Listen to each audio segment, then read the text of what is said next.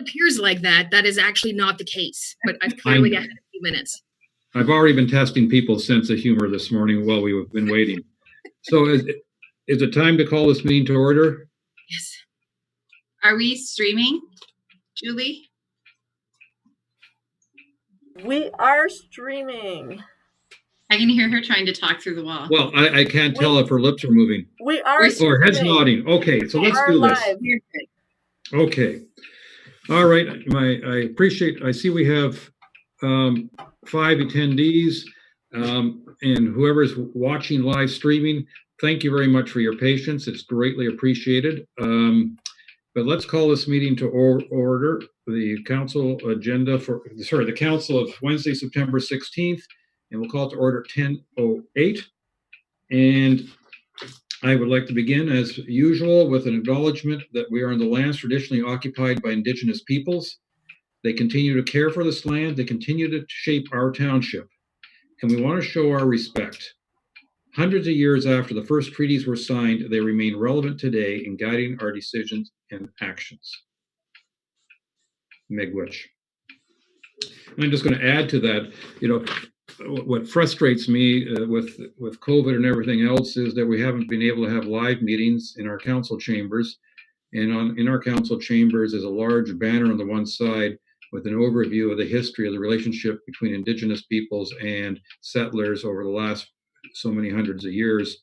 And I always think that is a great reminder. And I'm really hoping that soon people, including the general public, will be allowed back into our council chamber so they can review that overview of history as part of their education, because I think it's vitally important and should be in the back of our minds, if not the front of our minds, in much of what we do. Fellow councillors, does anyone have any declarations of pecuniary interest to declare at this time? Councillor Rienko, I see your hand up. Yeah, it'll be on, I think it's page 28 on the budget with the inland water quality program approval. Okay, understood, thank you. Anyone else? And as per usual, I will remind you that if during our session something comes up that you believe you should declare, I would ask that you interrupt the meeting at that point and do so that we can have no doubt that that you're being careful in that regard. Okay. And I want to compliment Clerk Way, because what she did with the sheets that I have in front of me now, she's actually numbered them all. And it's making it so much easier because I have a bad habit now and then of getting them all mixed up. Moved by Councillor Bocek, seconded by Councillor Cooper. Be it resolved, the council adopts the consent agenda of September 16th, 2020 as circulated. I see no hands for objections. I'll say all in favor. Councillor Jarvis, was that in favor? Okay, thank you. So I'll say that is carried.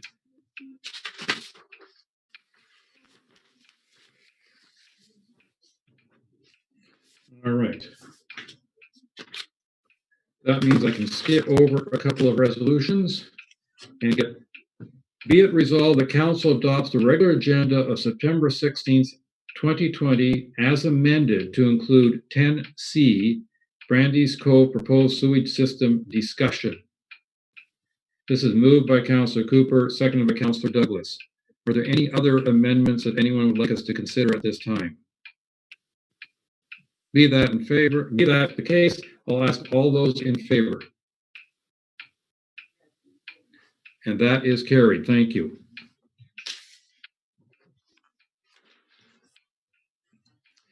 Okay. We're going to start with the communications from Mayor and Council. And I'm going to do it in reverse order of what we did in August. So, Councillor Jarvis, you're number one. I have conveniently, between the two meetings, went and mislaid my phone with my calendar on it. But the one thing I can say is that I did attend, we did have an SSEA meeting 2 weeks ago, a week ago. And other than that, activities have been around constituents' concerns, visiting a few sites, and enjoying the fine and varied weather on the Georgian Bay. That's been it. Well, library's coming up. We have library next week. you mentioned your list, and my list is gone missing on my desk, so I'm busy looking for it while we're listening. But next in line, Councillor Douglas. Thank you, Mayor Coetzee. I attended several meetings with constituents, and also a meeting that I pulled together with some of the people up in MacTier that are strong volunteers, just to touch bases to see what's going on up in the community there, being that we've been a little disconnected over the last few months. I've had many calls from the public pertaining to the garbage, where we're at with that, what's moving forward, what's not. In particular, I've had a number of calls this particular month in regards to new touring companies on the inland lakes, which are pontoon boats full of people with just, I guess, viewing cottages or whatever, and their use of the public beaches. This is creating some problems. My understanding is large groups up to 50 are arriving at some of the public beaches, which is putting a real strain on our garbage collection and washroom facilities, in particular on Go Home Lake, because of course I hear more from Go Home Lake, but and how we're going to deal with that. My understanding is it's legal for them to be there, but we don't have in place garbage collection or the washroom facilities to deal with that. So that's going to be an ongoing problem, I presume, for next year.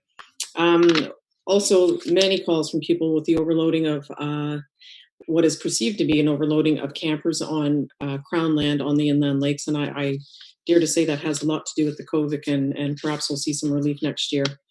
Other communications have been from the residents and just various issues on rentals and so on.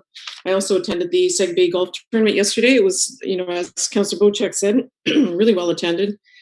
Such a great cause. And I have to thank everyone who participated and donated, and for those of you who are not golfers, the support that you showed as well. Other than that, tonight I have an MCDA meeting, and that would be it for me this month. Thank you. Thank you. Councillor Rienko. Okay, thank you. I attended the SSCA budget meeting on the 25th of August, and we established the budget for next year, which we'll be discussing later on today.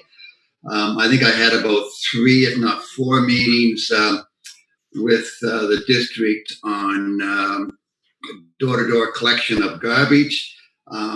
We've had some problems with our contractor on that, but I think the problems now have been resolved until hopefully the end of the year, and then we'll see what happens after that. But just to reiterate, we have 2 types of garbage collection. We have the door-to-door issue, which is one contractor, and then we have a second contractor that does the bin site collection. So that's to clarify that we have 2 different types of contracts on garbage collection for our area. And hopefully we can get our waste management committee going quite soon, because we need to make these decisions. We do have somewhat of an extension to our deadline, MOVCP deadline of November. I still like to make some kind of decisions for some of the locations in our township before then, and I think some of the issues on bin site will probably continue on into next year. The other issue is I've had a lot of phone calls on issues similar to what Councillor Douglas has talked about, a few property issues that have been passed on to staff, and again, I attended the Seg Bay Golf Tournament yesterday with Cynthia and Brian, and that was a lot of fun.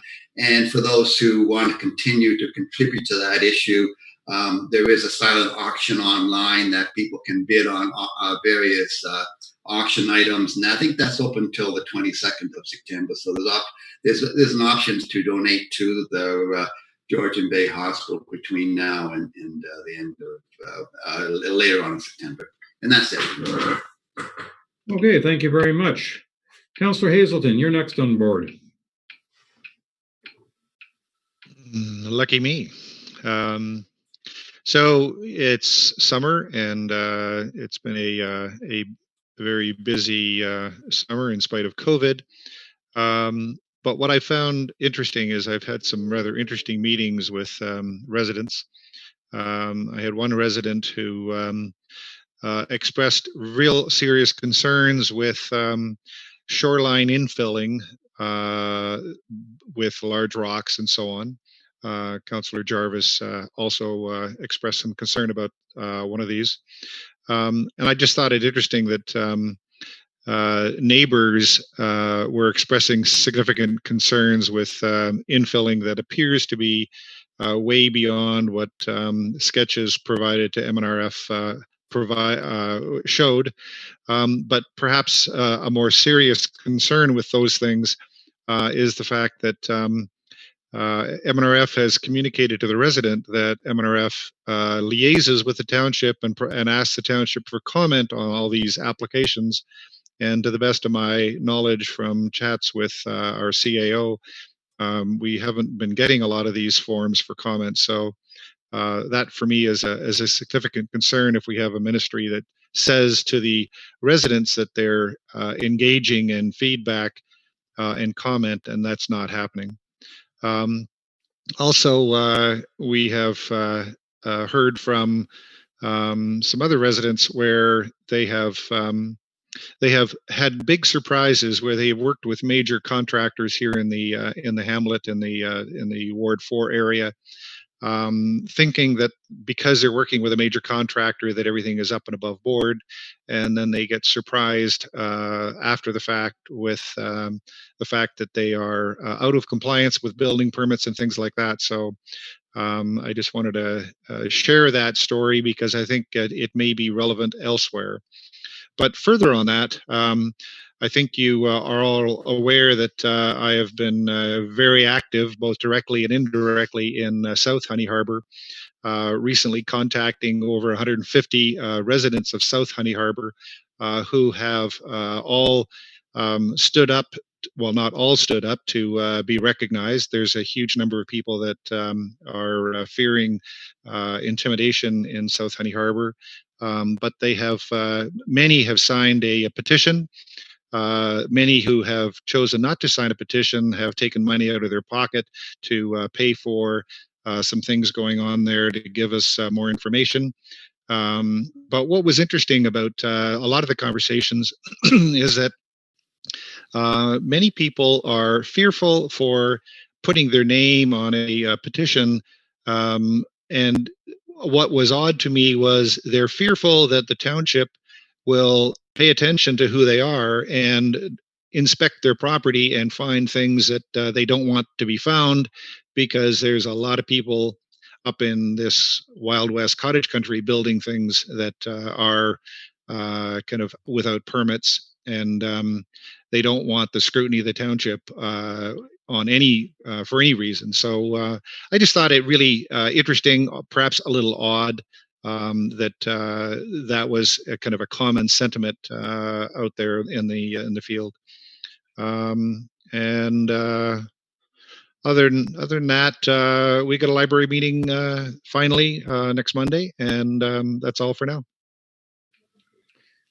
Thank you, Councillor Bochek.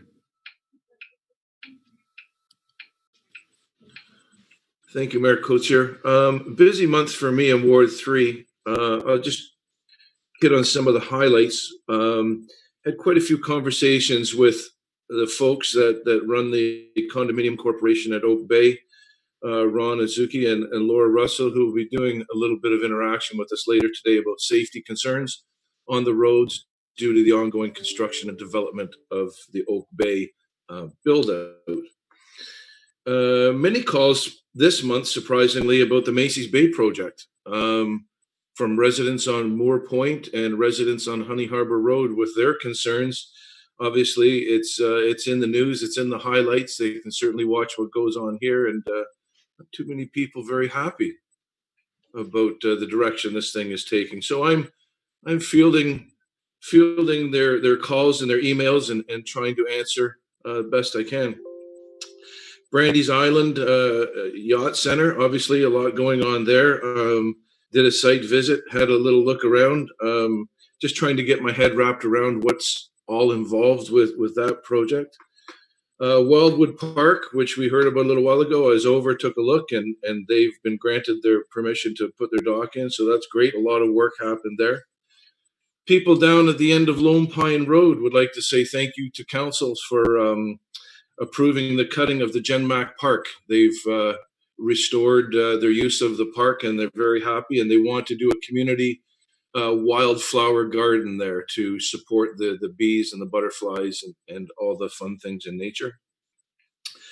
Did attend the Seg Bay tournament yesterday. Like Councillor Wienko said, there's lots of opportunity to go online and bid on some great items to help out the hospital. Let me see here. Most of you have heard that we had a fire on Honey Harbor Road in the township to Perry Gendron's house and family. And there was a fundraising effort put forward, and I believe it's over $18,000 now. Just love to see the community support and the way this community wraps themselves around our community members and helps them out in time of need. My writing is so poor that I can't actually read the rest of my list, but there's other things that have happened this month, and a lot of positive, or at least I try to look for a lot of positive things that are happening in the township right now. And I think we're starting to see some things come to. One of the things I did want to mention is the frustration of the people up on South 6 Mile Lake on the Pratt Road culvert. We've been having a lot of issues there. It's clogged up again. There's no flushing of that inner bay. The maintenance isn't being done. A lot of problems there. It's my duty as the councillor for this area to engage in the township staff to try and get this rectified. Council did approve a maintenance schedule, a maintenance program for this culvert while we're waiting for the MNRF to come back with the permit process. I guess this maintenance hasn't been done, and it was done in the way of direction from council to operations staff. It wasn't done in the way of a resolution. Not sure that when council makes the decision to have something done and we only give direction, that is always followed through on, and we're never given a report on what's been going on. So I'd like to address those concerns offline with staff and keep everybody apprised of what's happening there, so we can complete some jobs that are needed to get done in my ward. Thank you very much. Thank you. Councillor Cooper, if you've been doing the math, you would know you're next.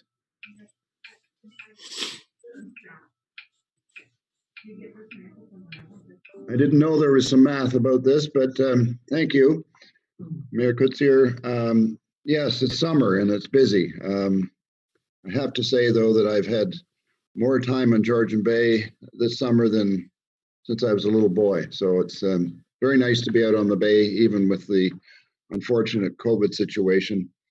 There have been a lot of, it's been a great deal of contact back and forth with our community. Certainly a lot of concern about solid waste, the bin sites, some changes that have been made, particularly up in King Bay, concerning. So we need to get our committee together again. I think that it would be very important. There have been a number of very contentious issues with the coastal community, specifically around things like Brandy's Cove, Macy Bay, etc. Somebody mentioned that there was a fire on the Honey Harbor Road, and I'm sorry to hear about that. And I also would like to point out that one of the founding family members out on coastal Georgian Bay and the founder of the Biosphere, Pat Northy's cottage burned down. I think it was the same night or just around the same time in any event, and very unfortunate, but Mr. Northy is motoring on and getting ready to rebuild. So that's the sunny upside, I guess, and that's my report. Busy month, and I don't need to get into all the details. They're very similar as each month in terms of formal meetings, but certainly a lot of communication with our community. Thank you. Well, thank you very much. I've also had a very busy month. It started with the AMO conference, which was done electronically this year versus attending in person for obvious reasons.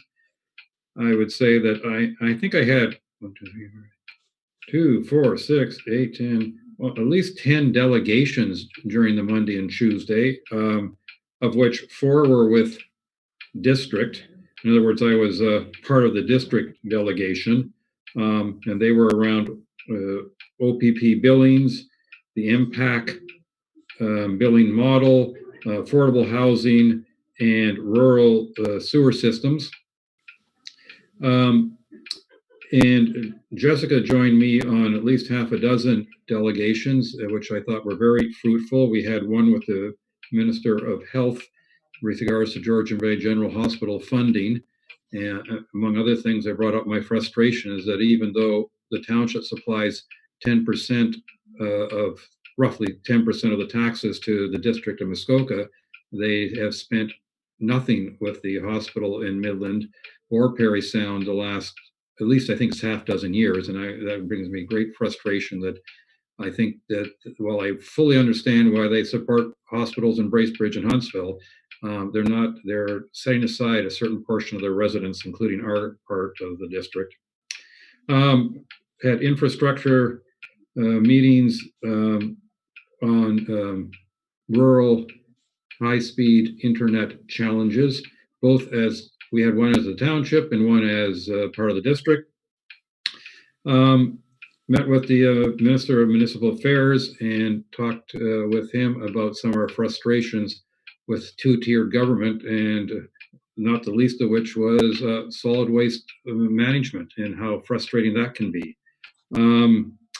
And also talked with the Minister of Indigenous Affairs, and I'm sure I'm missing one, but I think it was a busy couple of days. I found that the electronic delegations actually I thought were quite effective, and with the exception of the Ministry of Municipal Affairs, all of them were done right on time, and so I thought that was a very effective system.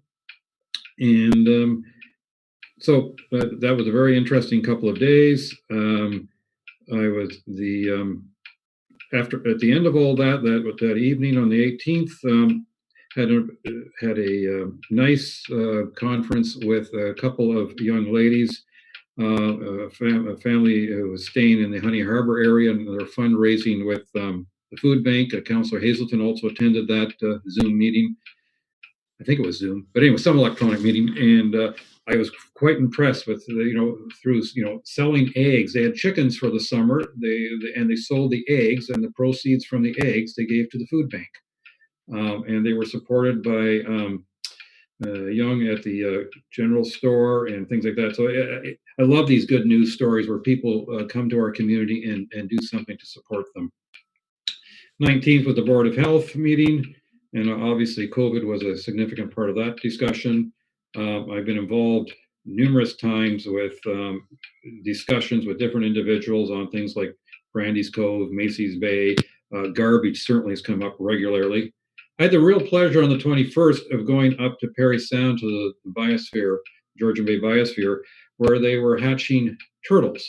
And to see these little itty bitty turtles that they were going to then re-release into the wild the following week was quite an education. They got involved with a construction project going on up there. And part of the deal of the construction project was to save as many turtle nests, because turtles often nest in the sides of roads because it's a sandy gravel area. And so they saved a significant number of nests. And they actually may have improved the population of the turtles, because when they release them after they're a week or so old, that means that a lot more survive to the first week, because most die within hours of hatching because there are all sorts of predators they face. On the 24th of August, the Committee of Adjustment actually met live, if you will, in person. We were over at the Baxter Ward Community Center. Tables were spread out. Chairs were in the area with little flashes of tape on the floor to make sure we didn't move our chair out of our area. Everybody wore masks, but also maintained 6 feet. And the only people not wearing masks were any speaker at a given time. So I think it went reasonably well. But that's the live meetings that we're having.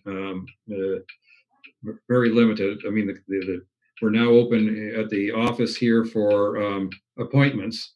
And everybody, I can tell you, everybody in the office is wearing their mask whenever they get away from their desk or get within 6 feet of anyone. We're being very careful. Labor Day weekend, we've already heard mention of a couple of fires. That same weekend, there was a boat rescue. I guess it was kayakers at the south edge, or maybe they were even in Tay. I'm not sure, that our fire department was involved with. Number of road accidents. I suspect that Labor Day was could have easily have been the busiest weekend of our emergency response team in I would imagine, their history.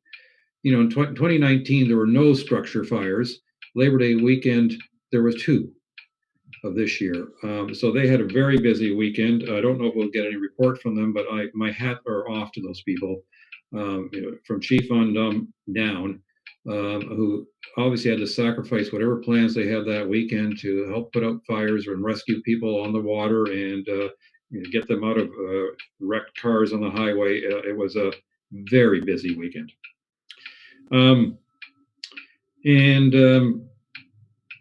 Coming up on the 18th, we're going to have this Friday, the next Committee of Adjustment meeting that's actually going to be live in person, if you will. There's quite a long list of cases because they're still catching up.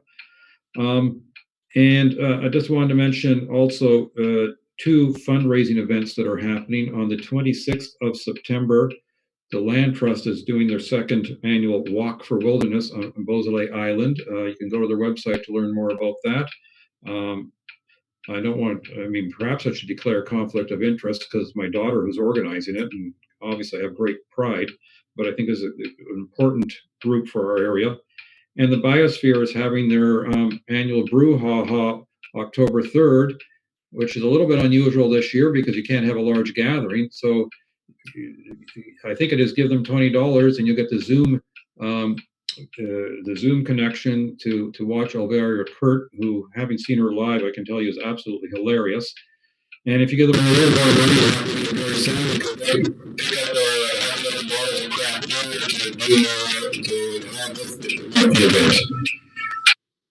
And with that thought, ending on the topic of beer, I'm going to pass it over to our CEO for her report. Thank you. I was getting put to sleep by the sound of your clock, but the sudden increase in the volume of your last statement definitely woke me up. So I missed what you said there. Sounded like an Ozzy Osbourne concert. That is correct. I thought it was just me.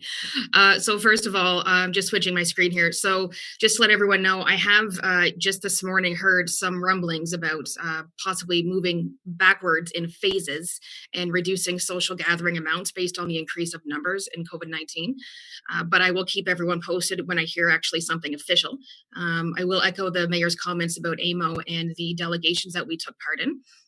Regarding Pratt's Road, Councillor Bocek, staff did carry out what was directed, as they do with all directions. And as we have continued to communicate with yourself and other members of council, we are waiting for MNRF to complete our application, but COVID has affected everything. And with processes and upper ministries, some of them have just done a full-out pause.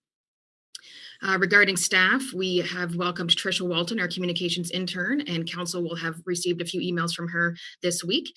She will be taking over sort of the posting on Facebook and social media and anything communications-wise like our e-news. We are posting for the planning enforcement position, hopefully by the end of this week. And we have 12 new volunteer firefighter recruits that have joined our fire departments. And our senior bylaw enforcement officer, Karina King, returns, I think it's September 21st, but if not, it's around there. So that's what's going on here.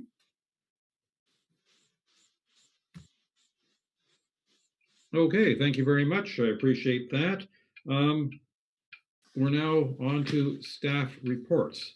And I believe our first staff report is from Mr. Sokash with regards to the Georgian Bay Forever Great Lakes Plastic Cleanup Program.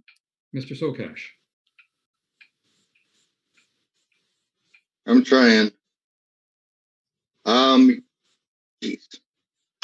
Hopefully I'm connected. Are you able to hear me? We are, thank you. Okay, thanks. Yes, Councilman may recall a couple months ago a report was brought to council requesting funds for a C-bin, a C-bin which is a skimmer type unit that will clear out floating debris in the water. I believe we asked for $10,000, maybe $12,000. That was turned down by council.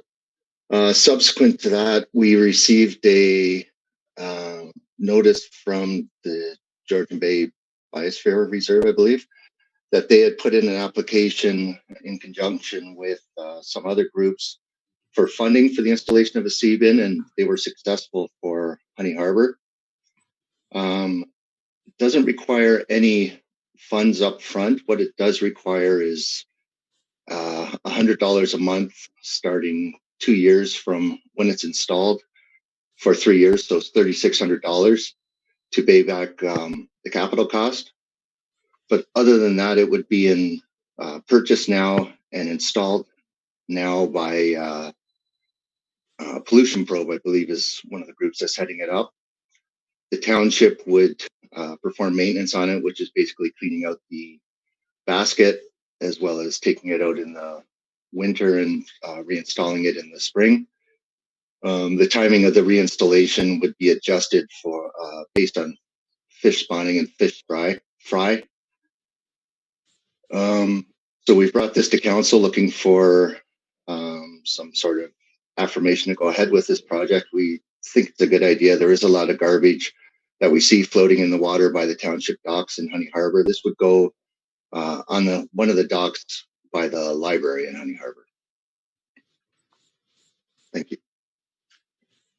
Okay, thank you. Just one correction. I believe you mentioned Georgian Bay Biosphere, but the report refers to Georgian Bay Forever, who I believe are the group behind it. I believe you're correct. And I will read the motion, and then I'll see if we want to have any discussion. It's moved by Councillor Douglas, seconded by Councillor Hazelton. Be it resolved that council directs staff to advise Georgian Bay Forever that funding for the Great Lakes Plastic Cleanup Project has been approved, and $1,200 will be included annually in the 2022 to 2025 township budgets. Is there any discussion?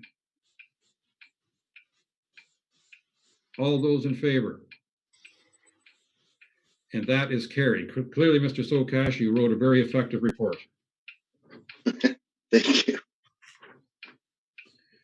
Okay. Next on our list is a preliminary budget figures and related tax impacts. Ms. Boutier, over to you. Through you, Your Worship. Thank you very much. So this is a preliminary budget. I know you haven't seen a draft budget yet. So this is a first step in getting to, more finalized numbers and asking for certain guidance from you to be able to go back to the senior management team and then being able to put forward a complete first draft to be presented to council next month. So this compiled all of the requests that were done through the organization request for funds form, also a little brief summary of a preliminary budgets and where there are differences and what that tax impact would look like if we were just to move forward with, the a very comprehensive budget. So all of the documents have been put in the council portal in relation to the council interviews and also the requests from the organizations so that you guys can review at any time. And the resolution is put forward in terms of deciding which organizations you wish to fund and for what amount. So we're looking for a tick box in the organization first column, and we're looking for an amount in the last column. This is not approving the payment of these funds. This is just directing staff to include yes or no and what amount into the first draft. Okay, so basically you're going to get a sense from us of all these programs of which ones we should or should not fund, but obviously the council is not making anything that resembles a final decision. They're just saying, well, let's include this in the draft budget, and we can change our mind one way or the other if we feel it's appropriate on later review after you come up with some grand totals that may or may not scare us. Okay, Council, I'm wondering if the most effective thing to do is for me simply to read off the list one item at a time and to get everybody's nods or lack of nods or comments if they feel appropriate. And so I have a motion moved by Councillor Bocek, seconded by Councillor Jarvis. Be it resolved that Council receive the 2021 preliminary budget and related taxation impact report, and the Council directs staff to include the following organizations in the first draft of the budget. And let's go through that before I read the second part of the motion. I will read the whole motion in its entirety at the end of this discussion. So the first item is the library. In the 2020 amount was 156. I'm rounding. This 2021 is 160,000. I'm not sure we really have much choice in this matter, do we? Given that aren't we mandated? And I don't know whether Ms. Boutiette or our CEO or anyone can confirm this. Is this a matter that we actually have much choice?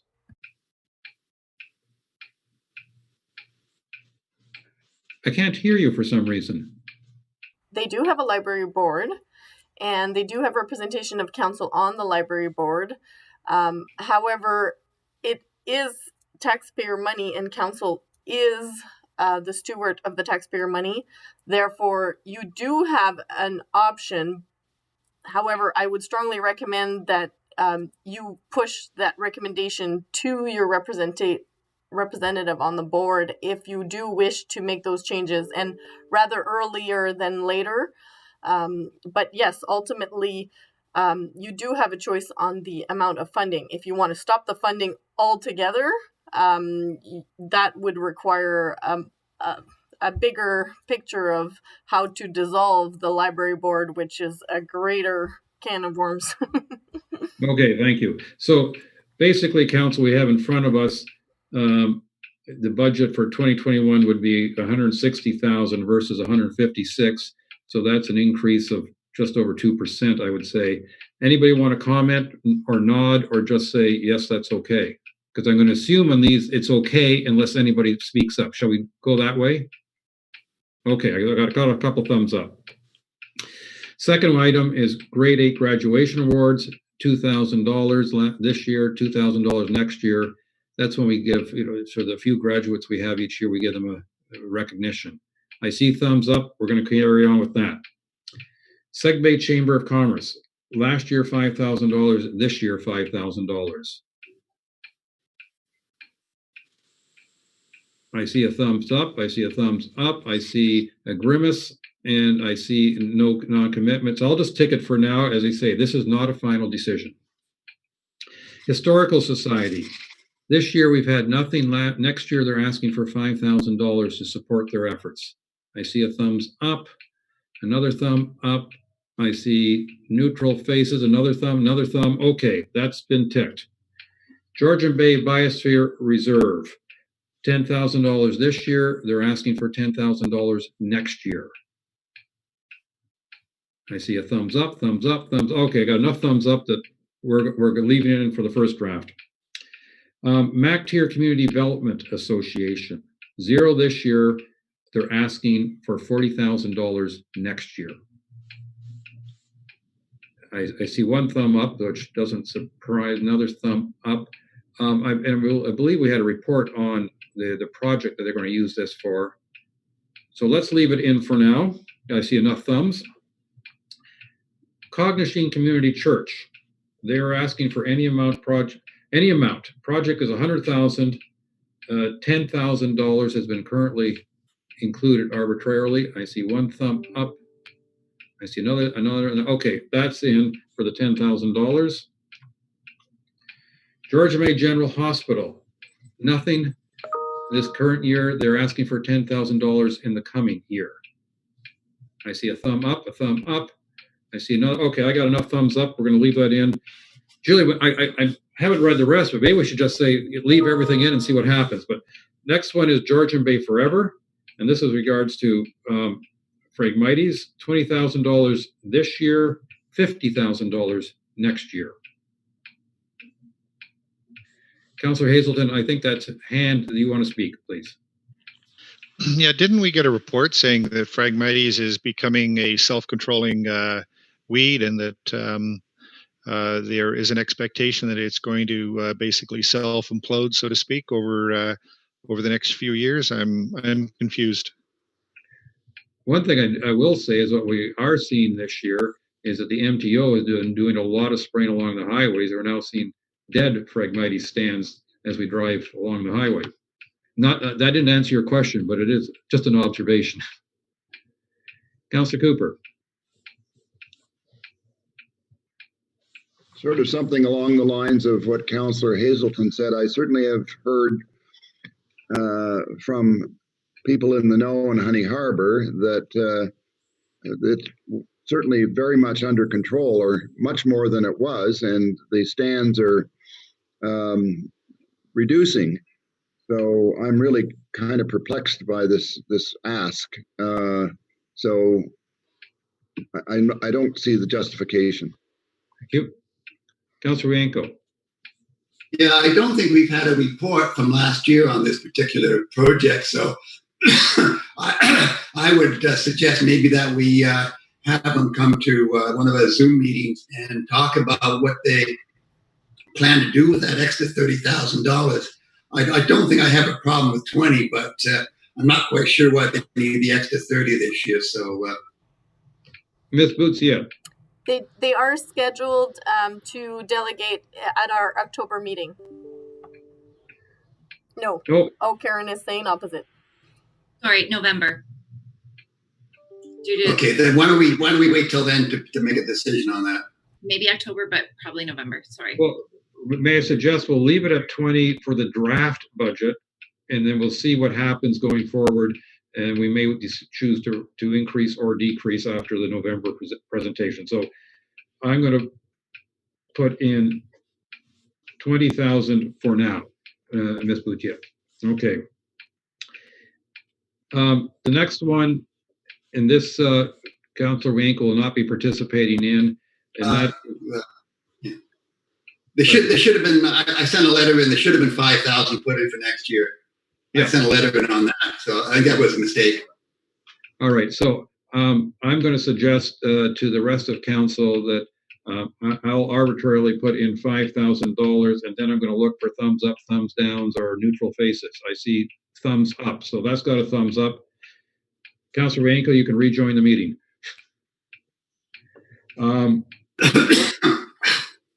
Georgian Bay Great Lakes Foundation. We approved $25,000 in 2020, and I don't believe at this point, Ms. Boot, yet we've had an application for 2021.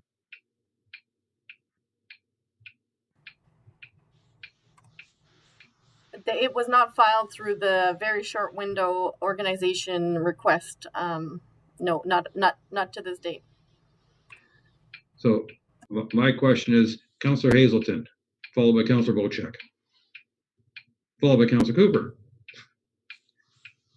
Councillor Hazelton, you're muted. Mute. Okay. I would like to see a placeholder left in there. We haven't had a report yet back from the work they've done this year, but I would think that we are going to get a useful report that suggests that was a good investment, and I think we should leave it there as a placeholder. Unmute, Councillor Bocek.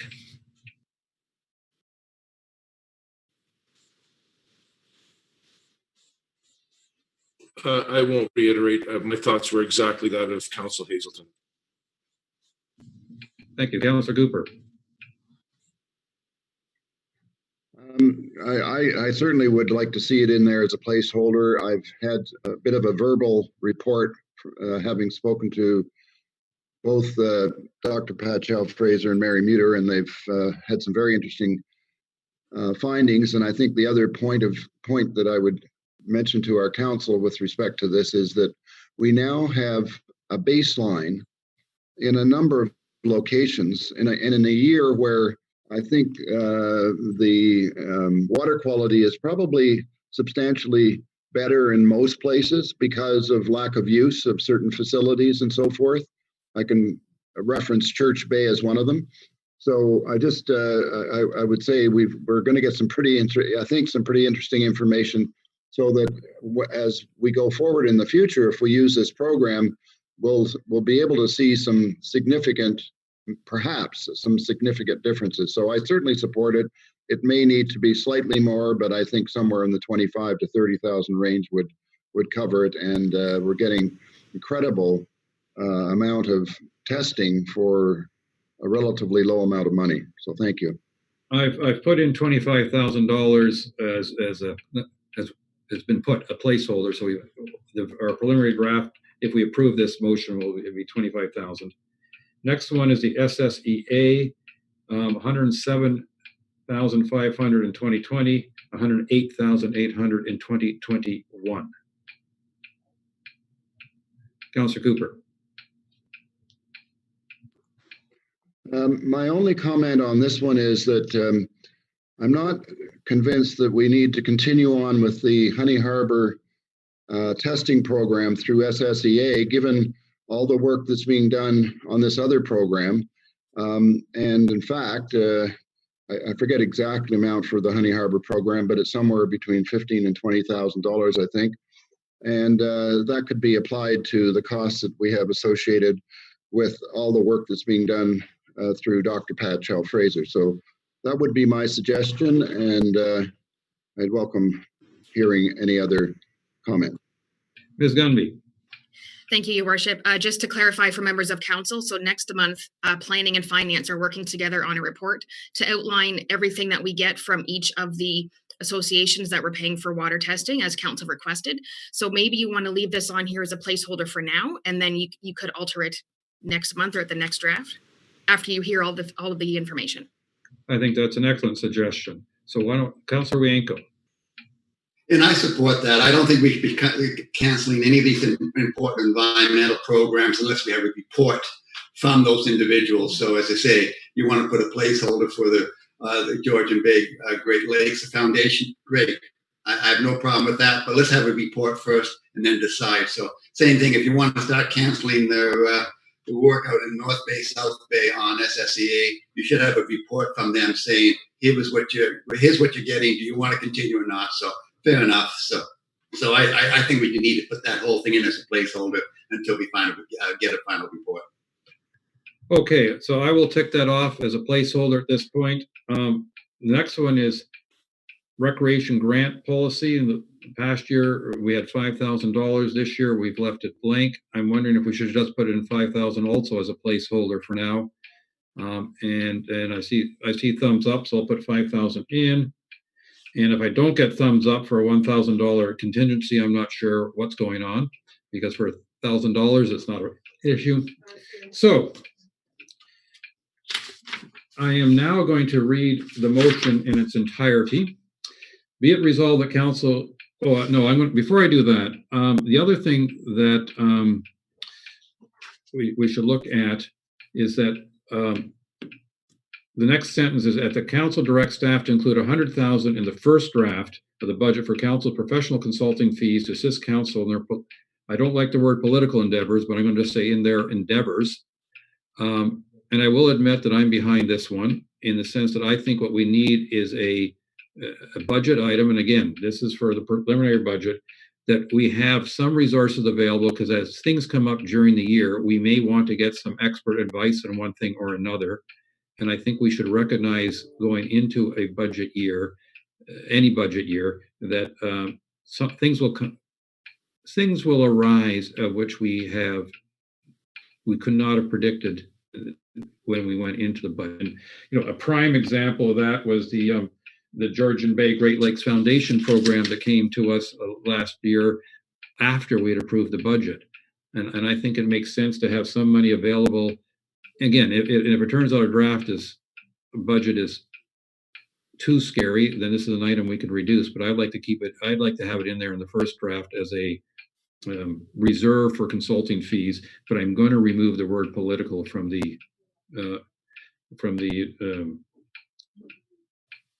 resolution, because I think that is not the right word.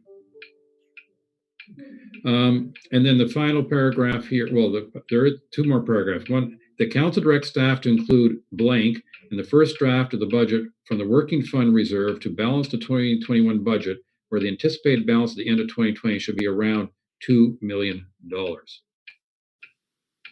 So I believe what you're telling us here, Ms. Boutiette, is that you think we're going to end the 2020 year with a surplus. No? Okay, speak to me. So the working fund reserve is currently at that amount, and that's a carry forward working fund reserve. So it's not just the surplus from the 2020 year. And right now, I anticipate we'll probably end up at par because we will be applying the COVID grant that I don't know if everybody's aware, but we did receive an allocation for the COVID grant, and we will be applying that to the either the additional expenses related to COVID or the lost revenues related to COVID to balance out and probably end up very near zero for the 2020 year.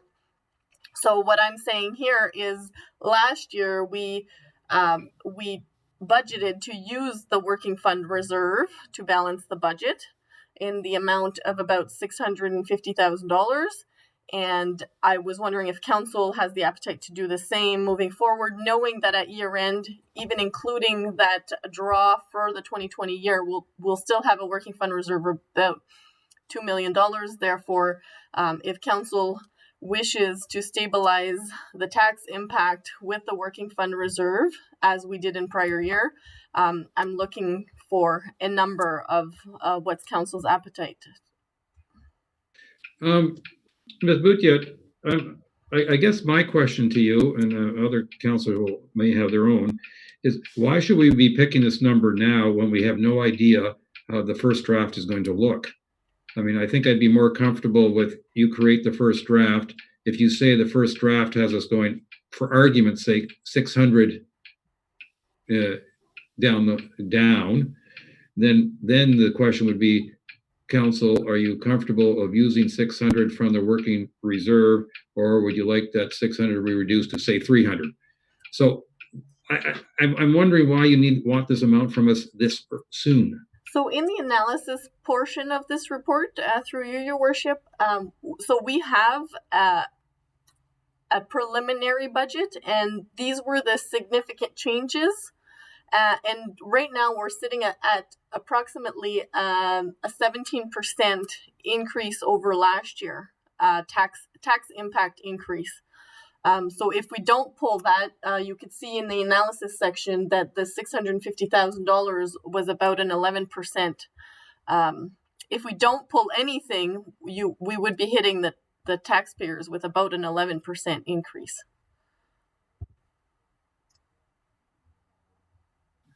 And is this taking into account the COVID funding that we received in the 2020? The COVID funding that we received, you're expecting to apply it entirely to 2020, not any of it to 2021?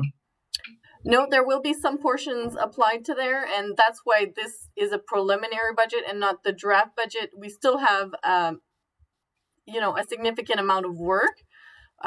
We're just wondering if council has the appetite to balance the budget with the working funds, and if so, kind of in line with last year or reducing by half. We will be presenting, I guess that's where we're trying to get, is knowing in the analysis section that, these are the significant changes. Is there an appetite to be using that working fund reserve? And I guess this actually works directly in conjunction with the final paragraph, which is, does council wish the tax impact, what appetite do we have for an increase in taxes versus no increase? Well, I'll open this up to see what comments any of the councillors wish to make on this, if I see any hands. I see Councillor Cooper, followed by Councillor Jarvis.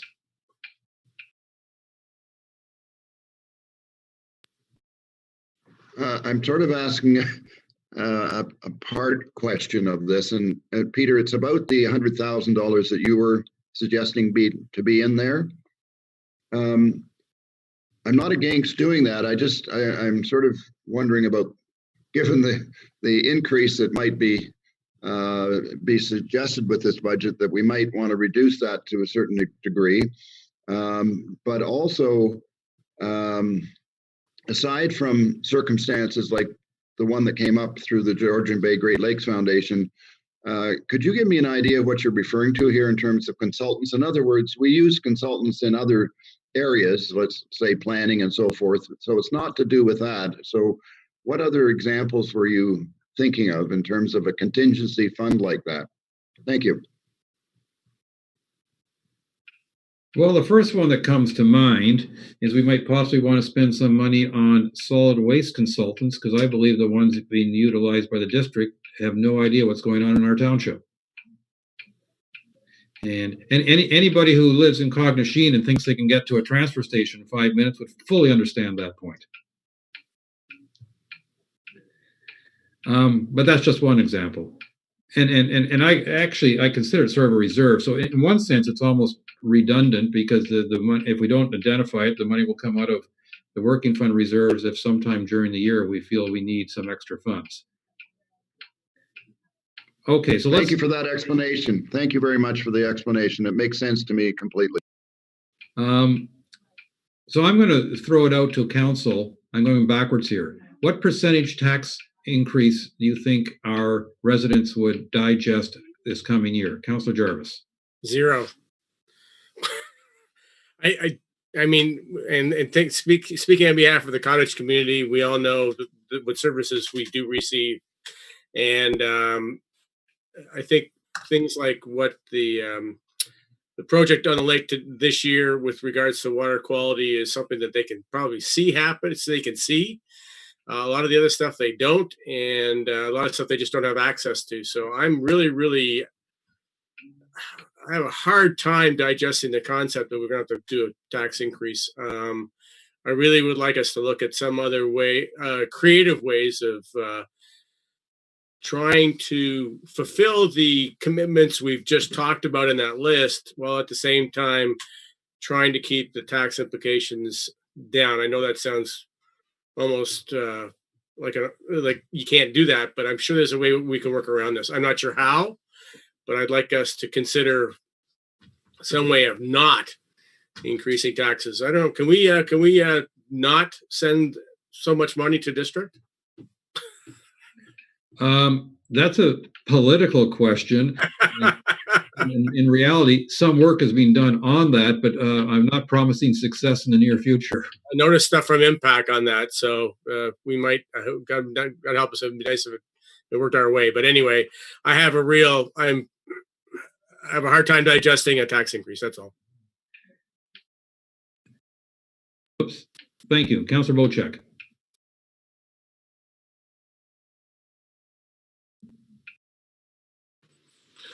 Tend to agree with Councillor Jarvis, not for the same reasons. I don't know if most of the people on the Bay realize what happens on shore in order for them to get to their cottages, which cost taxpayers money, snow plowing, road maintenance, etc., etc. But I do agree with him that the residents, the permanent residents, not necessarily the secondary residents or the cottage residents here, are having a hard enough time with COVID-19. Unemployment, loss, closed businesses. I don't have time to be spending money that doesn't need to be spent and raising taxes to pay for it. I think cuts need to be made wherever they can be made to keep our tax increase minimal to the I guess inflation, maybe if it's 1.3% or 1 point whatever, but to raise taxes to give more services than they're currently receiving, I'm not buying into that. I think we really need to look long and hard at, in this economy and the way things are going and ramping back up, we need to look at ways to cut and not increase taxes. So in that way, I agree with Mr. Jarvis. I don't have an appetite for a big tax increase of any kind in the year 2021. Okay, thank you. Councillor Hazelton.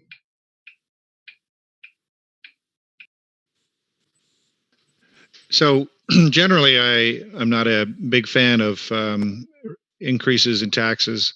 However, Mayor Coetzee, you identified and earmarked a critical topic, and that is solving the solid waste management problem, and perhaps needing to spend some money there. And I can assure you, with all of the residents that I am in contact with, if we could actually solve that problem, I'm sure they would be happy to spend a couple of extra percent in their taxes if the outcome was to solve that problem alone. Secondly, we have, as a township, I think, initiated a process to find an engineering environmental consultant to help us on environmental matters.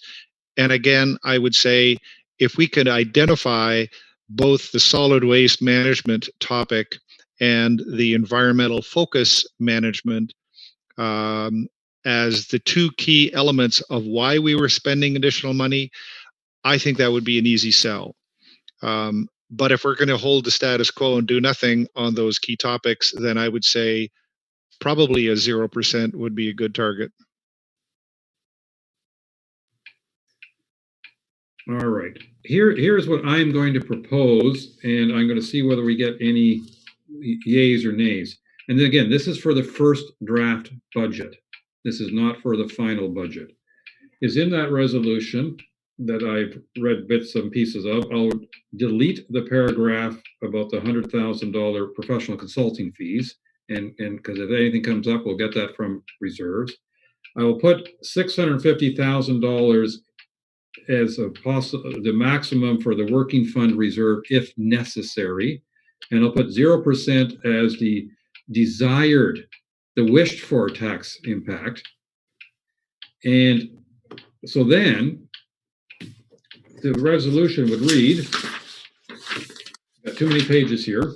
Be it resolved that council receives the 2021 preliminary budget and related taxation impact report, and the council directs staff to include the following organizations in the first draft of the budget. And I'm not going to read the whole list because we've discussed it, but basically we're saying in 2021, everybody that got something in 2020 gets it in 2021. We've left GBF at the 20,000 level at this point, and we've filled in the blanks of everybody else. And that council directs staff to include 650,000, and I'm going to include up to 650,000 in the first draft of the budget from the working fund reserve to balance the 2021 budget, where the anticipated balance at the end of 2020 would be around 2 million. And the council wishes that the tax impact net of new assessment growth be limited to 0%. Council, are you ready to vote? All those in favor? All right, Ms. Boutjet, I think it's fair to say we've given you some guidance for preparing your next draft of the budget. Thank you very much. Lots of luck. Okay. We then have a report, Development Services Report 2020-48, cash in lieu of Parkland spending. And once I get down there, I'll find out who's speaking to us. Mr. Sokash, I believe your name's on this report. And Ms. Lemieux, and Ms. Schneier. There's three of you on this report. So who is taking the lead in the conversation? Ms. Lemieux, Ms. Schneier, I see your faces. And now I see Mr. Sokash. I say, who's taking the lead?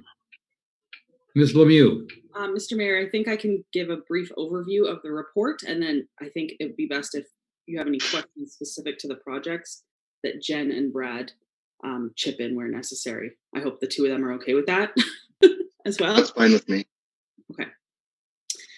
So to you, Mr. Mayor and Council, thank you. This report in front of Council is essentially just to request some direction regarding how to spend available funds from cash in lieu of Parkland that the township does have on hand. Specifically, there has been a request to spend a portion of these funds on a future gazebo structure within the Honey Harbor development plan. And alternatively, it has been brought up by our operations department that there is some also need for future park redevelopment as well, that those funds could also be used for. So essentially, staff's just looking for some direction on council where you would like to see those funds being put through. I was part of this report just to essentially confirm that, as per the Planning Act requirements, that both of these projects would in fact comply with the requirements of what you can spend this type of money on, and they do. So if you have any questions about the specific projects, please feel free to ask Jen or Brad. Thanks. Thank you. Ms. Schneier, Mr. Sokach, would either of you like to add anything before we turn it to council? Through the mayor, I'm happy to. In our asset management plan, there are 3 playgrounds that are coming due for replacement. One in Honey Harbor, one at Baxter Ward, and one at, I want to say, Port Severn Park. And that's replacing the playground equipment. The playground equipment is horrifically expensive. We're probably looking at about $80,000 to $100,000 per playground. And that is something that will be coming in the next, I'd say, year to 4 years. We're going to have to start working on that. And this money, I think, would be suitable for replacing that as opposed to looking for other sources.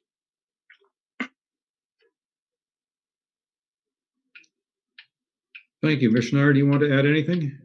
Thank you, Your Worship. We've tried twice through rural economic development funding to get access to funds for this gazebo. And in both circumstances, the province has told us to come back to the community to try to find a funding solution. I've met with Parks Canada, and they are early stages interested in co-partnering with us to put up a gazebo at the end of Delawana Road to complete the Honey Harbor waterfront plan.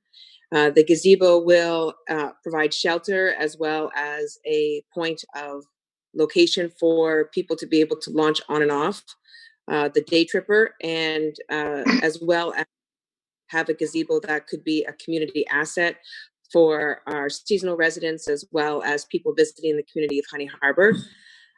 In support of Brad's playgrounds, I have found over the years it's a little bit easier to get access to funding through Trillium Foundation for playgrounds, although there's no promises, than it is to find a gazebo. Sorry, that's my dog.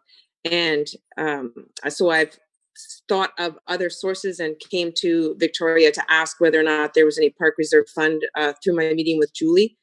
And because there is funds there, I'm asking for $65,000 of that fund so that I can then go to Parks Canada and leverage that to try to get the additional 10 so we can complete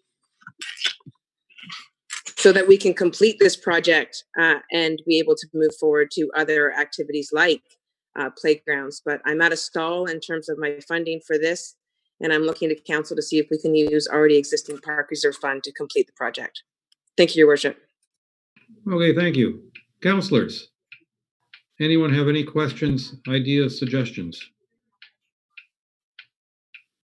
Well, when I'm seeing no hands at this point, okay, Councillor Bochek.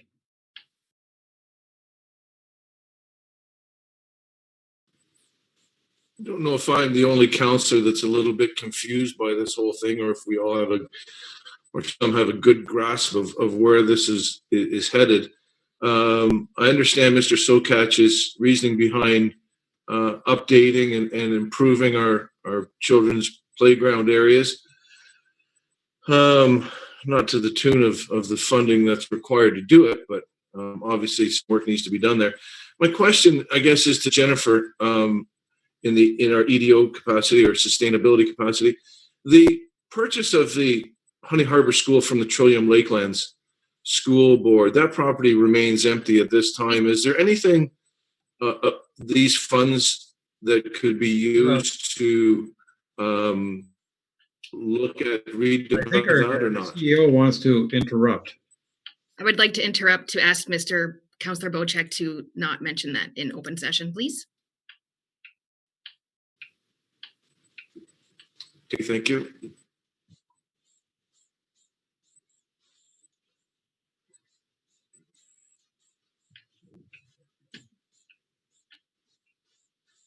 Okay. But I think you had another question that you wanted to add into it, Mr. Bocek.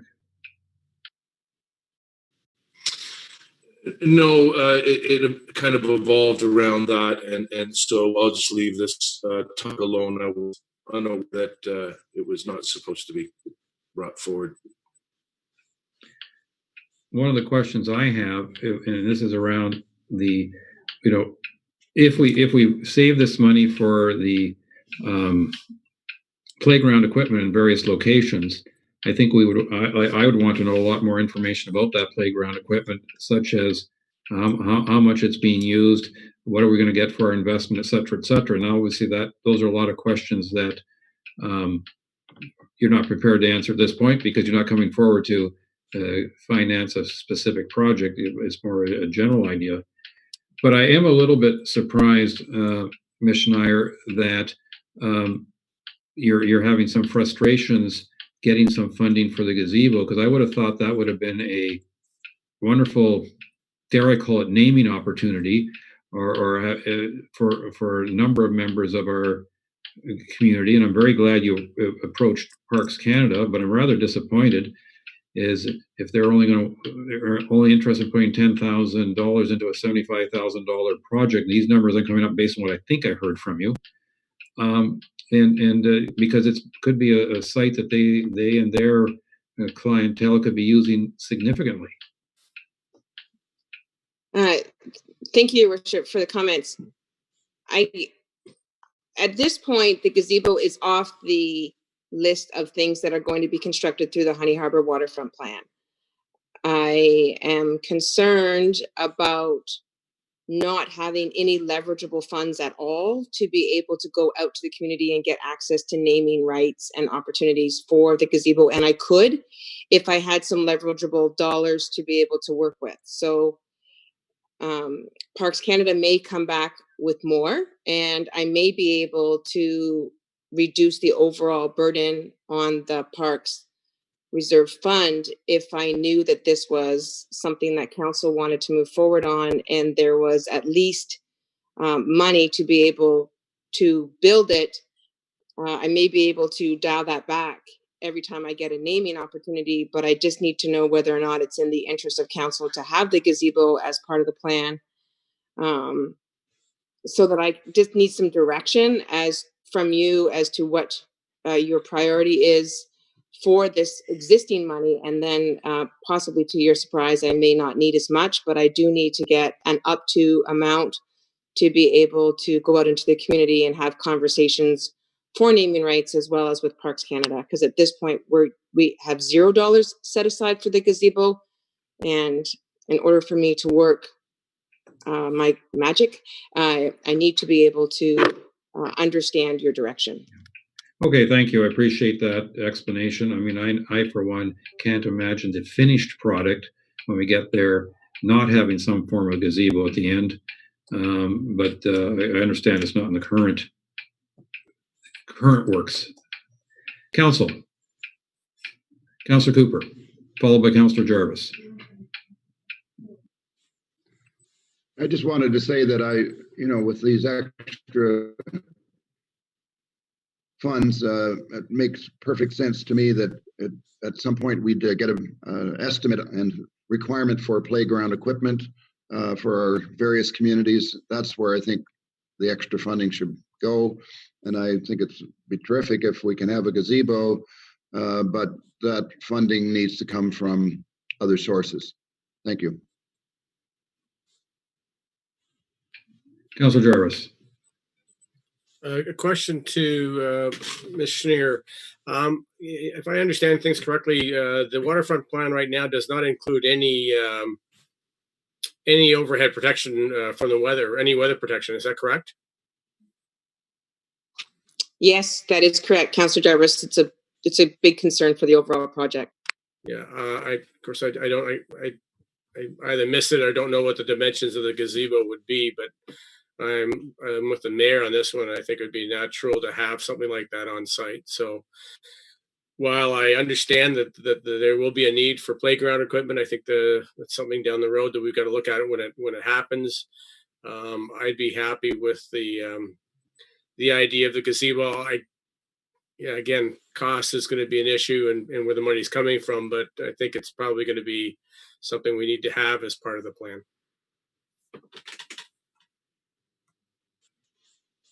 Councillor Hazelton, followed by Councillor Wienko. So rumors are interesting things. You never really know if a rumor is true, but I've heard rumors that the owner of the Delawana has got a demolition permit for the building. I've also heard rumors that there is a plan for him to build a significant development of some kind for multi-use on that facility.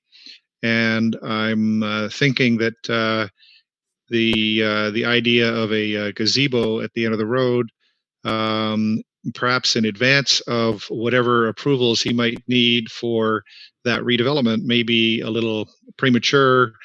It just seems odd to me that we would go that path when there is this potential pending thing from the owner of the Dell. But again, these are rumors, and I'm just repeating rumors that I've only heard from others, third party. However, I do think that one general concern I've got is this. We have parks. I think we are obligated to maintain and enhance those parks over time. And I don't know where we get the park funds to do that, but if the park funds are there and available, that sounds like that would make it possible for us to do the things that we need to do. And every time we as a township build something new, we have new maintenance and enhancement requirements over time. And so I guess my concern here is, since we already have these parks and we are being obligated to enhance them, I think we need to have that as a priority before we start building new parks or new park-like items that we will then have to maintain and enhance. Thank you. Councillor Wienko. Couple of things. I do agree that we have to have some kind of cover down by the Delawana along that waterfront area. If the Delawana was going to get into some kind of construction, you're probably 4 or 5 years away. I think that's too far in the future to.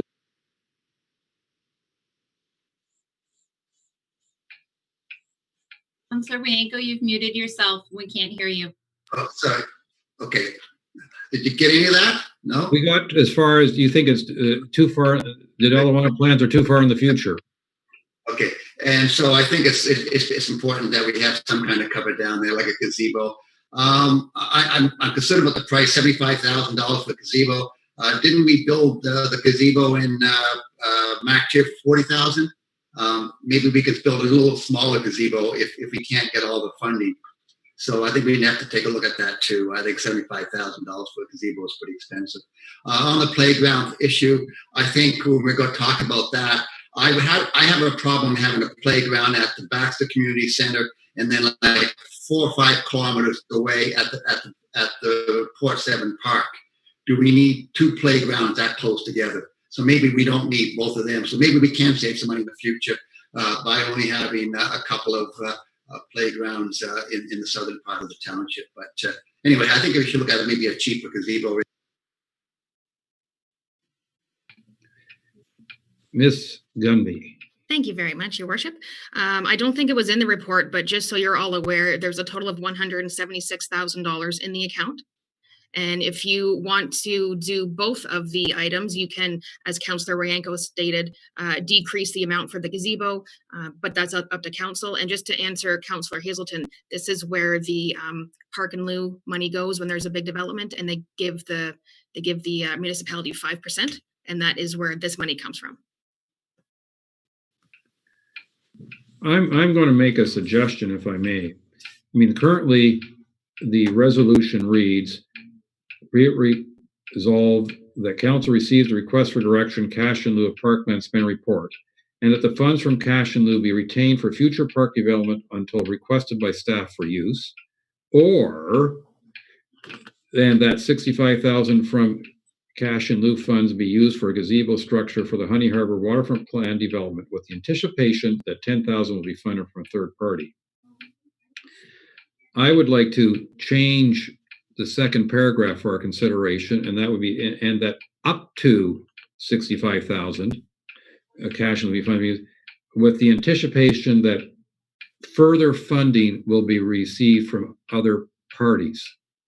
I'd like to throw the gauntlet down in front of Ms. Schneier if we're going to approve the second portion, that she can have council saying that we were willing to spend money on the gazebo, but the clear direction that our hope is that it'll be a minimal amount, and that I don't think we need the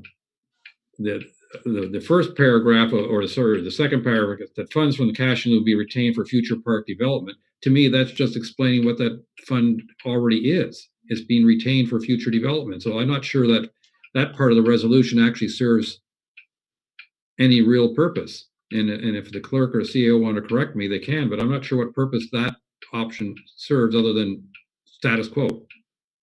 Ms. Gunby. I think the point of the wording in that, maybe it's not clear, is to make sure that it doesn't get spent on anything else between now and when the playgrounds are ready to be replaced.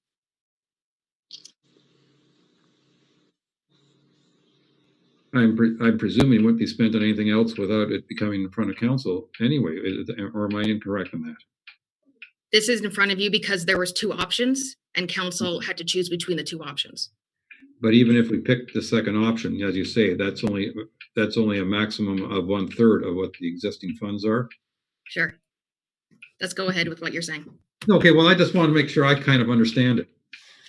Council, so do we approve some funding for a gazebo with the hope that most of it won't be required in the end? Councilor Wienko. Well, I note in your resolution that you said up to $65,000, and I agree with that. So we've taken 10,000 already off.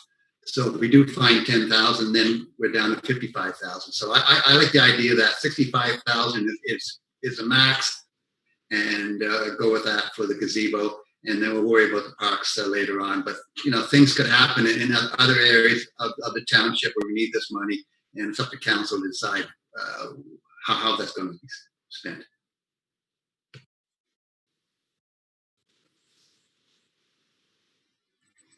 Anyone else like to speak to this? Councilor Bochek.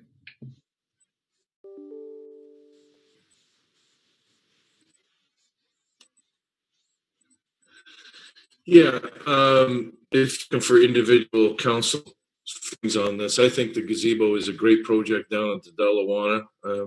I know tourism is not at the top of the list of a lot of our residents, but it is an important part of our economic structure here in the Township of Georgian Bay. And to have a gazebo there where people can get out of the rain or take wedding pictures or whatever, it's just good. There's nothing bad that can come out of constructing a gazebo down there.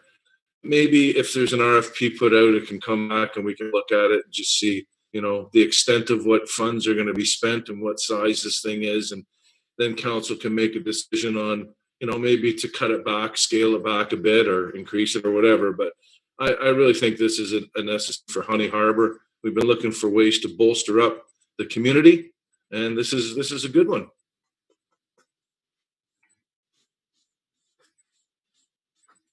Oop.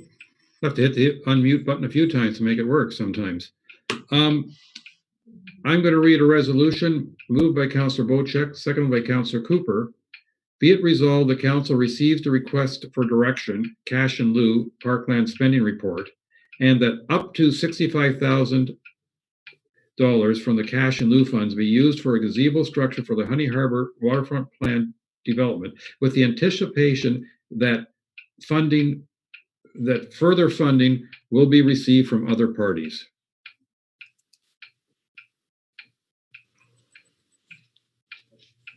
All right. So now I'm just scribbling this quickly so I don't forget what I said. Shall I call the vote? All those in favor? 1, 2, 3, 4, 5, 6. I got at least 6. So I'll say that's carried. And it's now 11:32. I don't know if you want to carry on with the next topics and then have a lunch break, or you want a little bio break at this point. Councillor, well, CEO Gunby, you've unmuted. Yes, and I reflectively, anyways, I shook my head. I would prefer just a quick bio break because I think the next item and the one after that will be quite lengthy. That's what my thought. Okay. So let's resume at 11:45. That's 13 minutes from now. Thank you.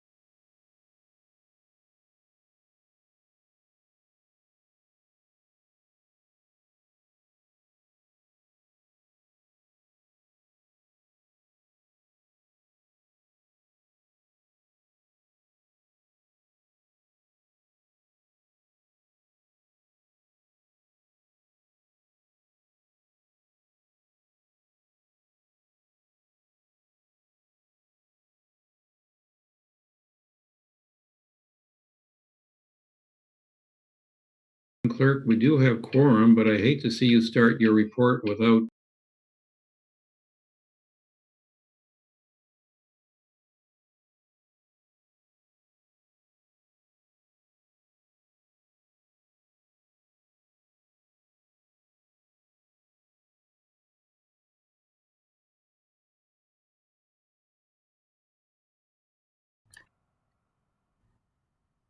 So we're different.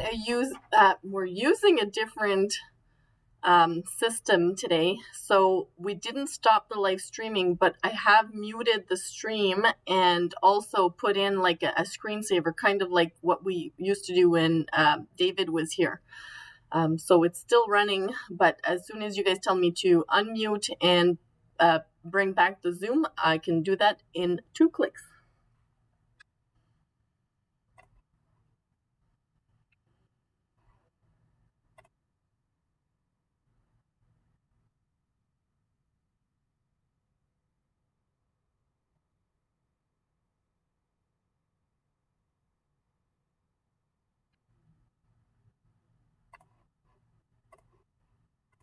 Okay, just hold on. I will tell you when we are live.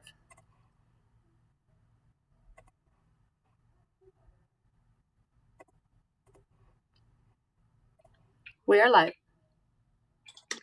All right, so we have at this point, oh, good, I see everybody's face.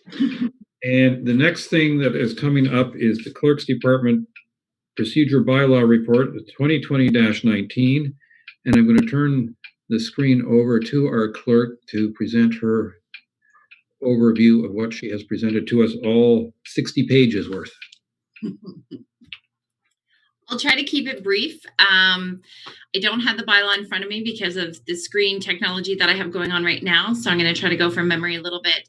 But last meeting in August, we had a draft come forward. There's a few comments of council made, and those amendments were taken into consideration before the final draft that I'm seeking approval of today that will come into effect for the October meetings. It's kind of obviously too late for today, and Committee of Adjustment agenda has already been posted for Friday, so it makes it hard to make some of those changes.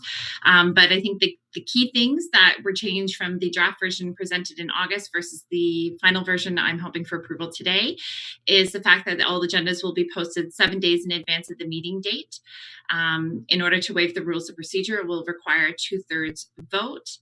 And that there's a clear definition for informal consideration, which is to include an open dialogue between members and to allow for relaxed formal rules of debate, which will still be mindful of following rules of decorum, and that a land acknowledgement statement will be included on all agendas for committees and council.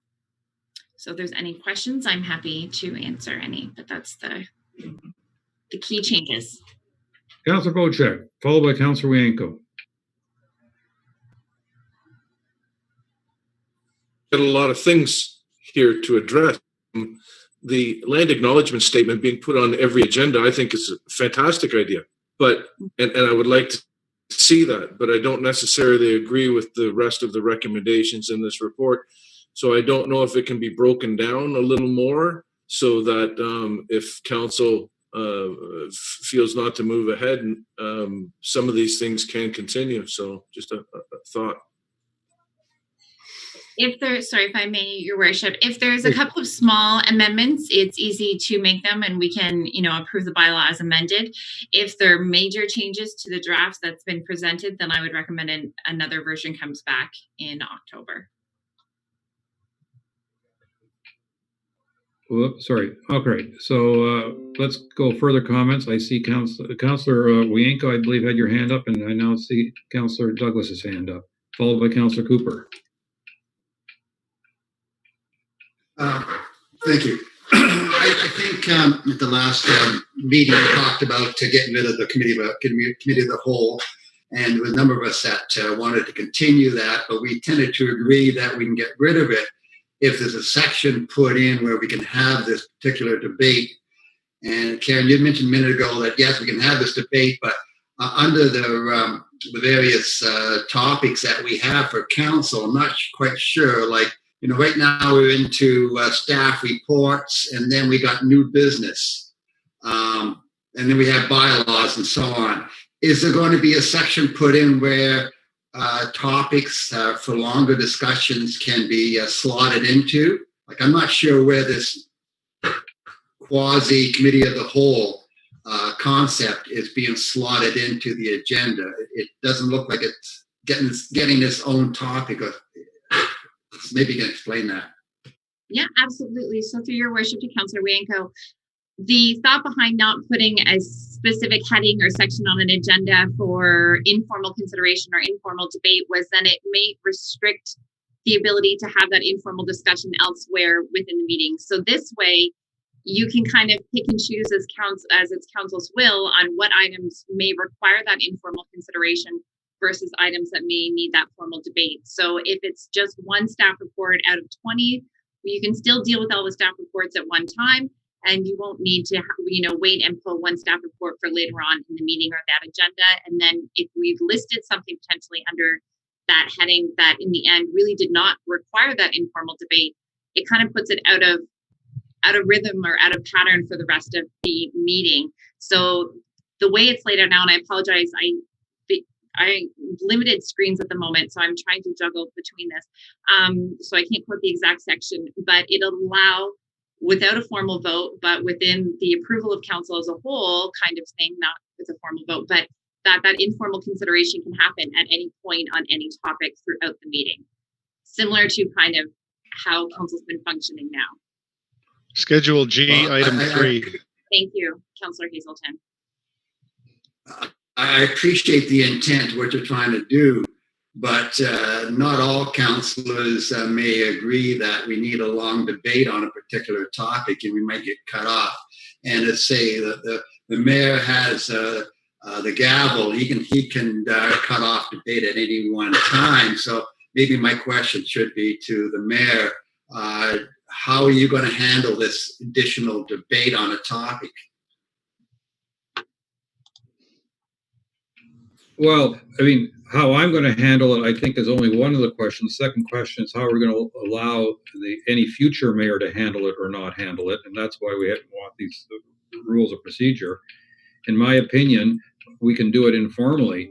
And I consider, for instance, the debate we're having right now to be a more relaxed debate, and hence allowing Clerk Way to respond to people's questions without having to go through the chair, which to me is a more relaxed approach. So that's how I hope to handle it. But I certainly would like to hear the wishes of council.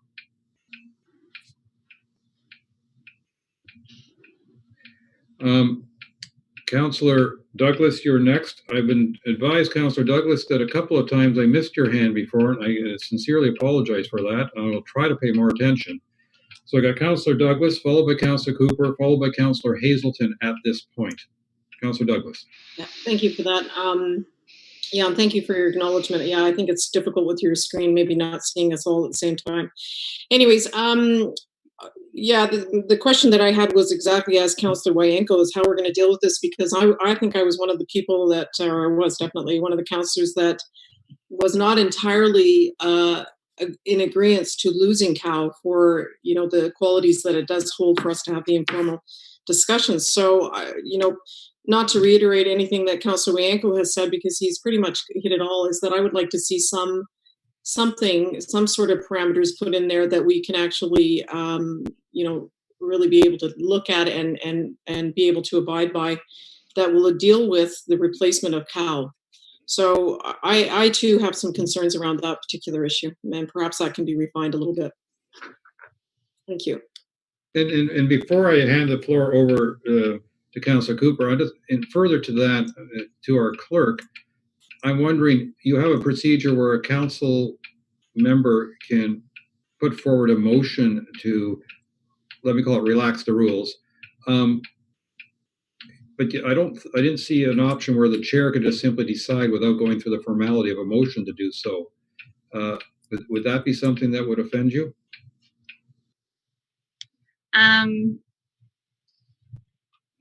No, it could be easily, sorry, I was trying to find it so I can read it, but now I can't see anybody. So, yeah, currently it references a member may introduce a motion to discuss a matter informally.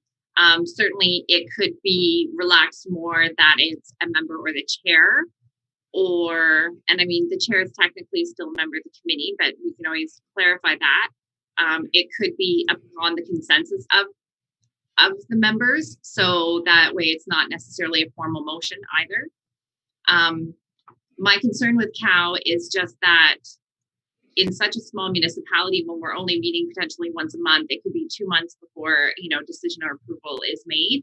And that's, ineffectively been delaying the process. And I think we've been functioning for most of this year without COW successfully. So I would hate to hinder any business moving forward. So that was kind of the intent behind removing it. At no point was it intended to take away the ability to have that discussion amongst members. Thank you, because while I am in favor of removing COW, I am not in favor of removing the opportunity for informal discussion, as I think often that is more effective. And with that, Councillor Cooper, please.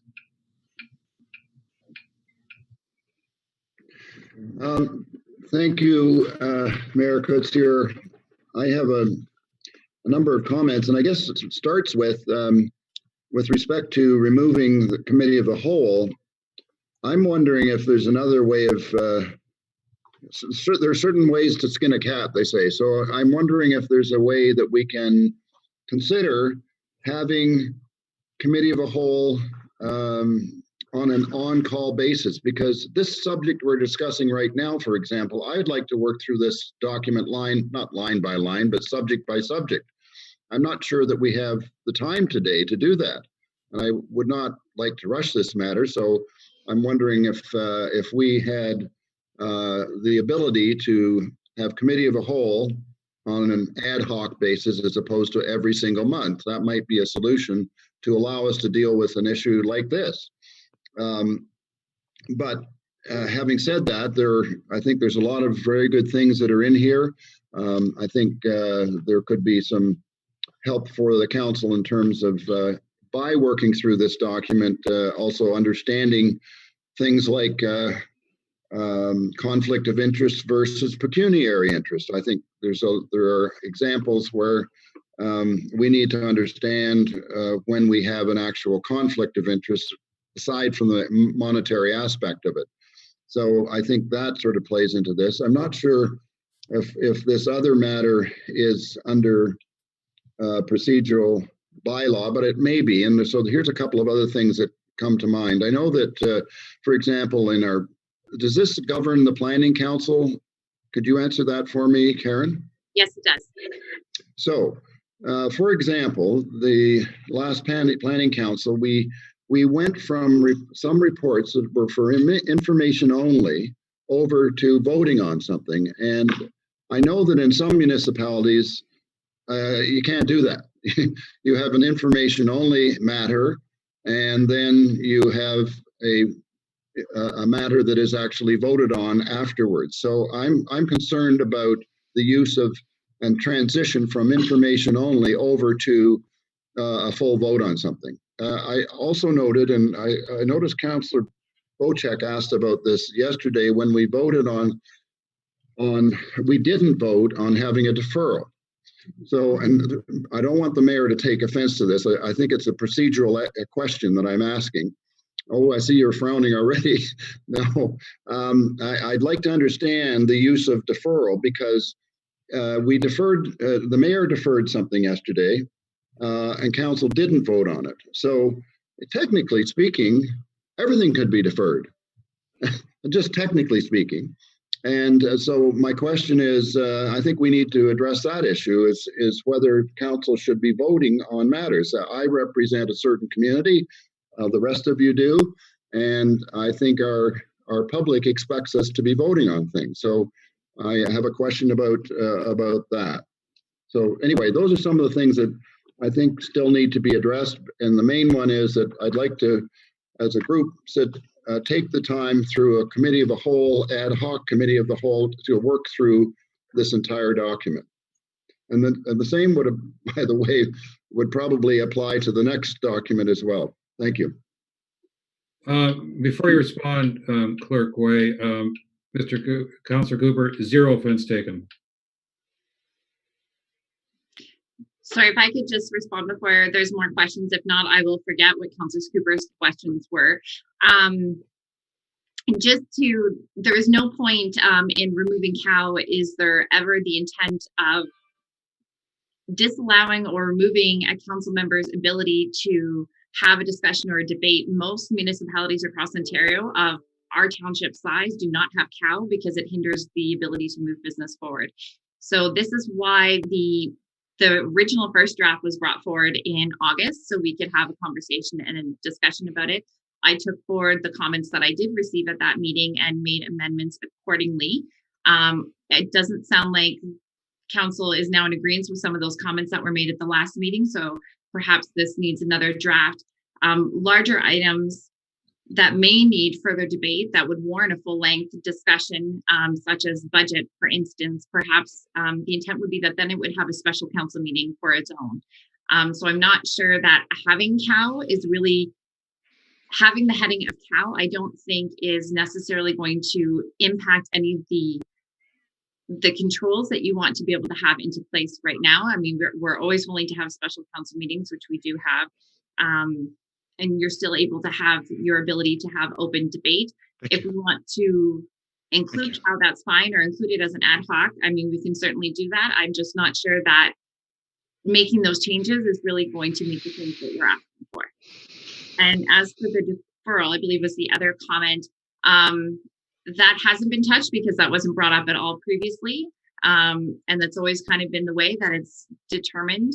It's more of a, I guess, similar to the informal discussion. It's just kind of at the, the discussion is kind of going that way, and the mayor has that authority to make that decision. So you are correct in saying that potentially anything and everything could be deferred. I think if that's what was happening, there's a greater issue perhaps amongst council if that was the mayor's will.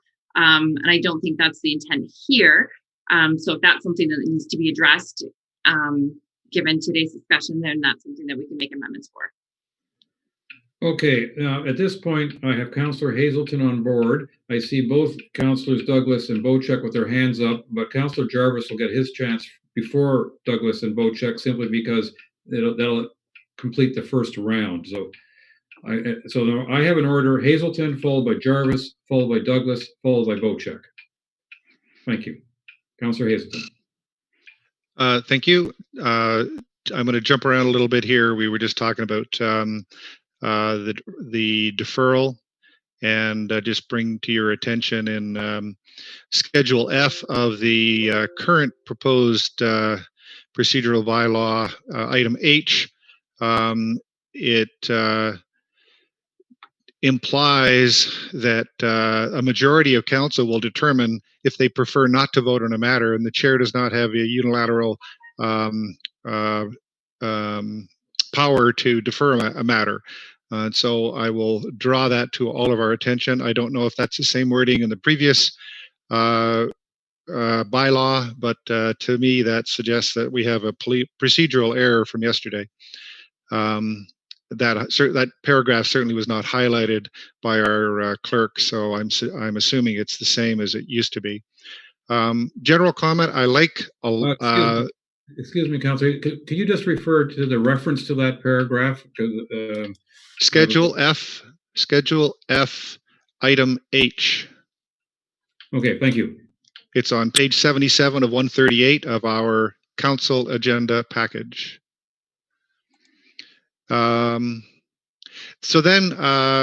generally, I like what our clerk has put forward.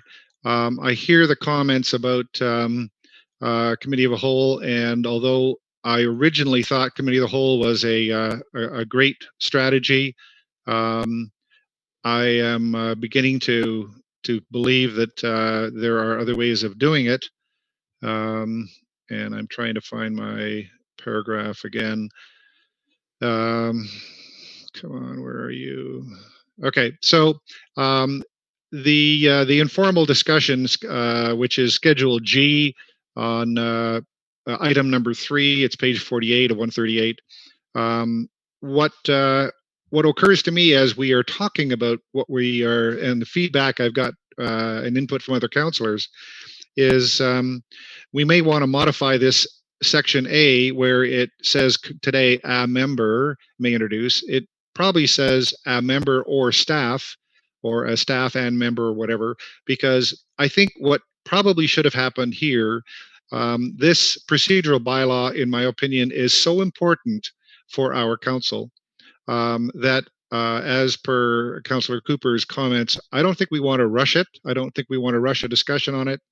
And I think that in hindsight, had we had this clause in our current procedural bylaw, we would have wanted to have staff introduce this as an informal discussion topic where we would have lots of time for discussion.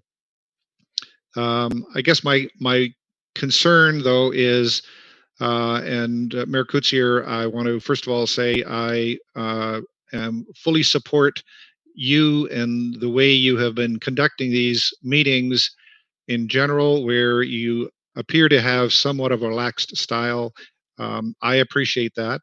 I know you cut me off sometimes, but I generally appreciate the opportunity to have this relaxed style. But I think, given that, there could be another mayor at some point in time in the future who isn't as relaxed in the style as you are, and I think these paragraphs need to have enough meat in them so that we can ensure that going forward, we've got strong procedural bylaws that allow us to do the kinds of things in this informal discussion section that we need. And so if we're going to replace cow with this, section Schedule G, item 3, then I think we probably need to add some verbiage in there that really gives us the ability that we already have in cow, but is somehow entrenched in this. And I think what I'm hearing from the other councillors is we need to find a way to ensure that we have that available if we don't have cow. Having said that, I also think that it would be useful to not have just an ability to introduce a motion to discuss a matter informally. I think that we need an ability to transition an agenda item from a formal agenda item to an informal agenda item so that we can in fact have that informal open discussion. So if we start off on something and it looks like there needs to be a lot of informal conversation about it, but either the member or the staff who introduced the motion didn't think that up front, then we need an ability to transition into that informal state, because if we don't have cow, somebody might have introduced something in the in a cow session, knowing that they would have all this. But anyways, hopefully you get the idea that it's not just the introducing of the motion, but it's potentially the transitioning of a motion into this informal state to allow that ongoing discussion. And I will pass the baton on at the moment to who's next. Thank you. And I'm certainly not going to cut everybody else off, but I'm going to throw this suggestion out for our consideration as we continue our conversation here. And that is, would council have an appetite for calling a special council meeting with the sole item on the agenda being further discussion on this procedural bylaw, given that I don't think we're going to come to a conclusion today, and I would commit, even though this bylaw had not been passed, that it would be an informal discussion meeting. But having said that, I still have a lineup of people, and I don't want to say that my throwing the suggestion out was not to cut conversation off at this time. And with that, Councillor Douglas. Sorry, Councillor Jarvis first, then Councillor Douglas. I apologize. Thank you. Actually, Councillor Douglas, it doesn't help which way you point because each of us have a different screen order.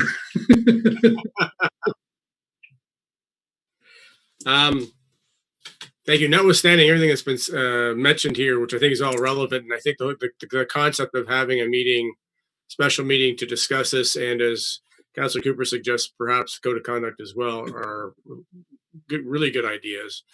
I think it's amusing to think that we had this before us at our August meeting, and none of this came up. So it's rather amusing that all of a sudden people seem to have had the time to go through this, and that's good. There's nothing wrong with that. It's just interesting that it's a month after the fact. My only comment to our clerk was I had made a number of helpful suggestions mainly grammatical and spelling, to the original document that she sent out, and I just want to make sure she's incorporated those.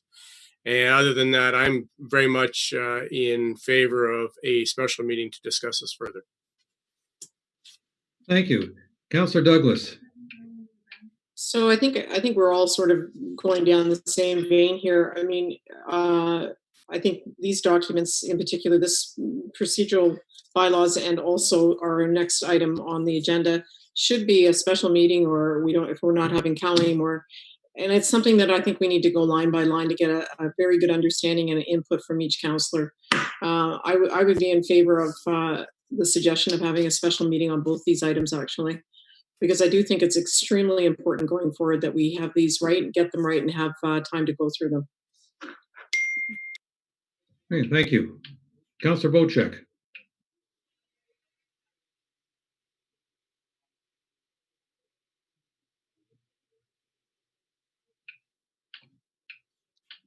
Did Councillor Bocek take offense? Oh, there, he's back. Good. No, can you see me now? Yeah. Hello? Yes, we can see you and hear you. Yes. Okay. The screen is it my Zoom meeting revert back to where it was? Is it my? Please go ahead, Councillor Bocek. Okay, so we have a power outage in Honey Harbor, and it may be affecting the Zoom meetings. Everybody seems to be freezing and going in and out, but I'll try my best. Hopefully you can hear me. This last 30 minutes is exactly why we need Cal. We have an audience watching this and listening to this. The reason for Cal is to relax the rules, the Roberts rules in a meeting, so that a discussion can happen, that you can get to a resolve and bring to council for a resolution. Here we are sitting for a half an hour and gab back and forth about a decision. People tune into this council meeting to hear council's resolutions and decisions to be made. And Cal is a perfect venue for this, exactly what we're doing right here. Discussing, trying to figure out what we're going to do, and then bring a resolution to council. The resolution or denied, and move on. I can see where our council meetings now are long because of the topics at hand. We start to include Cal informal discussions in our council meetings, we're going to be here till midnight. So I'm not in favor of any of this. I think Cal is a great committee that is of great use, where we can discuss things that the rest of the world doesn't need to sit and listen to hours of things that really don't matter. So I'm gonna state my case, and everybody said we're kind of all leading in the same direction. I am not. I really think Cal is important. I think we iron out a lot of things in Cal, so we're not wasting everyone's time in a council meeting discussing informal matters. So I guess you could put my hand up as saying I'm not interested in this type of format moving forward. Certainly agree with whatever council agrees upon, but I think Cal is necessary. Like Councillor Cooper said, an ad hoc Cal, call it when it's needed. But this last half hour should have taken place at Cal. And not only that, with the relaxing of the rules, Robert's rules, you don't go through a chair. You can talk to one another. Zoom meetings are hard because they're kind of not duplex, they're one-dimensional. But in the future, I think we need that time to discuss things, so we're not, like I'm doing right now, babbling on about things that people didn't tune in to listen to. They tuned in to hear the decision that council's going to make regarding things that concern them. So I'll leave it at there. I think it's valuable. I think we need Cal, and I'm not really looking to remove it from our current way of doing things. Thank you. All right, thank you. I see Councillor Douglas's hand. Councillor Wanko, did I see your hand or no? Yes, okay. I'll give Councillor Wanko a chance here. Now I saw it very clearly. Thank you. Councillor Wanko. Councillor Douglas has been very patient. Let her go first. I thought Councillor Douglas just spoke, but if Okay. Anyway, yeah, no, I did kind of agree with Councillor Bocek, but again, I was under the impression that there would be a section in the council agenda where, and I don't know how you want to title it, it could be called the Committee of the Whole, but something that this section here, we will be at the end of the council meeting, and there's a section there that we can have some long-term debates, and that's what I was expecting out of this procedural bylaw. I didn't see it, and that's why I was asking about it earlier. So, yes, we do. Councillor Rachel, you muted yourself. Oops, we do need something, either call a committee of the whole or something else at the end of the council that we can debate this stuff. So I'm supportive of that. The other issue I think we need to talk about too is that on important topics, like say, for example, the Macy Bay, I think it's beholden that all the council is present during that debate. I hate to say if one or two councillors are away that day or couldn't make the meeting, and decisions on major topics are decided without a full council. And I think at that time there has to be some way of deferring a vote on a topic that requires all of us to be in the same room at the same time and not have one or two away, because I don't think it's fair to all of the constituents that certain populations make major decisions when not all council is present. So I think that's important. I don't know how you're going to put that in the procedural policy, but there are some major topics that need to have all council present to have the vote.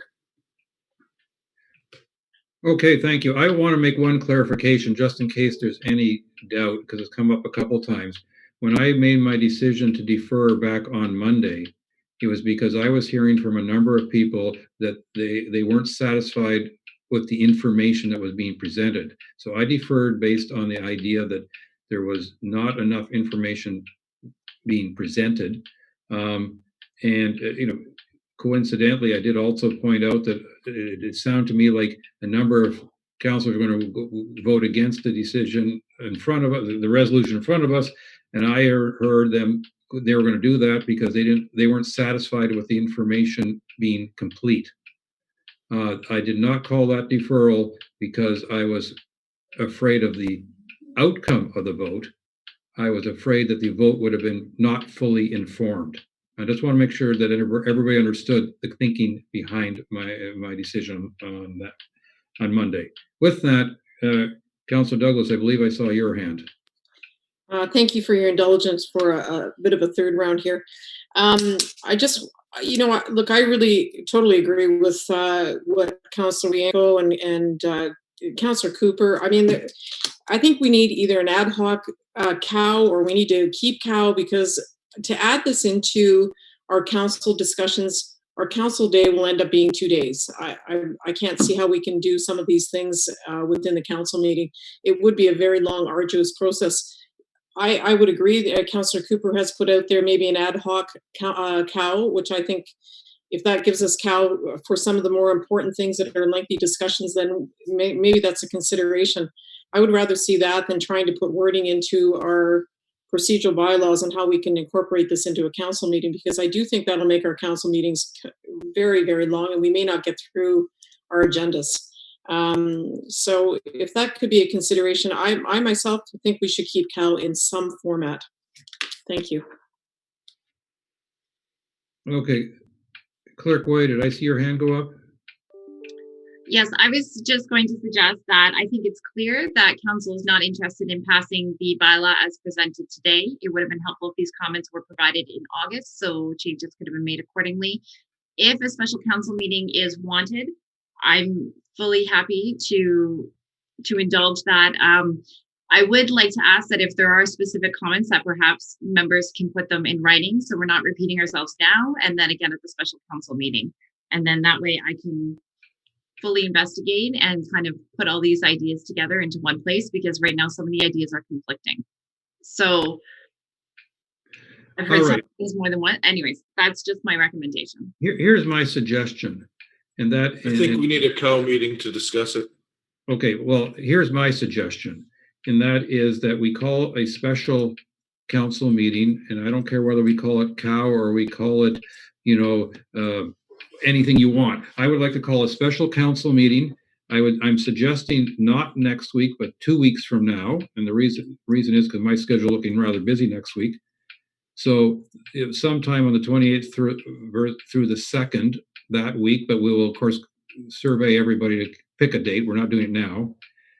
I would also strongly request that everyone carefully review this document and provide input to the clerk, and whether or not they copy everybody else, I don't care, but no discussion without us being in a group.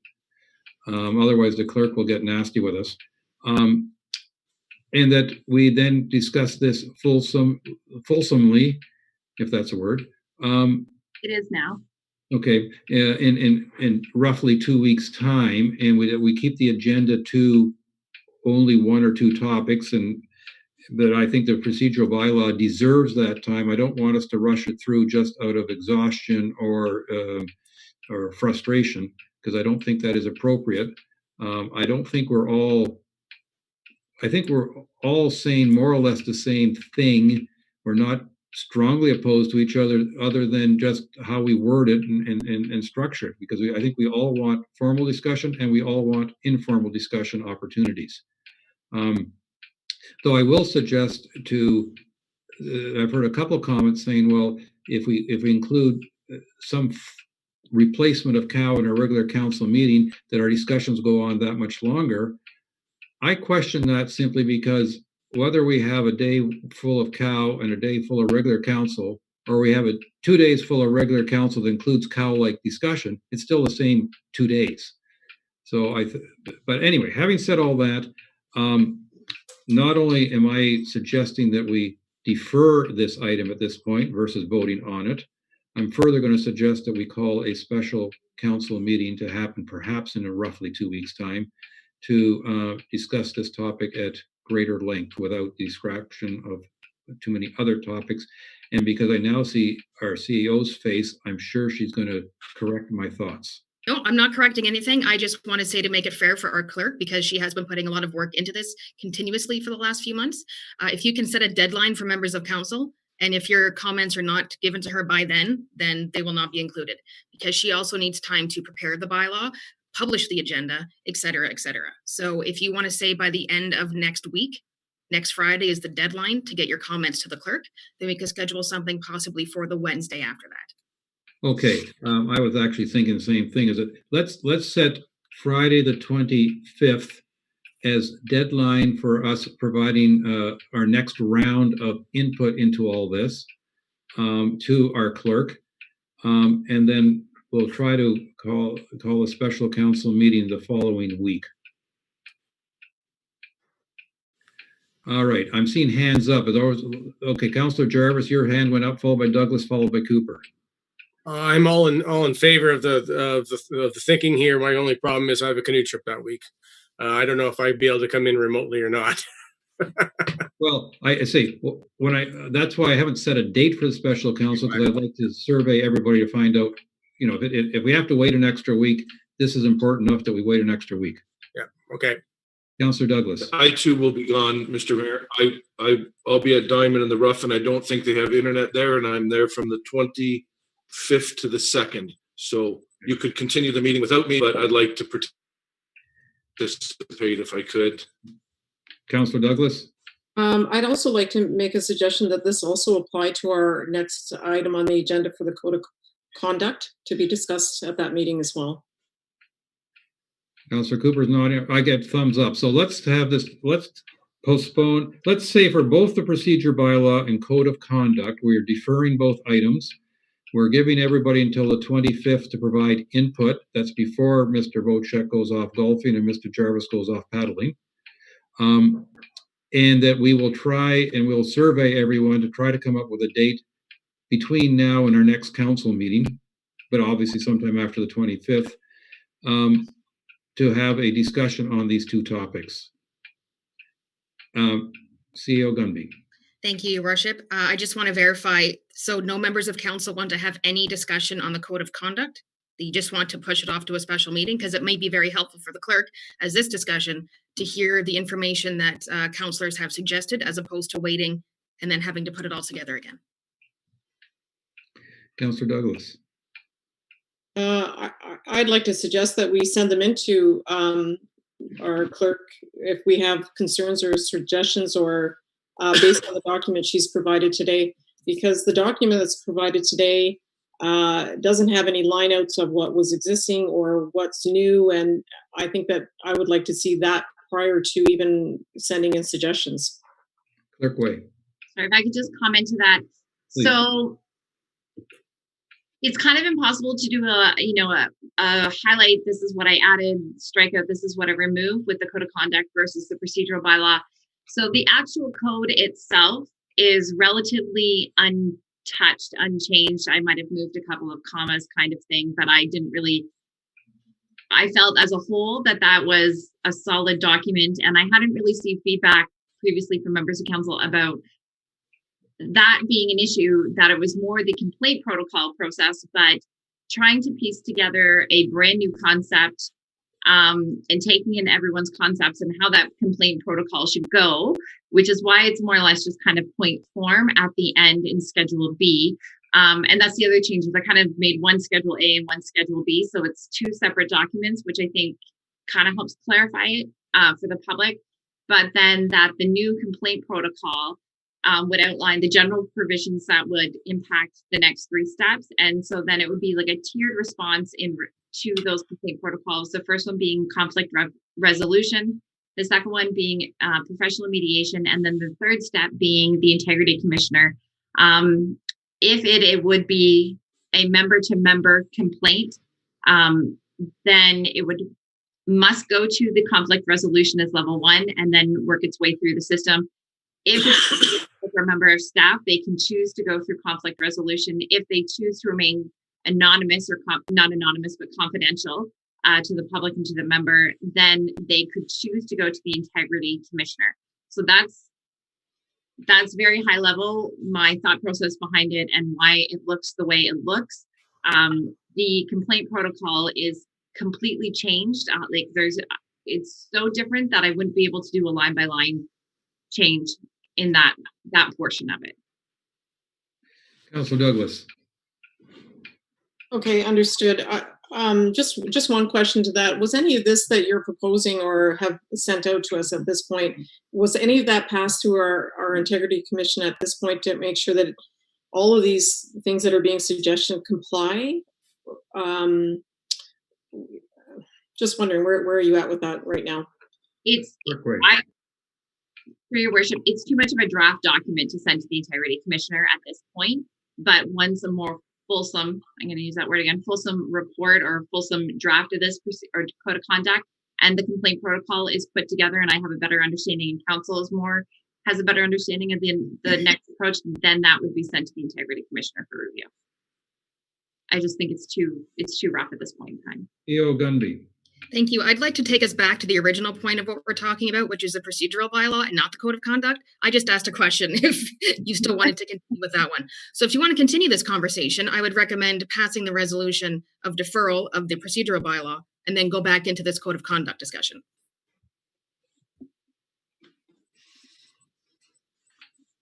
All right. So at this point, I got a lot of nods and from everybody. And so I believe I should be deferring our discussion with regards to the procedural bylaw.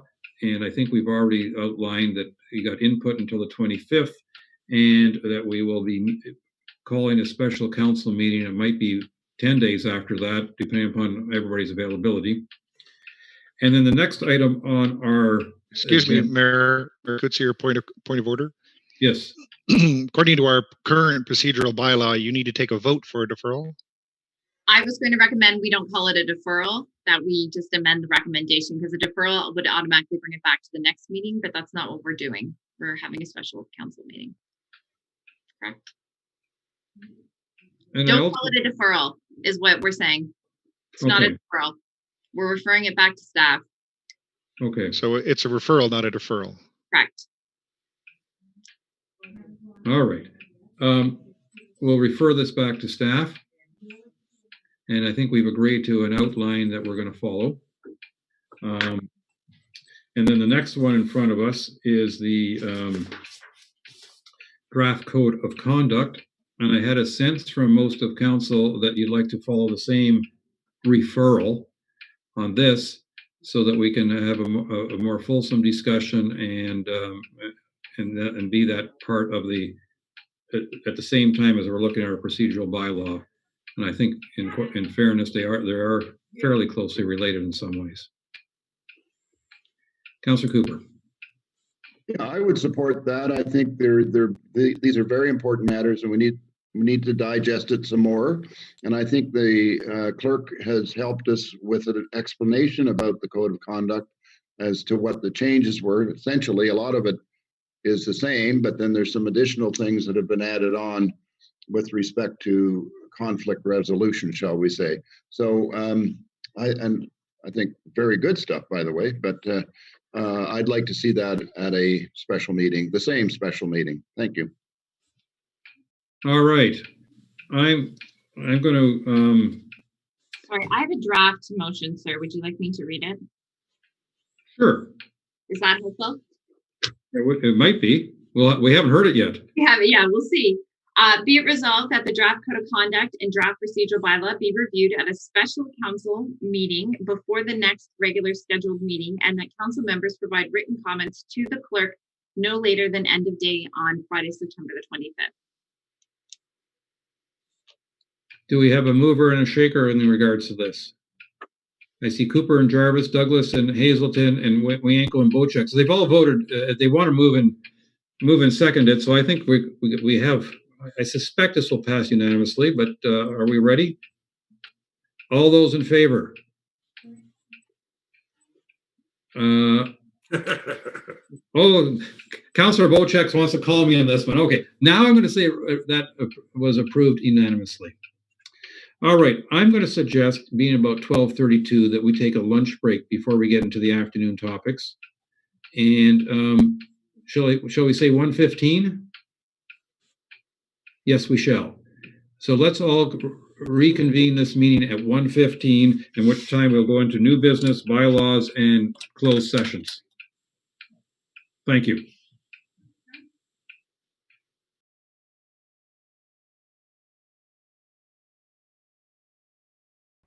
Streaming's been paused.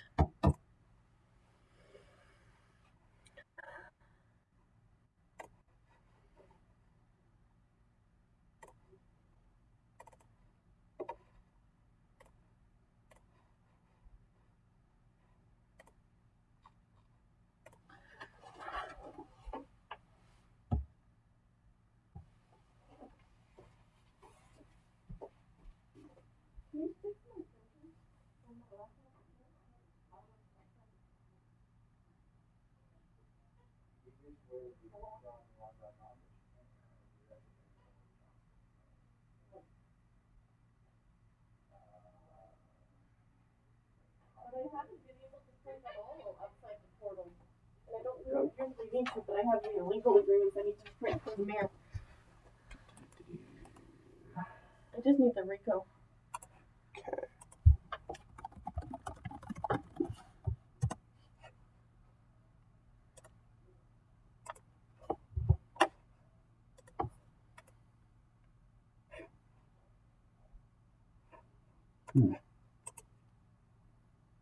Oh, there it is. Land RICO.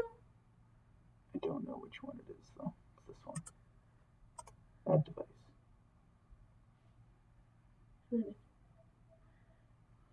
Any luck, it'll work.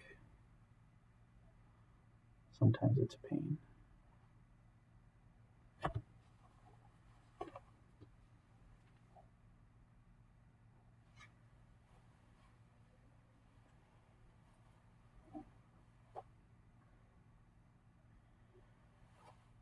Did I pause that properly? Do you want to check the index? I think I did.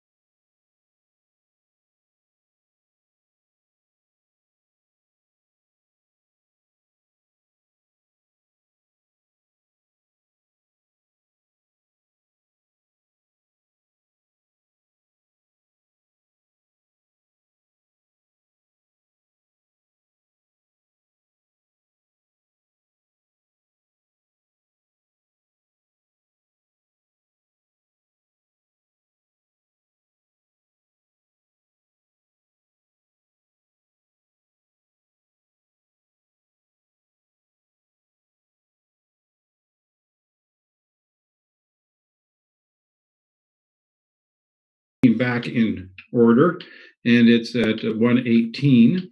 And I've been asked to take item 9B, which is the Oak Bay safety concerns, and hear that before 9A, the Brandy's Cove resolution, because a couple individuals with regards to Oak Bay safety concerns have a time limit on them. And so with your indulgence, I'm going to suggest we go into 9B, Oak Bay safety concerns, which was presented by Councilors Wienko and Bocek.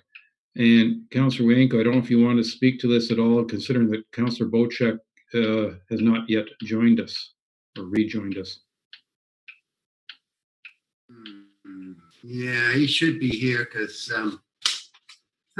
okay, no, I just got that particular email from the residents of Oak Bay, and I thought it would be worthwhile to discuss it today. But since then, there's been another email come from the owners at Oak Bay, and they've come up with some suggestions as what we might be able to do to mitigate some of the concerns. So I was hoping that Brian would be here to talk about that. So don't know where he is right now. And I understand that Mr. Robinson was involved in some of those conversations. Perhaps Mr. Robinson wants to speak to it. And I don't know if I also understand that we may have, if I can find the right piece of paper, we may have a couple of members of the public that we might consider giving the screen to for a few minutes.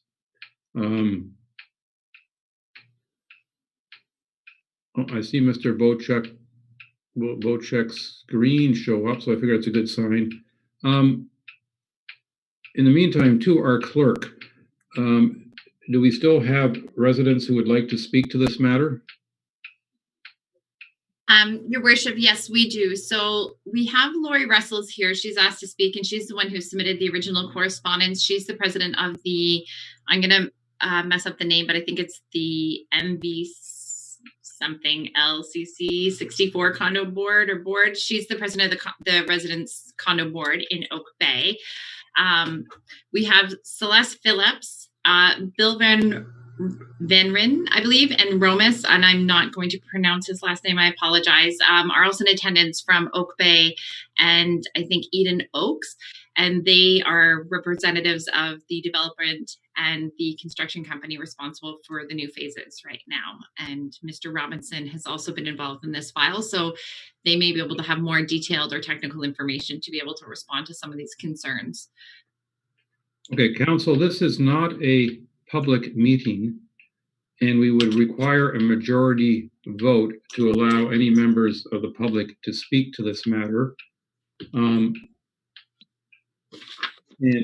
so we would have to pass a resolution, be it resolved that council waive the rules of procedure to permit a member of the public to speak and address members of council as part of the new business in regard to Oak Bay safety concerns.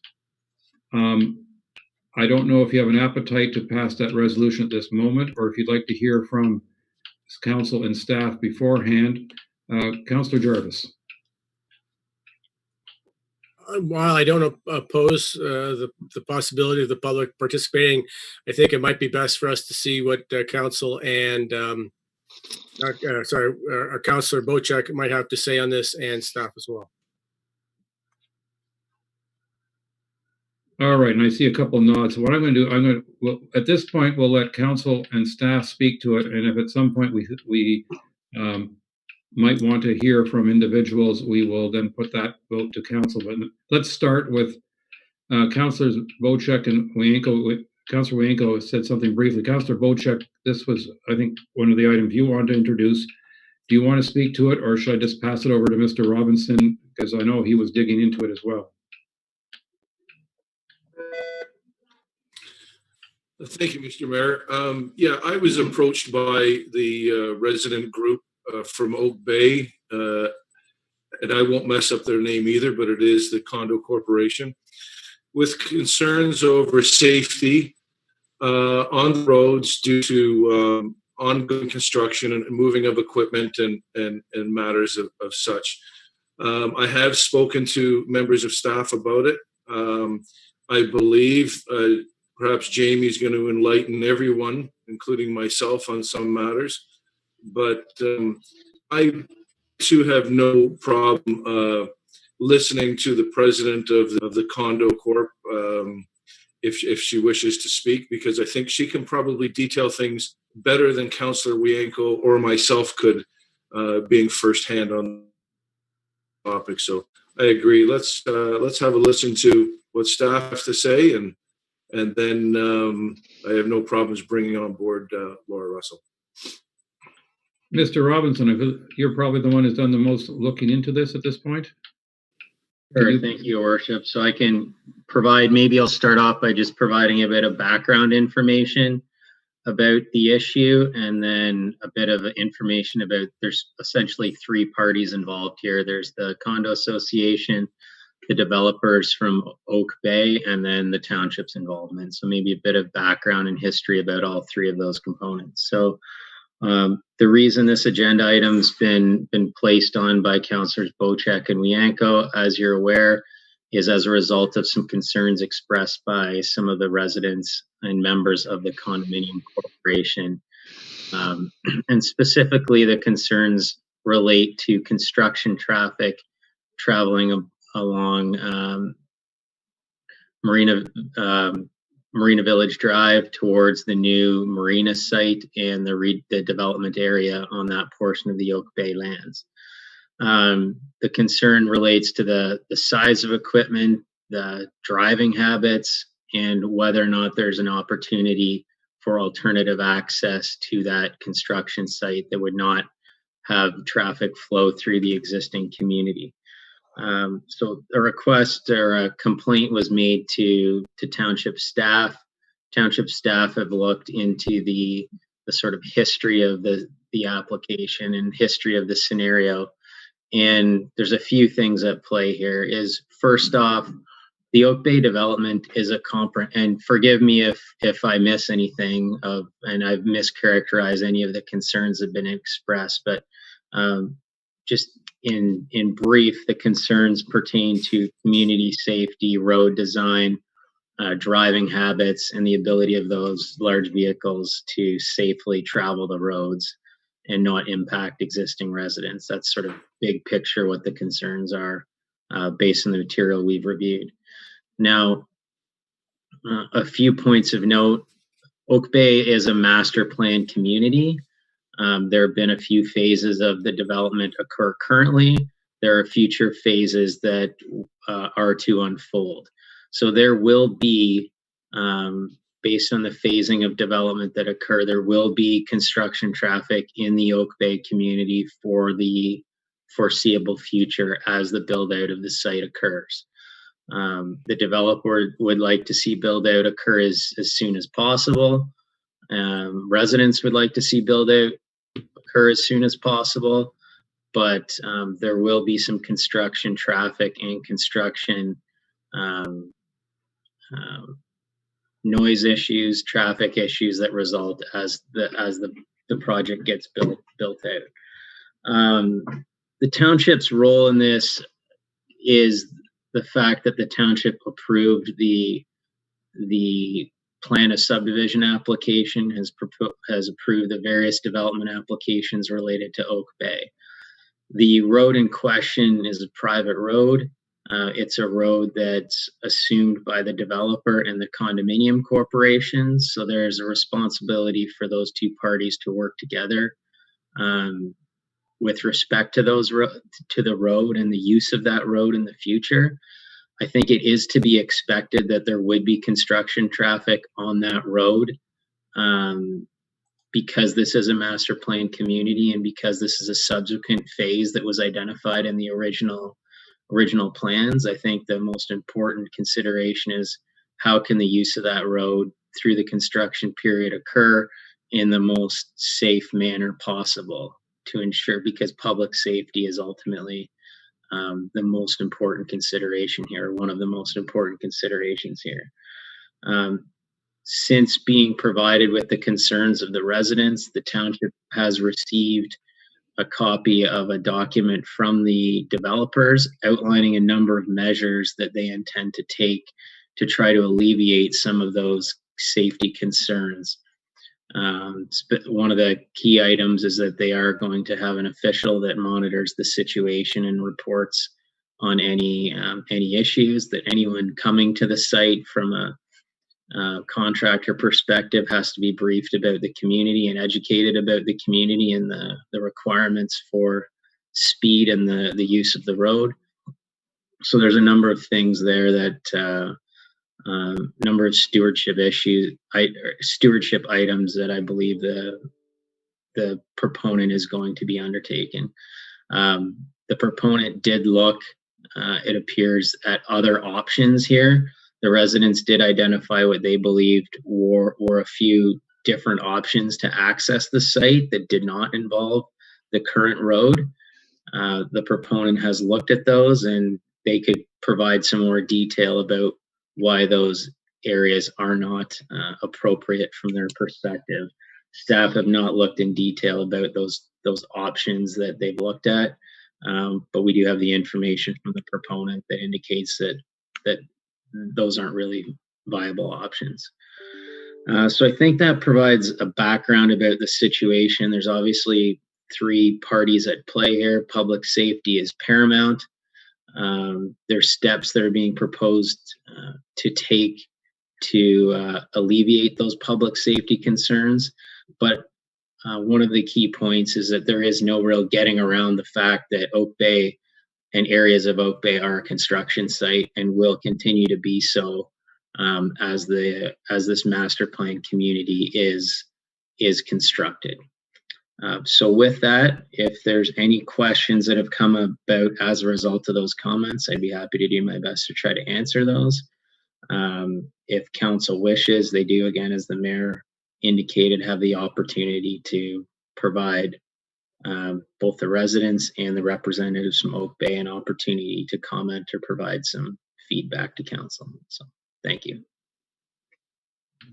I guess I have one question before I turn it over to council, and that is, can you again confirm what actual authority, other than, let me call it, moral persuasion, does the township have in this circumstance? So to your worship and all of council, that road is not currently under township jurisdiction. That road is a private road. It's a condominium road that's owned and operated and maintained by the condominium corporation, which includes the developers of Oak Bay. So the township really doesn't have a function in that road. Where I think the township has a role is that these residents, as well as the developer, are all constituents and taxpayers in the township. So to whatever extent the township can play a role in facilitating and mediating and trying to come to a solution that protects the public interest and the public safety aspect, I think that would be the role that the township could play here. But there's no specific decision-making authority pertaining to this issue as it lies with the township. Thank you. Councillors, would anyone like to speak to this matter following Mr. Robinson's report? Councillor Wienkel, followed by Councillor Bocek. Thanks, Jamie. I think that was a very good summary of the situation. And yeah, we do have a moral obligation to make sure that everyone is using that road safely. If there happens to be an accident, there's going to be lots of people to be to blame, and I'm sure the township will be involved in any lawsuit. But I think, say, we have a moral obligation. So now that you summed up, I wouldn't mind hearing from the condominium association and from the Oak Bay owners to make sure that we did get all the facts correct. And are there any other issues? And have they, between the two of them, resolved the issue to any degree before we need to step in? And again, we can't do a lot, but I think there are some solutions out there, and maybe they've already agreed to it, and maybe it's a non-issue. I don't know. But I wouldn't mind hearing from the two parties to see where they stand. Thank you. Councillor Bocek.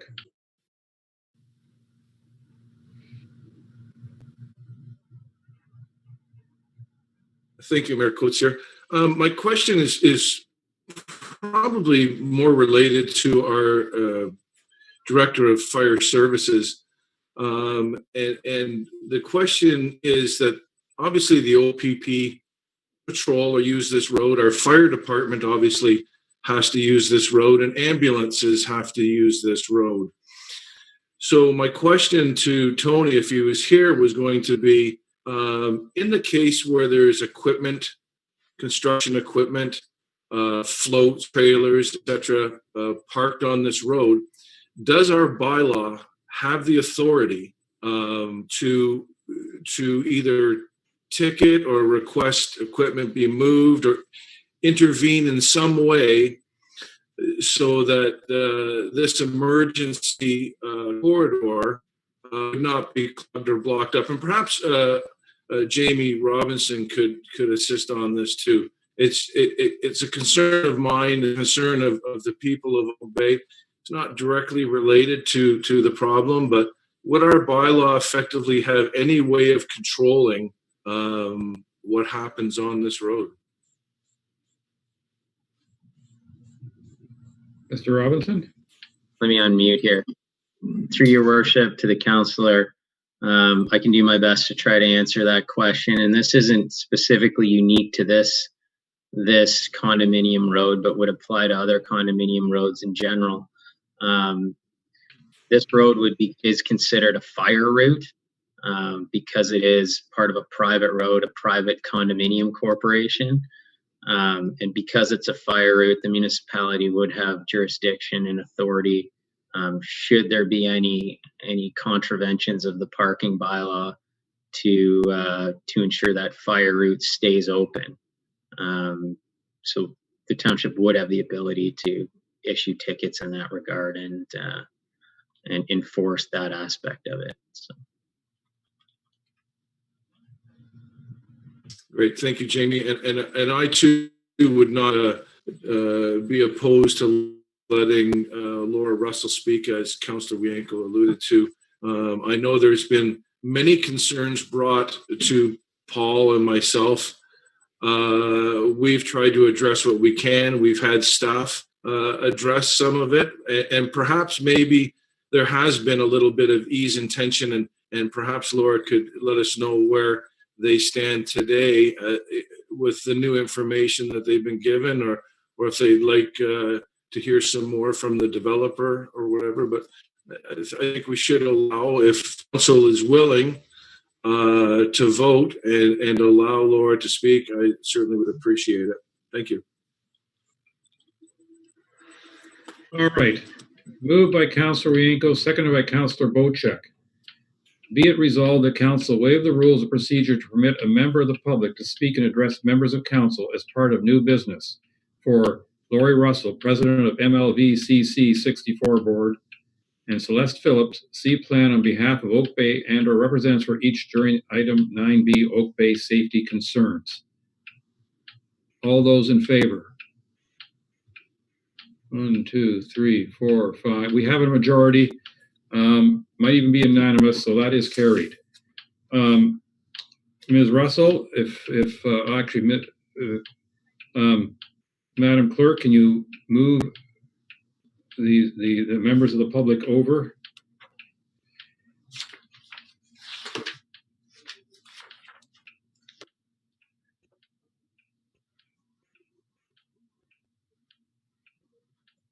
So let's start with Ms. Russell. And Ms. Russell, I'm going to encourage you to be as brief as possible and try not to repeat what has been stated, but perhaps update us as to the current status from your perspective. Thank you. Can you see me? We can see you and we can hear you. Oh, wonderful. Okay. So I heard a keyword brief. I do have a statement with me that was prepared with my fellow board members. First of all, I'd like to thank Jamie Robinson for his briefing. I'd give him a 6 out of 10. And if I could, I'd like to just, before going into our statement, just close the gap in the remaining 4 items. So like I said, it was an excellent brief. I think what was missed before we get started is that the unusual situation as it pertains to this road is that it is unusually narrow and it has no sidewalks. So that compounds the issue. And then the other 2 points are that we're not speaking specifically or only or exclusively of the duration of the construction, but we have a separate matter with regards to heavy vehicles coming in here, towing boats, just as an example. And that also creates a lot of danger and hazard. And then lastly, to close out the 10th item, it may be a private road, but de facto it's very public. And we see that increasingly with the strangers coming into our community. So the interest is definitely for the constituents that make both private residents and the public. So before I get into my statement, I'd like to thank all of you for allowing us this opportunity. I think it's an important one. Obviously, through the documents, you can sense there's a high degree of frustration. And like has been said already, safety is paramount. So it's important for the record for it to be said that Oak Bay Woodlands, like the rest of this community, is very excited. The issue is not what we want to achieve with the developer. We're in full agreement. We've been living in a construction zone since 2009. In fact, all of the board members have been here since then. So it's been 11 years of construction. And by the sounds of it, it's going to continue for many, many years. So this part of the overall project was the first to be developed. So it's a well-settled community. The issue of the day is clearly then not what. We want this project finished, and we're very proud of the way it's going. The issue is the how. And so the safety and why it's unique in this particular case, it's the combination of the oversized vehicles, be it construction vehicles or larger vehicles, trailering boats. Many of those construction vehicles are the size of mining equipment. So we've looked at the specs and we're often seeing 62,000-pound vehicles in here. And again, on roads with no sidewalks. Our sidewalks don't exist. So in fact, our roadways are de facto our walkways. So we're sharing the road with massive size vehicles. The demographics, we have a early retirement community, effectively a number of seniors, and a lot of grandchildren. The nature of that demographics, particularly with regards to the children, is that their behavior is unpredictable. And we can instruct them all we'd like, and you can have supervisors, but you can never account for that one split second that they see a dog down the street, as many neighbors have told me, and they've seen these children darting out. Every day, we live with the fear that one of those is going to get hurt. And in our document, I submitted a picture of a little toddler that we don't know, but we certainly know it came from probably one of the surrounding neighborhoods, fell on his little trike on the same path as one of these massive vehicles within minutes. And so the point was also mentioned with regards to the emergency vehicles, emergency services. With the new project, I already, having looked at the site plans, see that the fire department raised some concerns. I've talked to a number of other experts, and more specifically on that point, the analogy is in many municipalities, there is a limit to how many residences are put on any particular dead-end street, be it a cul-de-sac. And so there's a reason, I didn't know until recently, there's a reason why they limit the number of homes on a cul-de-sac or a dead-end street, and it's to deal specifically with the issue of congestion. So should there be a fire post the construction of all these additional homes, if there's no other avenue to exit, what we're really talking about is 110 residences all trying to get out, be it for a fire or some other emergency, for example, down by the marina, et cetera, et cetera. But the point is, like I mentioned earlier, the road is already too narrow.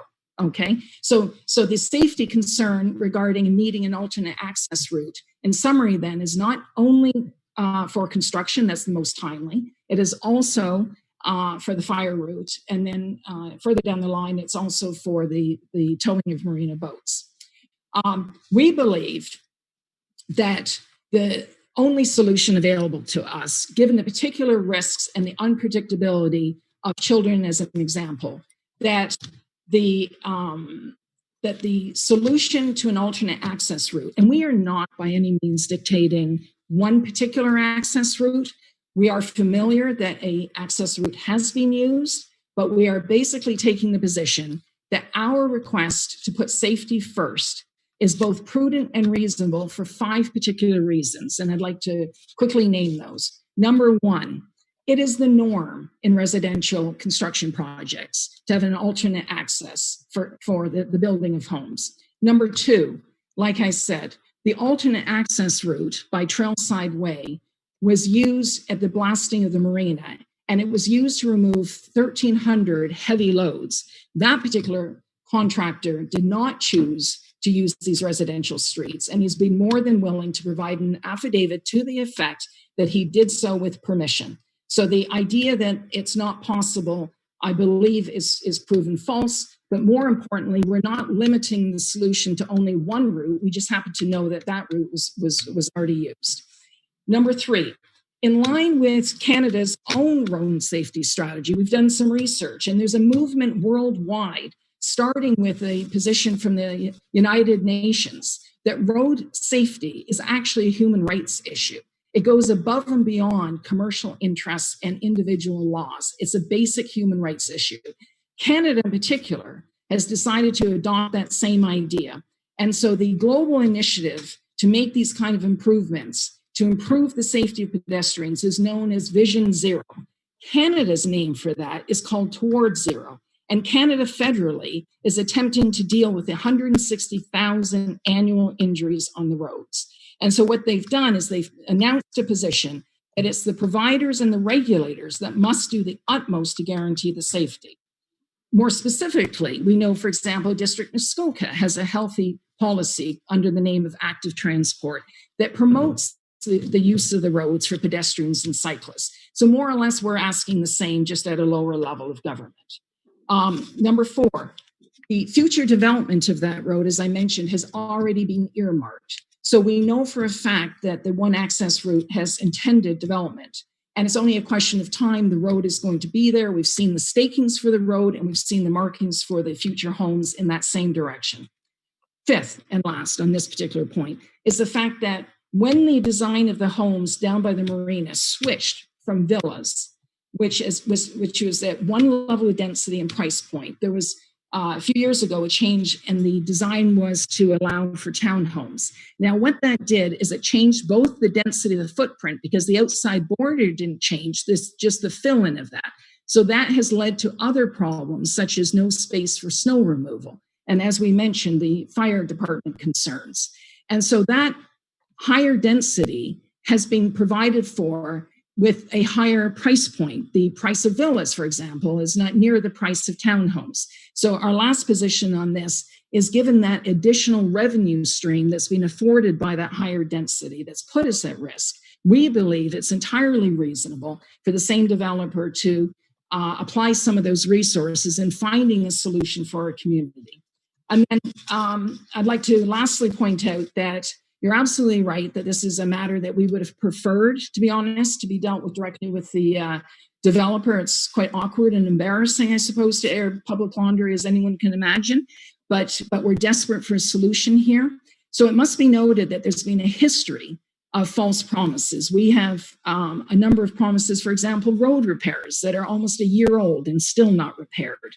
We have a situation where pronouncements have been made in front of our whole homeowner community as far as the second layer of asphalt. Russell, yes. How much longer do you think you will be? 30 seconds.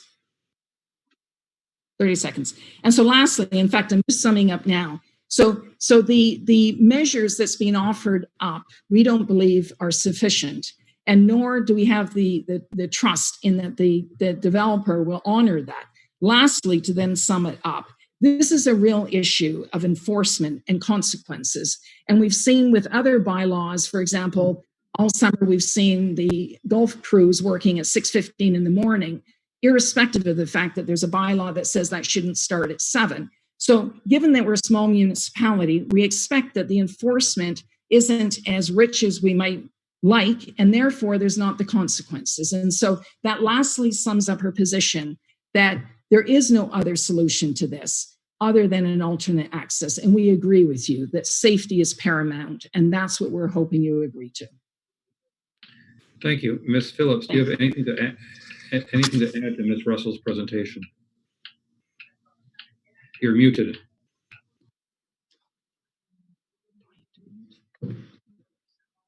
Sorry about that. I always forget to unmute.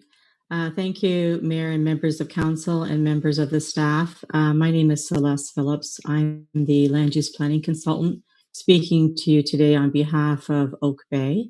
With me today is the project engineer, Bill Van Ryn, who is available if there's any specific questions. Also, a representative from the ownership group and the construction management team are watching this meeting via YouTube.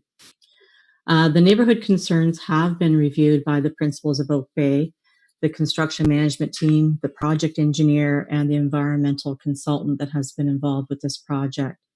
And I would like to advise that I have submitted correspondence to Mr. Robinson outlining some suggested resolutions to the concerns that were raised.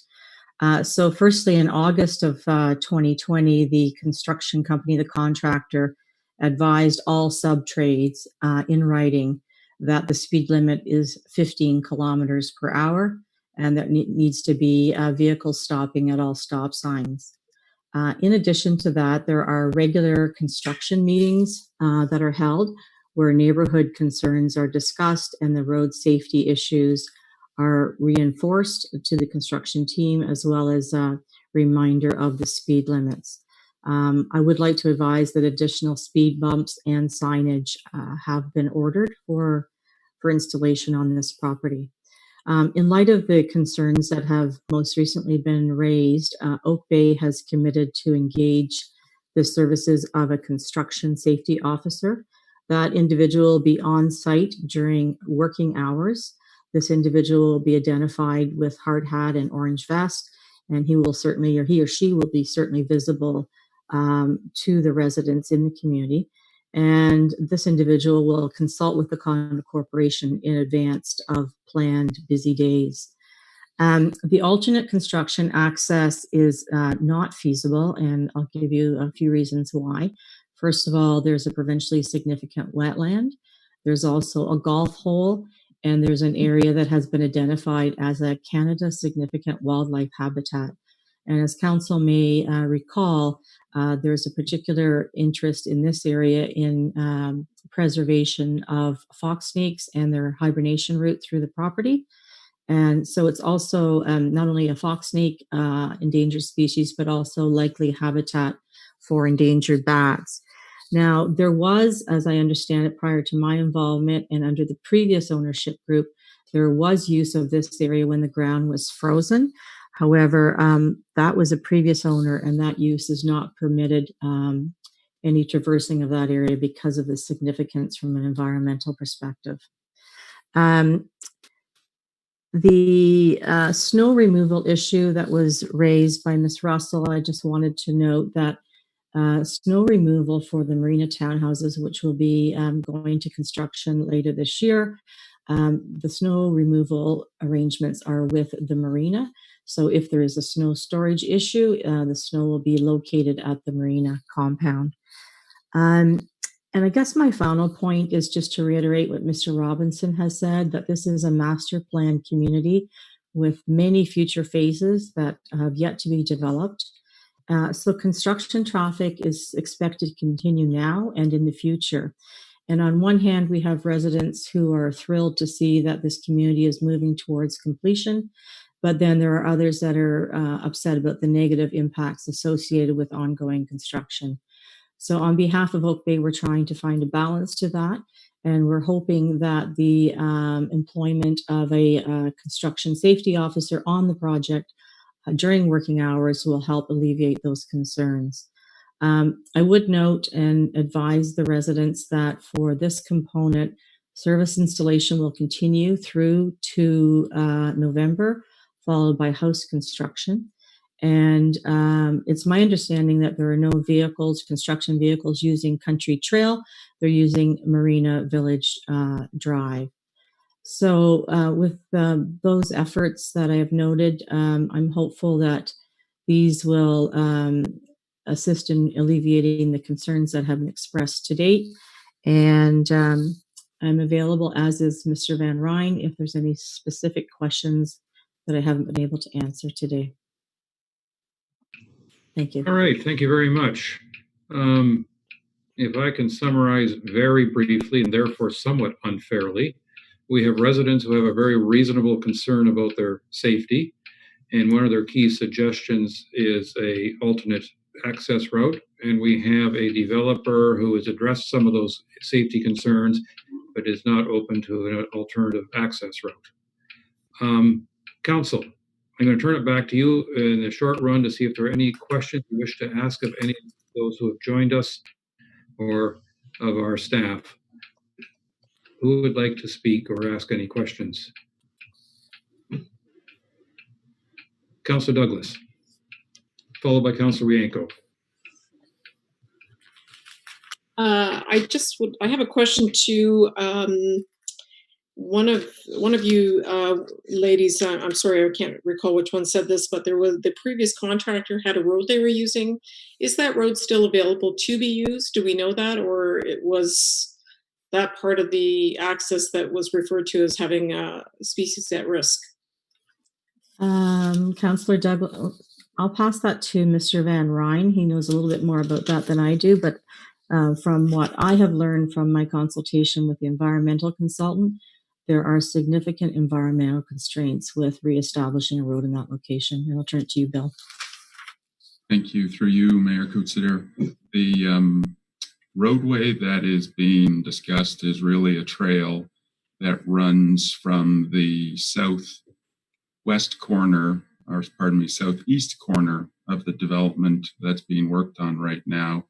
It travels through a significant wildlife corridor. The hognose snakes travel one way in the spring and they travel the other way in the fall to go from hibernacula to feeding and then back.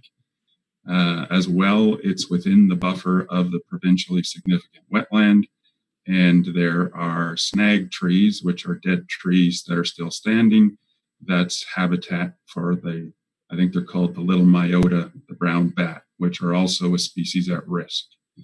So when that road was used, or that trail was used previously, it was during the winter season, and there was no widening completed. There was no work completed to that. It's a trail that existed before the development started, and is part of the old access for the old cottage that's back in there. Part of that roadway went across a golf course hole, which has since been completed. You need to understand the time lag from then to now. That work was done back in around 2010, 2011, when the marina was being constructed and while the golf course was being constructed. That trail is not wide enough for the construction vehicles we're talking about now. They were off-road trucks that were traveling on that. Ms. Russell included a photo of one of those trucks in her submission to council. They turn on a tighter radius. They don't need the room that a highway trailer needs. Another one of the photos in Ms. Russell's submission showed the highway tractor removing oversized rock from the current construction site. Those types of vehicles would not fit through that trail. We would need to cut trees down. We would need to widen it. And for all of the environmental reasons, as well as the golf course, we can't do that. Just another, if I may, not to add to that point, but just one more, if I may, very quickly for your information. The roadway platform with the paved curbs is about 25 feet wide. Without the paved curbs, it's about 20 feet wide. That completely satisfies the Ontario Building Code requirements for emergency access. That's the document that governs with regards to fire and ambulance and police access on a private road. And just to be very clear, there is no stopping of construction vehicles on that road, aside from very short periods of time in terms of somebody coming in and out of a driveway or meeting another vehicle. Obviously, these heavy vehicles move to the side when they meet somebody. So there is no concern for vehicles parked there during construction hours or after construction hours. There's a gated entrance at the end of the current private road into the construction zone, and nobody parks outside that gate, with the exception of some light vehicles that happens during the day, but certainly they're not blocking a driving lane in any way. Thank you for your answer. Hey, thank you. I just have one more question for Mr. Van Ryn before we move on to Councilor Yanko, and that is there a second access road planned at any time for the marina development? Mayor, there is not. The original master plan had one entrance into this area. There's been no change from that. I'm glad you asked that question. We've seen some of the comments with regards to it's completely normal to have multiple entrances into developments, and some of the comments with regards to it's not normal to have single entrances. That's certainly not our experience. 100, 150 units on a single access is perfectly normal. Certainly in Muskoka is perfectly normal. And when you think about it, Honey Harbor Road, Golf Course Road, they are essentially single access points when you're thinking about emergency services. So that's why we have no parking bylaws. That's why those things are enforced and considered, because we certainly have many locations in Muskoka where we have more than 50 or 100 properties on a single access. Thank you. Councilor Yanko, I believe you are next in line. Thank you. Listen to all the conversation.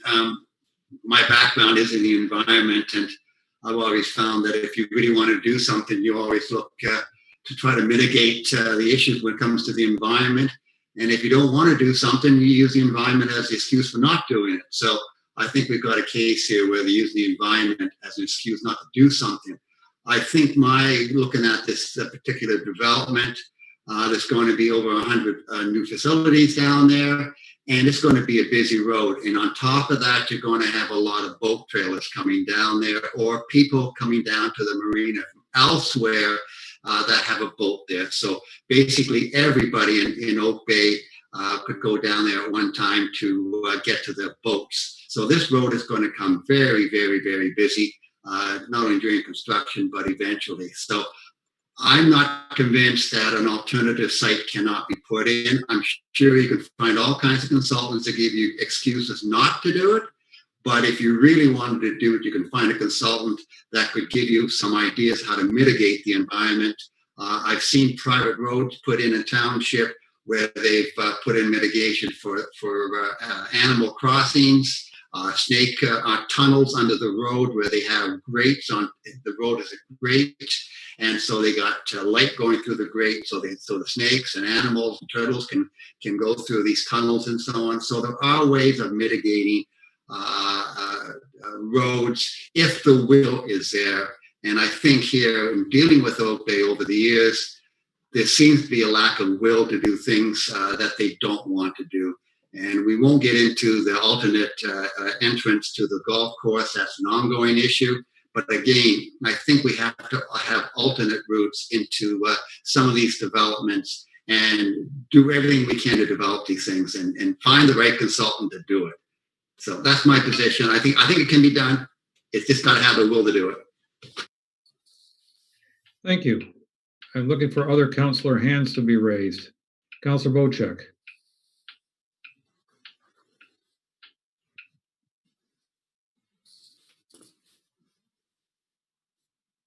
Thank you again, Mayor Coatsir.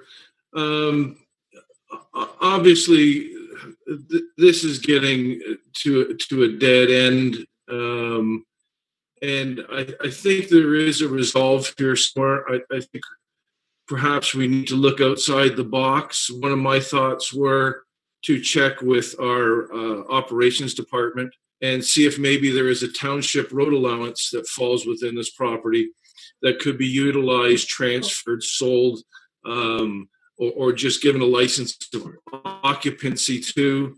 to the Oak Bay Eden Oak group. If there's any possibility that we can help out as a township by looking into concession roads that are currently not open or used, perhaps we could do that. But I know this isn't going to be solved overnight, folks, and I see a willingness from both parties here to come to a resolve, work something out. I will certainly stay involved as will council when they need to, but I think we all have the facts. We all understand that there's a dilemma, and we need to find a way of appeasing everyone in this. So let's try and work towards a common goal, and figure out a way. One of my thoughts is I live in a gated community. There was last key in, you have 300 or 400 people going down this road on a daily basis just to check out the beautiful construction and the beautiful marina and the access. I mean, if it's left wide open, my family, anyone else's family can go for a joyride down those roads, having a look at what's going on. We don't always follow all the traffic rules and ordinance. So, maybe give some thought to some alternatives of how in the future things can improve. And I'm going to put it on both parties here, being that a master plan and subdivision, township does not have a lot of role in this. But we will certainly do everything we can within our ability as a municipality to help out. And let's look at some alternatives and see if we can't move past this. I love the development. I love everything about what's going on. I'd love to see it complete, fellas. The faster we get this completed, the better. But let's move forward in a positive direction on this. Thank you. I'm going to ask then of council, is there any particular motion that you'd like to make?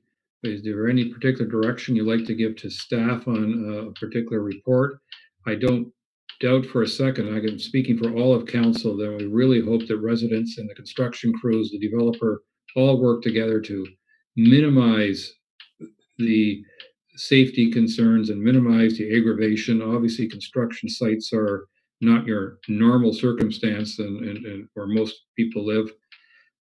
So please consider this the strongest persuasion to everyone to do their best to cooperate with each other and minimize exposure, and try to work together. But then my question to council, is there any direction that you'd like to give to staff in this regard at this point, or is there any resolution you'd like passed? I see Councillor Douglas's hand raised. Thank you, Mayor Coetzee. Councillor Bochek brought up an interesting point. I don't know whether there is a possibility or not, but maybe we could give direction to our operations department to take a look to see if there is any alternatives that could be used through the township's roads that may be available, that they could get occupation or something to work through. That would be my only comment. If there's anything we can do as a township through, giving staff direction to work together with the developers, I would be very much in favor of that. Thank you. I know whenever I see CO Gunby's face appear, she wants to speak. It's the quickest way to get through. Your worship, just so you're aware, so road allowances, license of occupation is not operations, it's a clerk's function. But as the clerk that was involved in the road allowance purchase back in the day, I can answer the fact that the only township road allowance available is the one that separates Oak Bay from the abutting trailer park, Willow Lanes, and Willow Lanes purchased their half and Oak Bay applied to purchase their half. I can just take it as staff direction that staff can look into if that was ever closed. I'm not sure it was, but that is the only available road allowance from the township that could be purchased or a license could be issued for. Thank you. Councillor Bochek.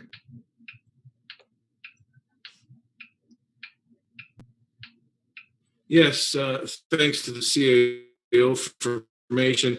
What I was really thinking of here was when I'm at the marina, when I'm standing on the shores of the marina basin, and I look to the northwest, I see Honey Harbor Road, and in behind the King's King's Marina, Ronnie King's place in around there. So not necessarily on property of Oak Bay, but if we look down Honey Harbor Road, is there a road concession in there somewhere that possibly we could open up to get to this marina property for equipment? So that's where I'm looking at asking, and as Councillor Douglas did, can we give direction to staff to look into all possibilities of utilizing any means possible to afford Eden Oak and Oak Bay access to that property without going down this road?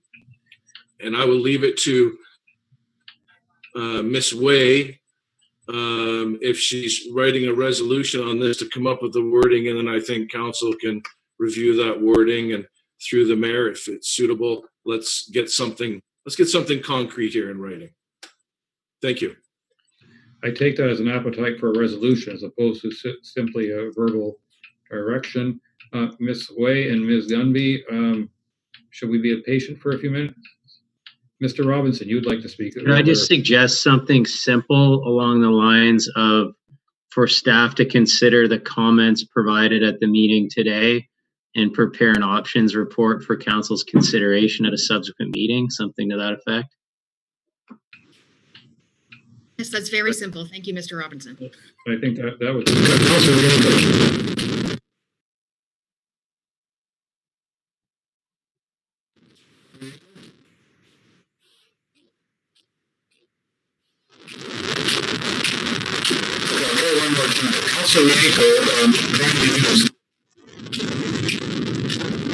We can't quite hear you, but I heard my name, so can I talk?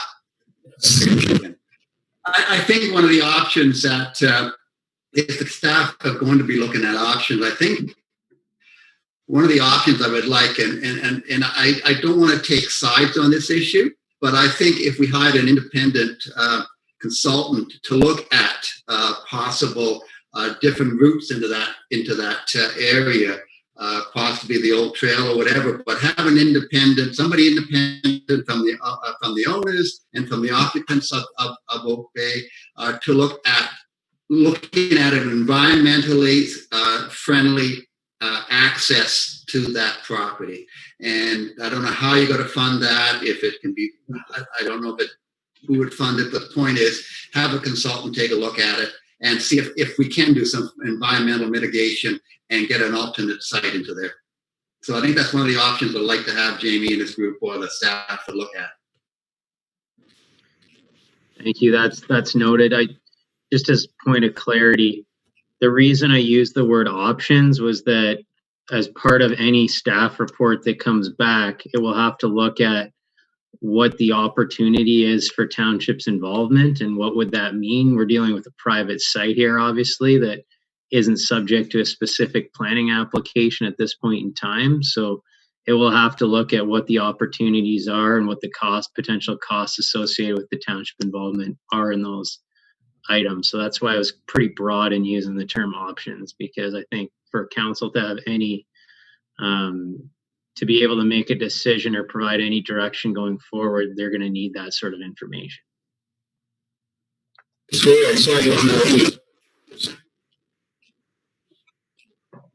I'm sorry, I didn't catch that.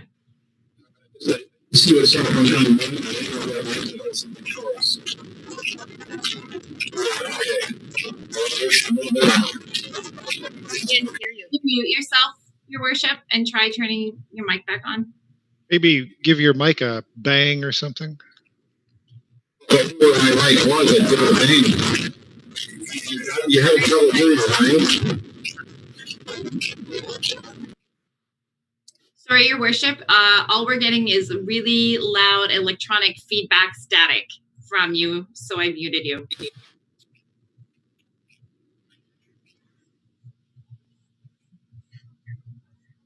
Would you like me to read the draft resolution? Okay. Moved by Wanko, seconded by Bocek. Be it resolved that council directs staff to consider the comments received today by the MLBCC 64 board and Oak Bay Developments and report back to council with options. At this point, I concur with Mr. Robinson's comments that I think it's too premature to have a consultant comment right now until we know what that consultant may be for and where that funding would come from.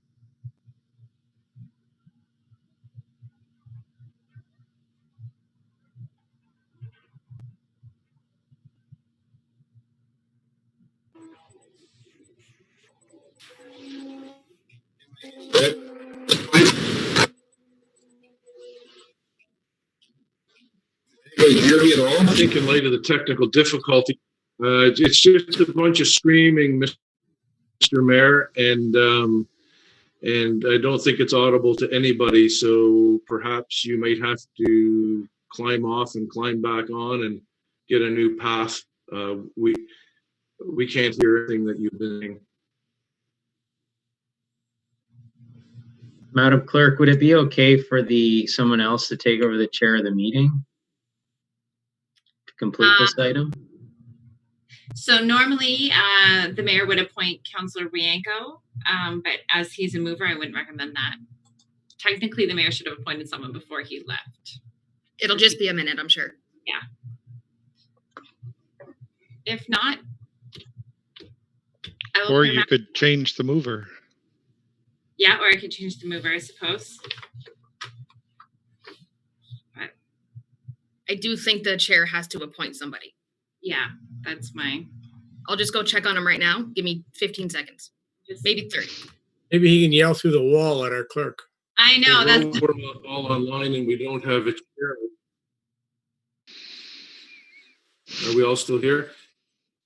Still here. Can anybody hear me now? I'm just saying, I'd like to extend... Bill, it's the last moment.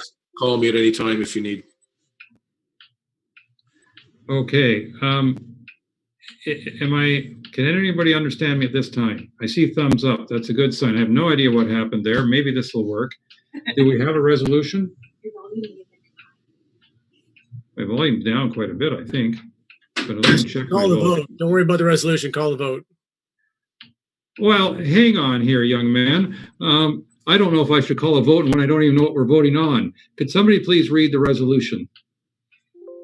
Moved by Wienko, seconded by Bocek. Be it resolved that council directs staff to consider the comments received today by the MLBCC 64 board and Oak Bay Developments and report back to council with options. All those in favor? 1, 2, 3, 4, 5. I'm going to take 6, 7. Okay, that has carried. I'm hoping, Ms. Way, that was Councillor Bocek and Councillor Wienko, or Brian Bocek and Paul Wienko instead of just Bocek and Wienko. We sound like a Las Vegas strip team here. Yeah, sorry. I just write your last names down, that's all. Yeah. Thank you very much. That's how it looks. Wah, wah, wah. Okay. Thank you very much, everybody, for your input. And we're going to go back one to item 9A at this point. I say thank you very much for the participants from Oak Bay. We greatly appreciate your input.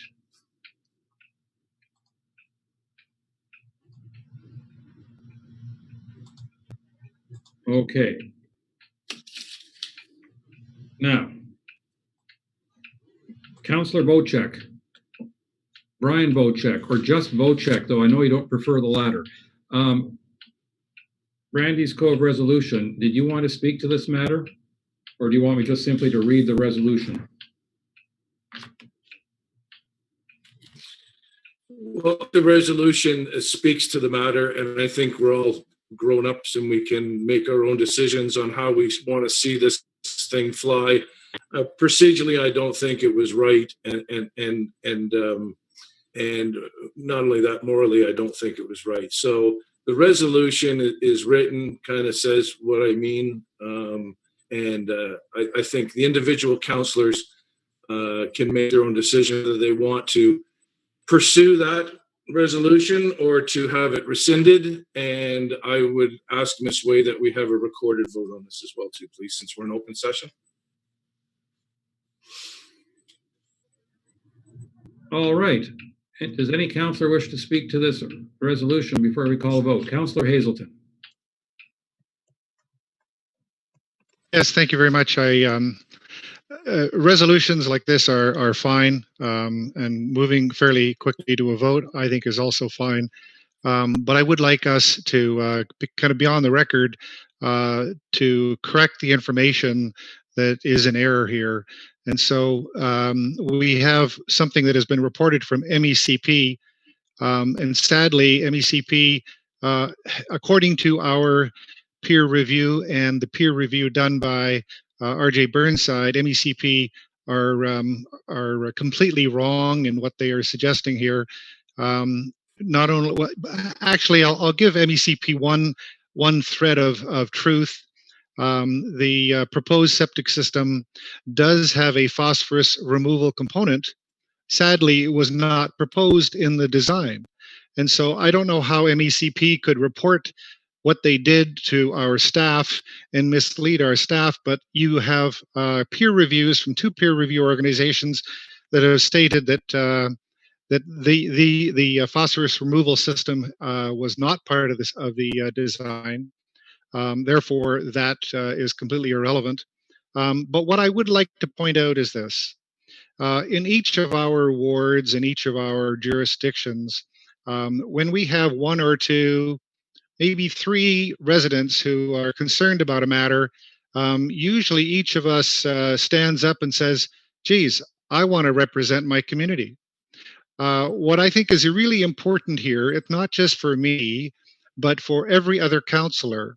If you had 150 or more residents in a specific community area, in this case, a community of possibly 300, but 95% of everybody contacted who is expressing very massive concern over the process of what has gone on here, you would be jumping all over those concerns and coming to council and saying, we have to listen to our residents and we have to do some things to make sure that we are transparent and fairness has prevailed.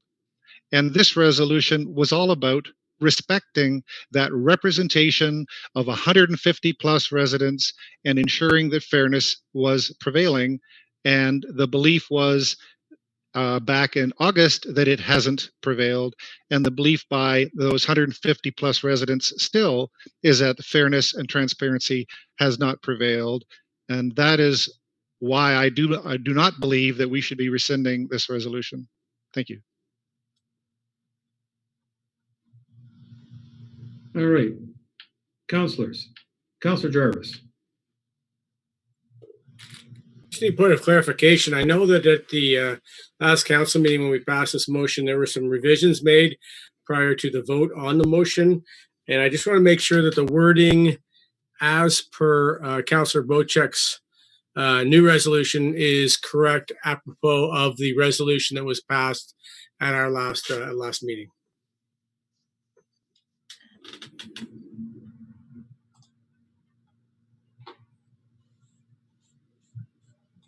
Clerk Way, do you have the resolutions that you could read to us, please?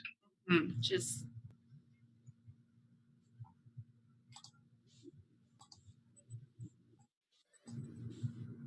my computer is very slow today. Sorry, I'm just trying to get it to go. We also don't have last month's resolutions usually handy during a meeting, so you could just wait a second. I will get them. Hold on.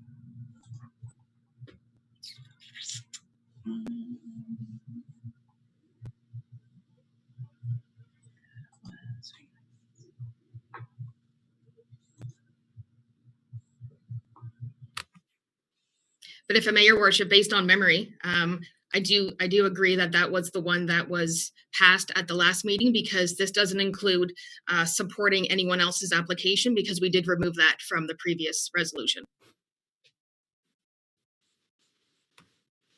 Sorry,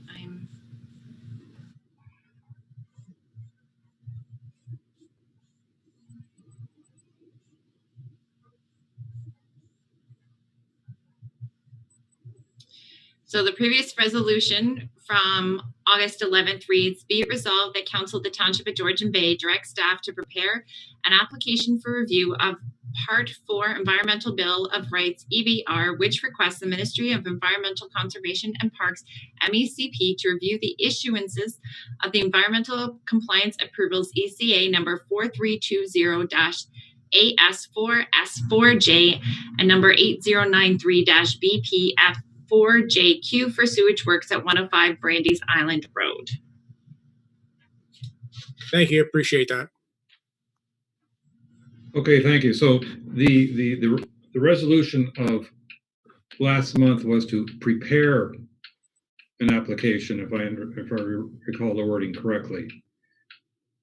I also, if my memory is correct, I also believe we gave verbal direction to staff to look into the matter and to make inquiries of MECP with regards to this application.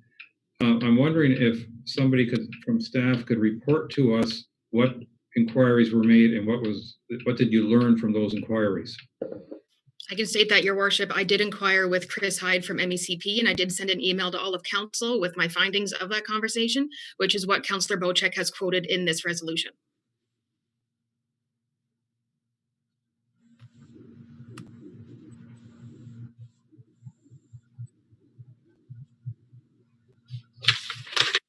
You're muted, Your Worship. Yeah, the trouble is I get muted when I flip screens to kind of go back to the actual agenda, so it gets a little awkward.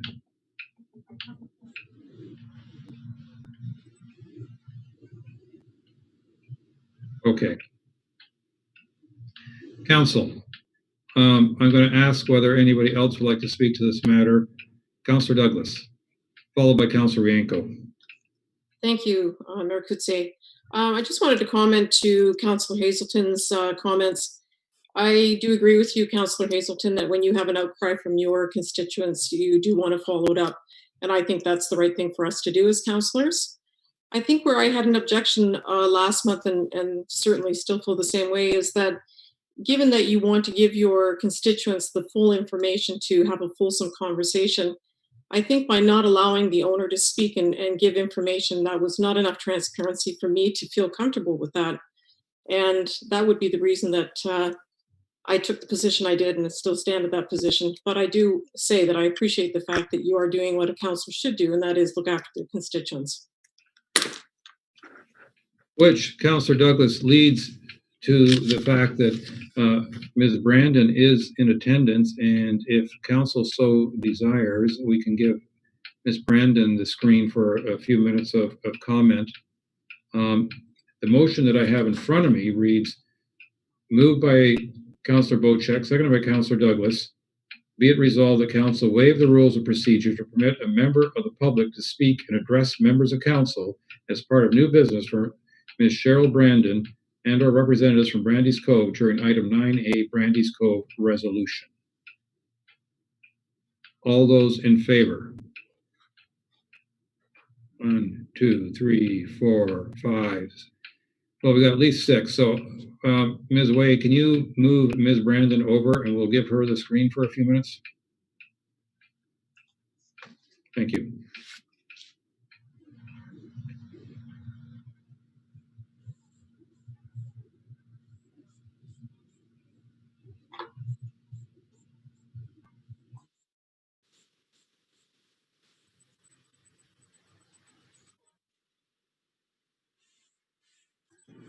Hello? Ms. Brandon, I'm sure you've been following what's been going on. And if you would like to make any comments, now's your opportunity. Sure, and I'm happy to answer any questions. I obviously don't have my consultants on the line, so I won't answer any technical questions. I just think as it relates to specifically the discussion from last month on this resolution, my understanding coming out of that, because I did tune into your 8-hour meeting, was that the real concern was that the public didn't have an opportunity to comment on this ECA application. And as I pointed out in the materials I sent you in my email, they actually did have an opportunity to comment. So the MECP followed a process which included a full 45-day comment period in which they received no comments. The only thing that's changed is there's a relocation of the facility to the current location, which obviously we discussed that on Monday.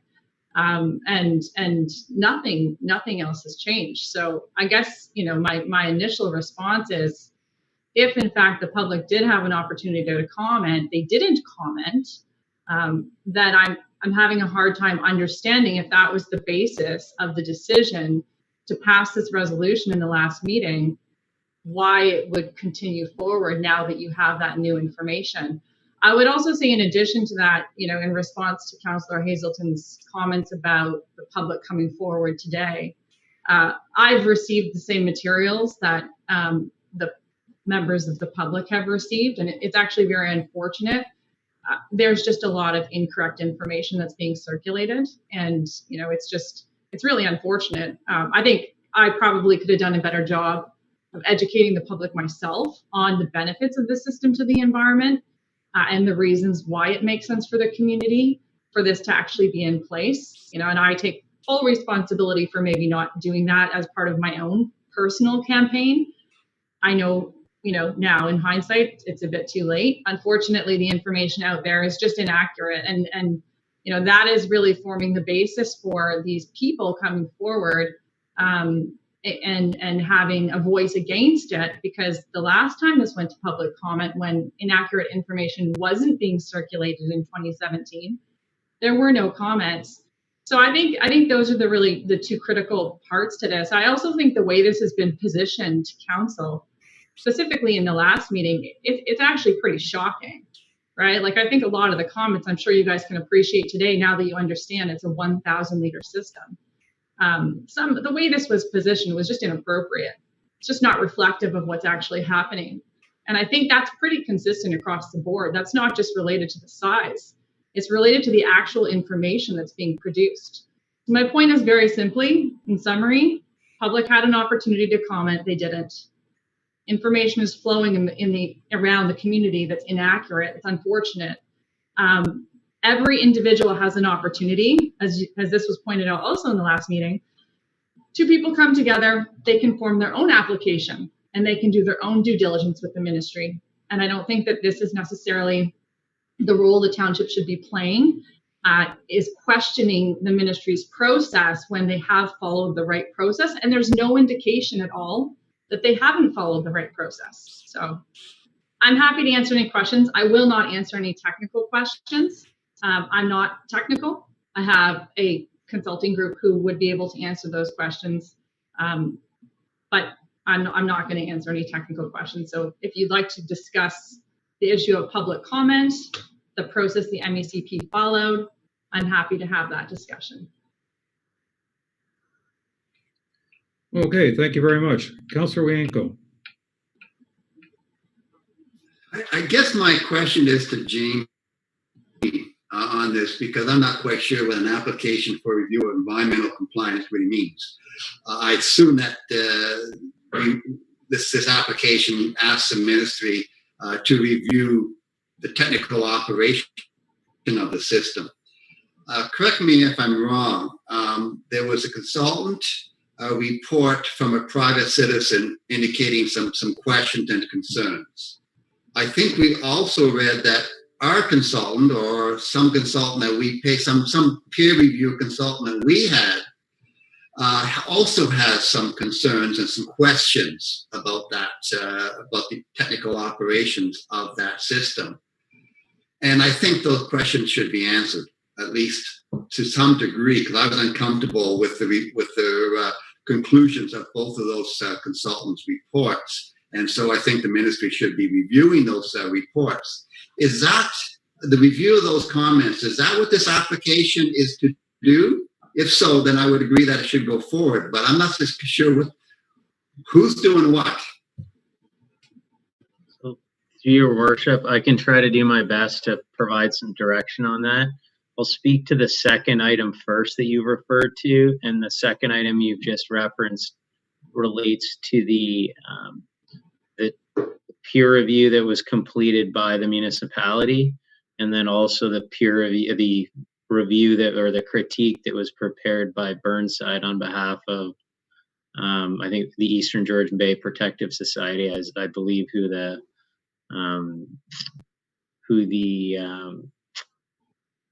proponent was in that instance. But on those two items, the township's peer review has been provided to MOECP, and MOECP has responded and indicated that no changes to the ECA are required as a result of the comments that the township's peer reviewer provided. That information was detailed in the staff report that was provided as part of the site plan application. That is new information from the time when that's occurred since the last council meeting, like the previous month's council meeting, not the one that was this week. With respect to the Burnside report, it's been provided to MOECP. That's my understanding, but I'm not aware of MECP providing comments whether there has to be modifications or not. Maybe Ms. Brandon can speak to that. Yeah, I can give you just a brief update on that. So there's really only one additional comment in the Burnside report that was in addition to the peer review, if you really dig down. And so I've been in discussions with the MECP. They have the Burnside report. I today have sent across a response to the Burnside report. They're going through that, and they are going to confirm that there are no revisions required, or there are, but that is their process. Like, that's not, there's no requirement for the Township of Georgian Bay to submit an application to the MECP to get them to review these peer reviews. They're doing that already on their own because that's their standard process. And they've requested of me to have my consultant address every single item in that peer review that was done by Cambium, and also the report that was commissioned by Tom Bain for the Burnside report. So those will be fully addressed regardless of, you know, any form of applications. And they have a team of their technical experts who are actually engineers who are actually going through this in great detail. This is their standard process, which they're following. So that, Your Worship, my response and this additional information by Ms. Brandon provides an answer, I believe, to the second part of your question, or the second piece. The first piece related specifically to this resolution that came from the previous council meeting, and is now, we've got a new resolution that relates to it.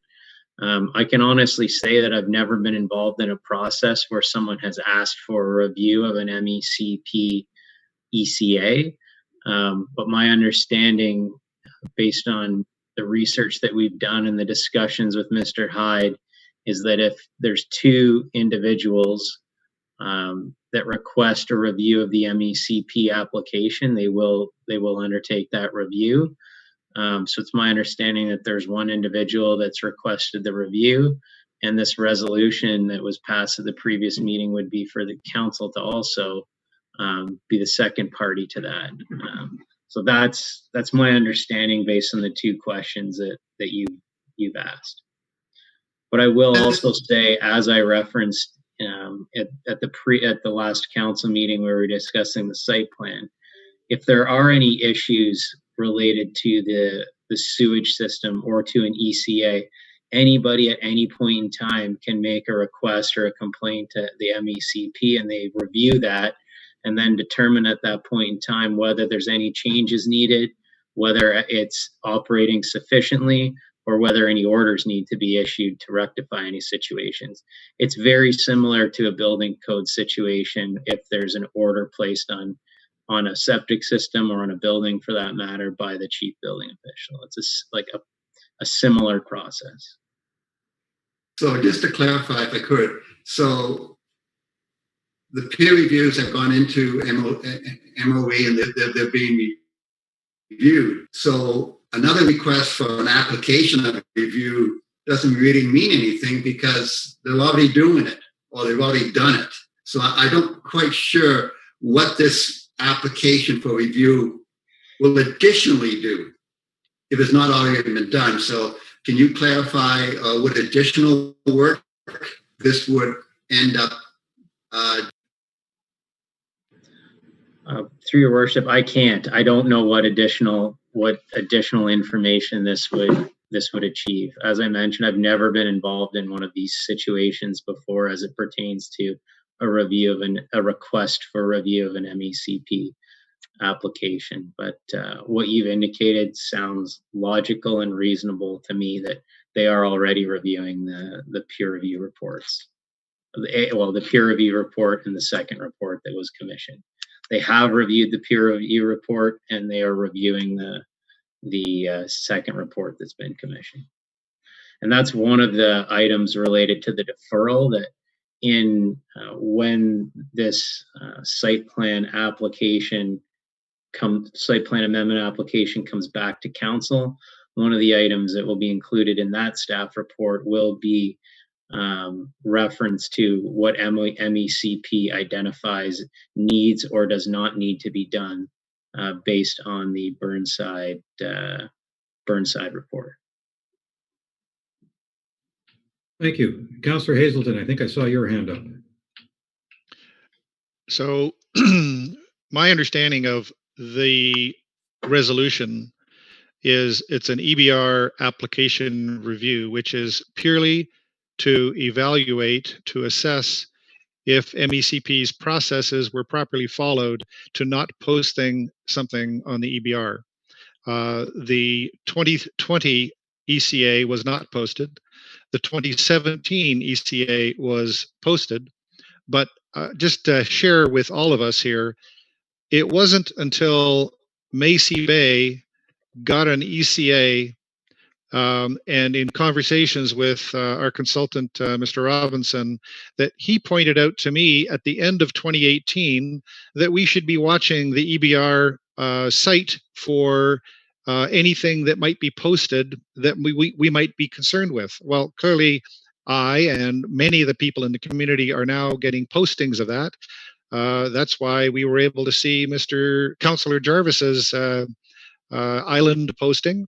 But prior to that, there was no visibility whatsoever. Now, what's of concern is I have a resident who has told me that during the middle of the EBR posting window, he contacted the township to find out how he could respond to it. And he was told nothing was going on. So I think in fairness, the 2017 ECA posting, which was posted, there were no responses because nobody in the community that I know of even knew. In fact, as I say, Mr. Robinson only at the end of 2018 brought to our attention this EBR process that we should pay attention to. So the community had an opportunity in 2017, but didn't know and were in fact told nothing was going on. And in 2020, the MECP claimed that this was just a minor change to a previous ECA, and so there was no need for any EBR posting. So this is an application to review the procedures at MECP to see if there was anything that they might have done differently in posting things. This is not an assessment of whether the system is good, not good. The previous conversations all were focused on that. But that's the only thing that this resolution did, which is to say, we are concerned, the community, that we didn't have an opportunity to comment. And MECP, could you please review the process and see if there was any opportunity, or perhaps you might have skipped over a process step that might have given us, the community, an opportunity to comment. Thank you. I would like to respond to that quickly before I go to Councillor Bochek. I'm concerned that we might possibly be confusing two different things, at least in my mind. One is the question of whether or not MECP followed their procedures. That's one question. And the second question is whether or not we think those procedures are doing the job we would like them to do. And I think that's a whole larger question, And frankly, and I've said this before in prior meetings, I am concerned with both the federal and provincial government that their method of giving notices to the world by publishing them in newspapers that nobody reads, or posting them on a website that nobody knows exists, is actually inadequate. And I believe, and I've made this comment to many a person, both at the provincial and municipal level, not yet federally. I did once federally. I believe that we need both the province and the feds to modify their procedures to give notice to every municipality itself when something's being posted. But that is a whole separate topic, and I don't want to go down that road further right now, because I think that that is a very valid concern. But I do not think, from my understanding, if we apply for an application for a review, that they will look at whether their procedures need to be modified. I think they'll just look at, did they follow their current procedures in this particular file? Councillor Bocek. So in our last council meeting, there was obviously some untruths given to council in which they based their decision on how to vote. We know that there was a public process. Nobody responded to it in 45 days. We were told by Councillor Hazelton that there was no public process, and I'm sure a lot of councillors took that to heart, thinking that something is wrong, and voted to have this review. My feelings are the township is again out of their lane, which a lot of times we are, and if there's certain individuals in Honey Harbor or on the Bay that would like to have the review done, then they're completely free to contact the MECP or the MOE and ask for that review.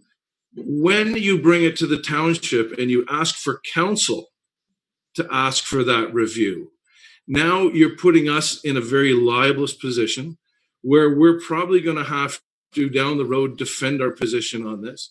Legal costs, planners costs, all kinds of costs to the ratepayers of this township for something that we voted on, and we didn't have all the truth because Ms. Cheryl Brandon was not allowed to refute the claims being made by Council Hazelton because council did not allow her to speak. In my mind, this is very simple. I know now that there was a public process. I know there was the ability for 45 days for people to make comments on this. I also know that when it came back around in 2019 or 2020, there was not significant change to go back to the public and ask for comment. So are we overstepping our boundaries? Are we out of our lane? As far as I'm concerned, yes. This is something that we have no control over outside of the site plan agreement on where this is going to be located to make sure we meet the setbacks and everything else. To get involved in asking them to review their process, as far as I'm concerned, is way out of whack, way out of line. And if somebody on the Bay wants to do that, have at it. But I'm not going to support our council asking for a review of the process of the MECP. Councillor Cooper, I'm going to like to shut this down fairly quickly. So if anybody wants to add more comments, let's make them reasonably brief. Thank you, Mayor Kutzier, and I'll do my very best. My comment is this. We passed a resolution. It was the right resolution to pass. We want MECP to do this review, and we should want that for our constituents. And I support the previous resolution that we passed. I can't support what is being put forth today. Thank you. And I, by the way, have difficulty with the assertion that somebody's lying here. Thank you.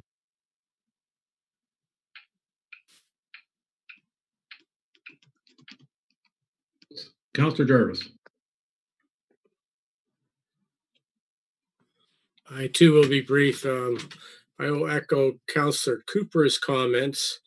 I think that we had the right resolution in place. I think it is our duty, absolute duty, to provide protection to our constituents and also to provide a venue for all property owners and business owners to do what they need to do within the guidelines provided by all bylaws and everything that's been put in place to protect the environment. But I don't see one side of that being fulfilled, and I think the motion as it stands from last session is something we need to closely look at and have done. So I'm standing with those that say the resolution from the last meeting should stand.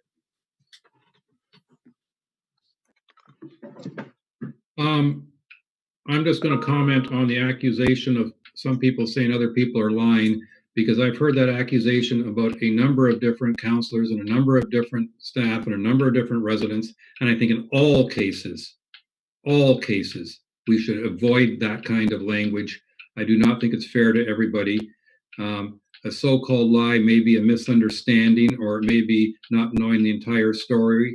I think we have to be very careful, in using that word or accusation towards various people. I've seen it in a number of the correspondence I've received. Don't appreciate that. Mr. Mayor, I did not say lie. I said there was some untruth spoken at the last council meeting, and that could be inadvertently because it was told to Mr. Hazelton in that fashion, and he relayed it to us. I did not, and I'll repeat, I did not say there was a lie. I said council was given some untruths. No, but Councillor Cooper used the word lie, and I wanted to respond to that word. Okay, sorry, I thought that was directed at me. No, I was not directing at you. But having said all that, I would like to call a vote, but I'm going to make a couple of comments myself, because my vote will be changing. And the reason my vote will be changing is a couple.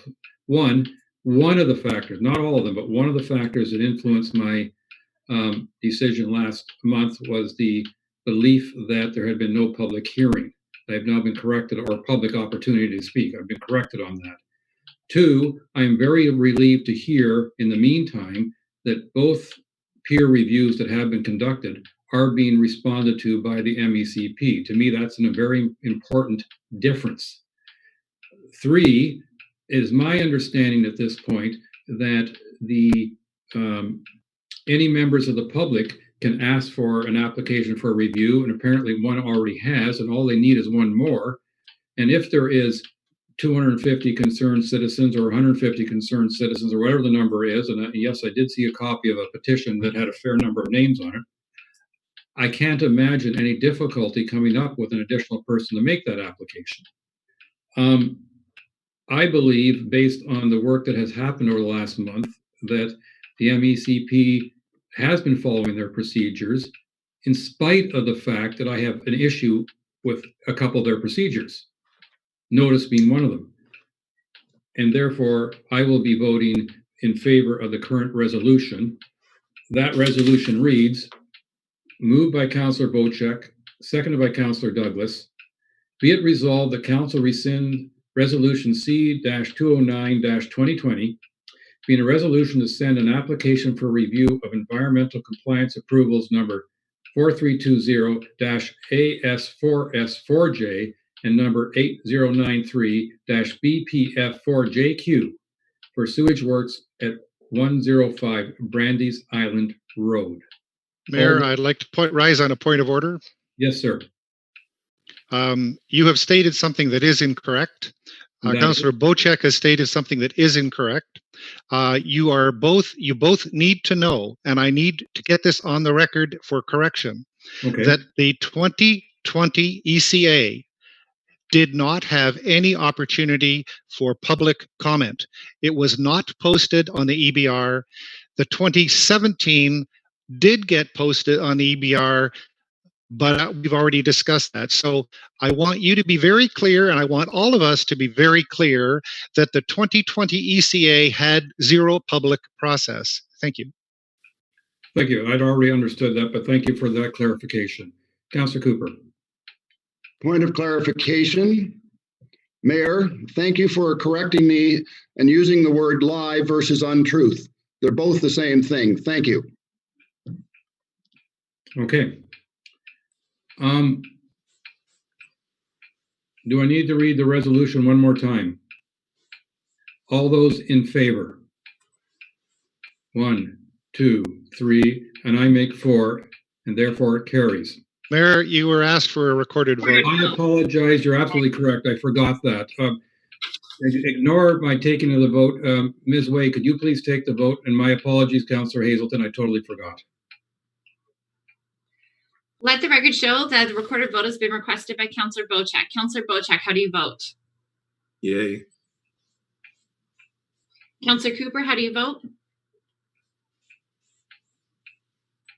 Sorry, Councillor Cooper, can you unmute yourself so I can hear you, please? Sorry about that. Nay. Councillor Douglas, how do you vote? Yay. Councillor Hazelton, how do you vote? Nay. Councillor Jarvis, how do you vote? Nay. Councillor Wanko, how do you vote?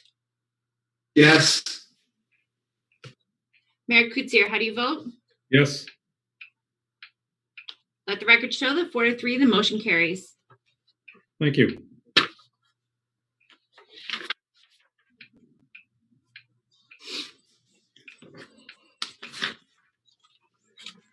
All right. Next on our list, I believe, is item 10, bylaw 2020-75. Worship, we added item 9C, Brandy's Cove proposed sewage system discussion as requested by Councillor Jarvis. I apologize. Thank you for paying attention to that. Councillor Jarvis. I don't know that I need to add anything from the standpoint of my request, considering the discussion we just had. I think since I think we got to have an open discussion apropos of things we discussed before lunch about what's transpired, how it transpired, and why it transpired. I, for one, am of the belief that while the 2017 ECR was apparently open to public comment, it was never made evident to those that would want to make comment that it was available. Two, I find it troubling that information provided, so far as I understand it so far, the information provided with regards to the design specs for that treatment facility includes data that's at least 4 years old, and I'm wondering why more current data wasn't available. I think it's kind of nice that Ms. Brandon is with us at this time. Maybe she can help with some of those questions. But that's why I thought it might be worthwhile to discuss this. I wasn't imagining that we'd have such a fulsome discussion on Mr. Bochek's motion, but I think maybe we could follow up with some more discussion now and maybe get a few questions answered. That was the reason for my request of discussion on this. Oh, so if I understand you, sorry, Clerk Way, before I speak, you want? Sorry, just a procedural matter. If we wish to let Ms. Brandon speak again, the previous motion that allowed her to speak was specific to item 9A, not 9C. So we would need to pass another motion to waive the rules of procedure if we would like to have her provide comment at this time. Let me. Almost the same motion, but not quite. Yeah. Be it resolved, the council waive the rules of procedure to permit a member of the public to speak and address members of council as part of new business for Ms. Cheryl Brandon from Brandy's Cove during item 9C, Brandy's Cove. All those in favor? 1, 2, 3. Okay, I make it 4, so that carries. Now, Councillor Jarvis, if I understood what you just said, the one item that caught my ear, and I want to see if this is one of the items you want discussed, is that the report that we received included use data up until, was it 4 years ago or something, and not more recent data? Correct. That's the information I have, which may be wrong or may be incomplete, and that's why I'm asking. Shows flow data to that system for a period from 2012 to 2016. It also indicates that flow data was averaged over, I believe, a 6-month period when the bulk of the flow would likely be over a somewhere between 2 and 4 month period. And I'm wondering, so that led me to understand that maybe the system wasn't set up to handle my perceived thinking that the flow would be significantly greater more recently than back 4 to 6 years ago. And I'm hoping that we can get some seeking clarification on that. Sure, I'm happy to comment if you'd like. Please go ahead. Thank you. Okay. As I mentioned previously, I'm not technical, but I'll do my best. So this is one of the items that the Burnside report addressed. So this will be fully addressed in the response with the MECP. So all of the data, we have all of the data, so that will be addressed. As it relates to the peak flow rates, the way they were actually calculated wasn't averaged over 6-month timeframes. They were actually over more condensed timeframes, so they were done on a monthly basis. So if you look in July and August, which obviously would be the peak months for our business, that's when they looked at the peak flow rates, and they were 40% below design capacity. And then I would say the other thing is that the way that we manage it, just so you have an understanding, maybe it's probably a good idea for you to have an understanding of how we manage this. We actually have the ability to control the pump out system for the boats throughout the 7-day period throughout the week. So we don't have a situation in which we have, every boat at our dock on Sunday evening getting pumped out. We actually pump the boats out throughout the week on the basis of what staff can manage. So it's actually done averaged on a daily basis. There isn't like a peak flow rate on a specific day. So the way they addressed it was they looked at the monthly peak flow rates. And as I said, that was 40% below the design capacity. But that will be, Councillor Jarvis, that will be all addressed with the ministry in the response to the Burnside report, which is something that the Burnside report had addressed, and that will be dealt with. Councillor Jarvis, and I do see Councillor Cooper's hand to follow you. And just to follow up, while I don't need the data, obviously, have more recent data been provided to the ministry then is for their information? I am not exactly sure what data has been provided to the ministry. What I can tell you is that through this process with Burnside, they definitely will have access to all information. I, again, am not digging deep into this side of it. I have a full consulting team, as well as I have people involved in the business on a day-to-day basis. I understand that. Directly, yeah. I have a day job beyond this, so I actually work in Toronto. But I'm involved. I'm the owner of the business, but I do have a team of high quality, credentialed people who are dealing with this system and have been dealing with this system from the beginning. I must say, Ms. Brandon, given what's behind your head in our view, we didn't think you were actually on site at the marina. No, I am not. I'm on the 50th floor, downtown Toronto. Councillor Cooper, your hand was up. Yes, and I'm suitably impressed with the view. Thank you.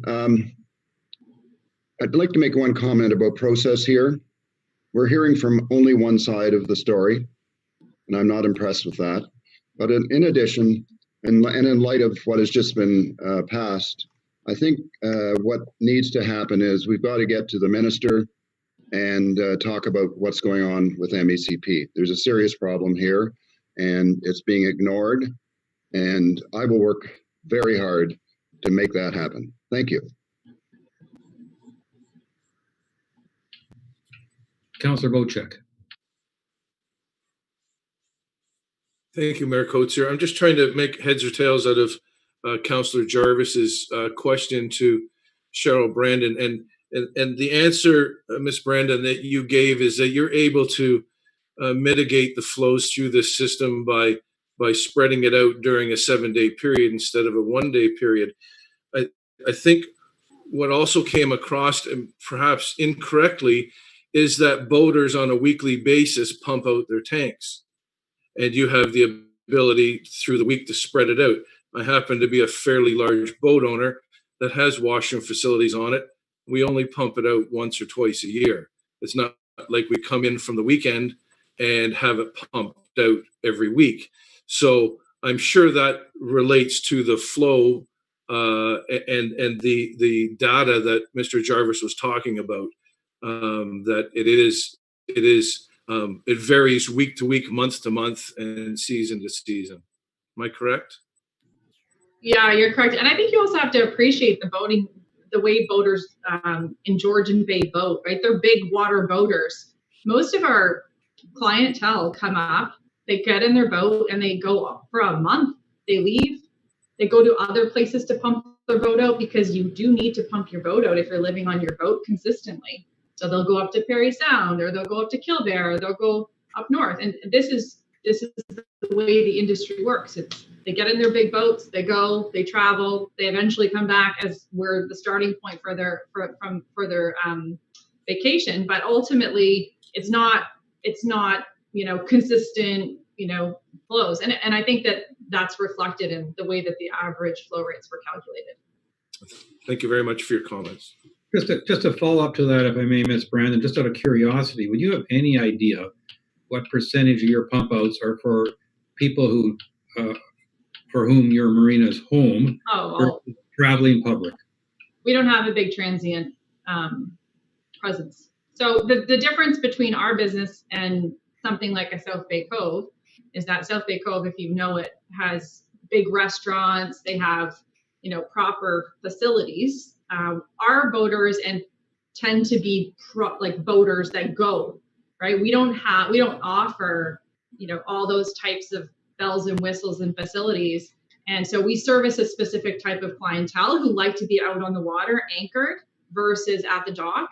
And as a result, we don't tend to get a lot of transients because we don't have anything to offer you. That's really the basis of it. Thank you. Yeah. Other Councillor Douglas. I just wanted to take the opportunity to thank Cheryl very much for the information you've given us today. I wish we had an opportunity to hear you last month, because some of this information, it's just important for those of us who don't know your operation that well. And that was one of the reasons last month I had trouble supporting the resolution that went forward. But thank you so much for taking the time to speak with us today. No problem.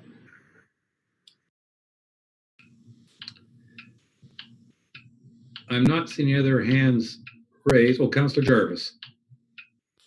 I think I'll make a point of clarification here. I think our reasoning for the motion last time around was not necessarily to do with anything that the Brandy's was doing, but it was with the issue with the procedures that the MECP seemed to be using, and that's what we were questioning, and that's what we wanted answers on at their end, not necessarily at the Brandy's Cove end. So in a way of defending the motion and my support of it, and last time around, I feel that what we're trying to do is get the MECP version of events on all this, and finding out if there was anything lacking there in this process. And that's the reason for doing that. Agree with you 100%, because I remember making that comment last month, that this was an MECP question. Seeing no more hands raised, Councillor Jarvis, Councillor Hazelton. Thank you. I'm delighted that Councillor Jarvis put a resolution out there so we could begin to talk about this. I think that in fairness, there is an enormous amount of unknowns. There is lots of skepticism on accuracy of data, as Councillor Jarvis has highlighted. I think Ms. Brandon has done a good job of indicating that the right data will be coming forward. However, we have two peer review reports who are both claiming that they are very, very uncomfortable with the data that has been used as the premise for the design. And then we have further comments from Burnside indicating that the MECP would normally require the proponent to demonstrate that the sewage system will not have any impact on the water quality of the receiving water. That's a quote out of the system. And that they would expect an impact assessment to be done. And what we're faced with here is there's a general belief that since this appears to be the first system that anybody has been able to identify where somebody would be trying to process marine septage on a tiny, mainly gravel-filled island, sand-filled, gravel-filled island, where nobody has been able to demonstrate any proof that marine septage has been processed in this kind of environment. It's really extremely uncomfortable for the community to believe that the current state of the design is going to protect their waters. And so what I would hope... Councillor Hazelton, are you not repeating what you've said numerous times in the past? And have we not heard, now correct me if I'm wrong, but have we not heard that the Burnside report, which you are basically quoting from, is in front of the MECP for their response?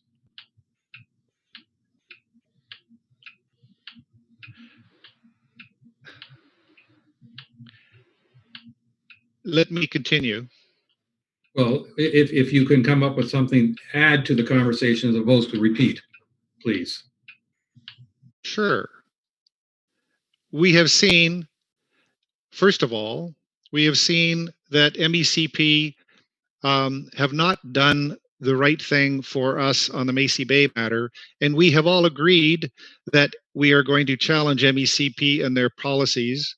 We've seen the community challenge the MECP on their policies and practices. Hold on, let me finish, because this. No, hang on. My understanding of Macy Bay is we have doubts about what MECP is. Not everyone is saying they've done everything wrong. We have doubts about what they've done. I think that's fine.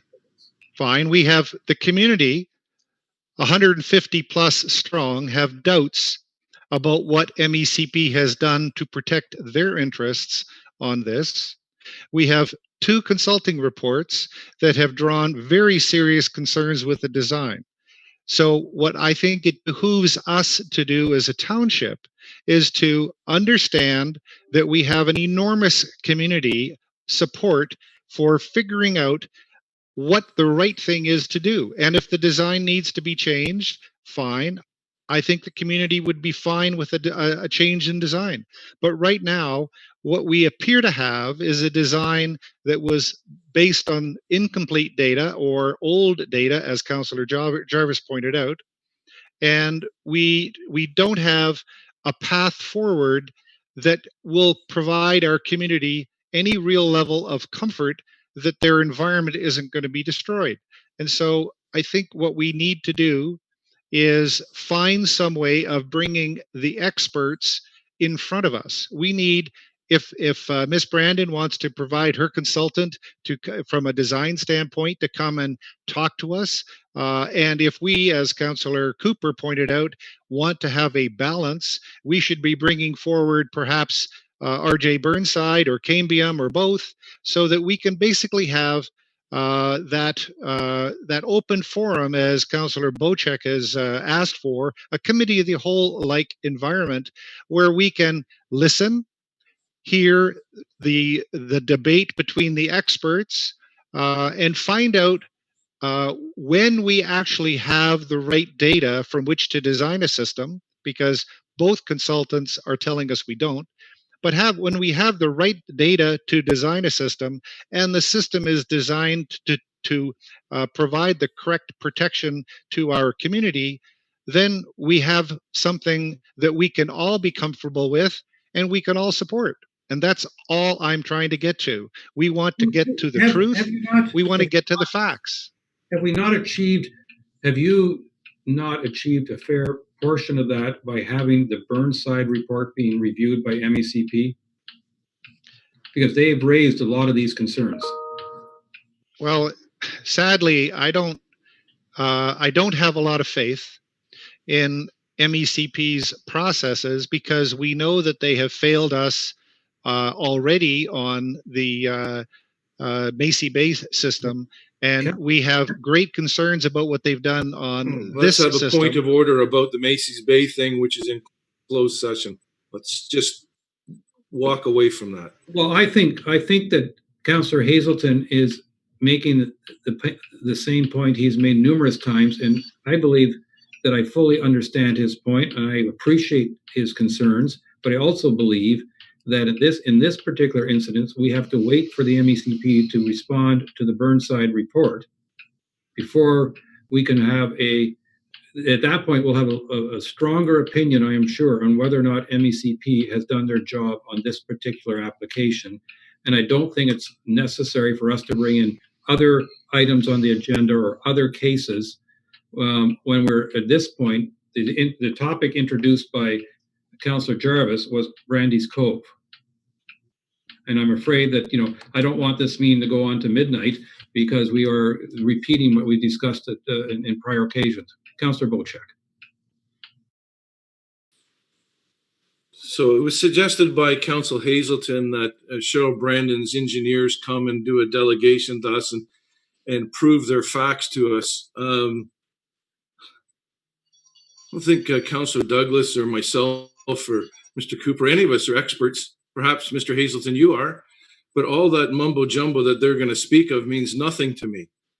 I'm hoping that what is presented to the employees of the ministry, they're the experts. They're the biologists. They're the technicians. They're the ones that make decisions based on the data given. To ask me to make a decision on a septic system after hearing the data coming from an engineer, you might as well be talking to me about something on the moon, because I'm not an expert. You might be, but I'm not, and I don't think any of the rest of us are either. So we have to rely on the ministry to look at the data, form their opinion, and go through the approval process. We're not the experts. Well, and I'd hasten to add, I think that's one of the reasons why we utilize peer reviews, is because we're having experts look at other experts' work to see if there are any flaws in it. And I think in the case of the Brandy's Cove application, we're aware of at least 2 peer reviews that have taken place. And my understanding is that MECP responded to one of those reviews and is expected to be responding to the other review. Councillor Jarvis, you brought this topic up. Have we spoken at sufficient length to satisfy you? Do you want to make any form of motion at the end of this, or do you want, or what? I don't know that any motion right now would achieve anything with regards to what's transpired between meetings last month and today already.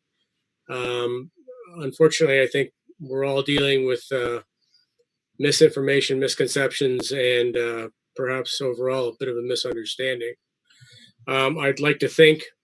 I really would like to think that the proposed septic system will do the job that it's purported to be able to do, because having septic shipped off site, as Mr. Bocek has indicated in previous meetings, is probably not really that desirable. So in that context, I like the idea. I really am afraid that for some peculiar reason, things aren't going to work out the way we'd like them to work out in that regard, and that's my opinion. But I don't see that another motion at this time would achieve anything. I am crossing my fingers that the MECP can use proper due diligence with regards to the reports that have been provided to them and come back with the appropriate response.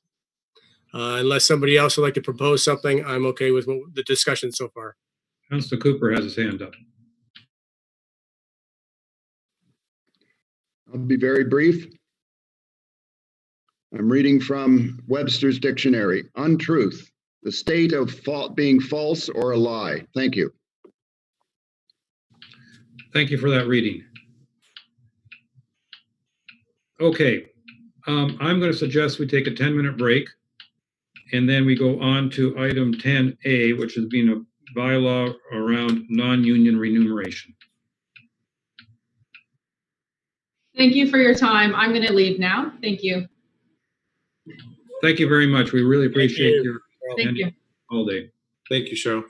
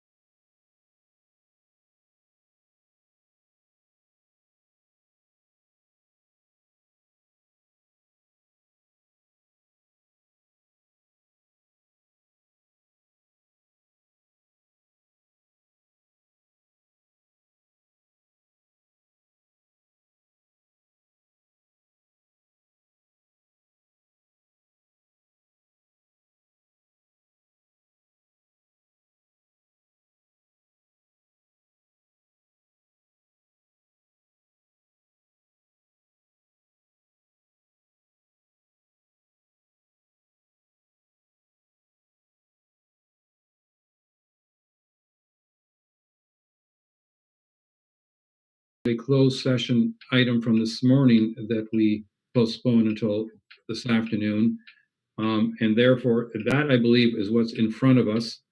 In an hour from now, we will have to pass a motion to extend our meeting if we don't get everything done within the hour. Sorry, Your Worship, this morning's item is separate, so we need to adjourn this meeting to go back into that meeting. Oh, because that's a planning council meeting, even though it's the same council. Correct. Oh, the technicalities. Okay, so let's get this done. We'll see how efficiently we can do that. What happens if we open up the planning council after 4:30? Do we have to do a motion that say we've opened up the meeting after 4:30? Probably. Let's try not to. All right. So in front of us at this point, and I presume Julie B has us active or never cut us off for as far as being taped or whatever it is.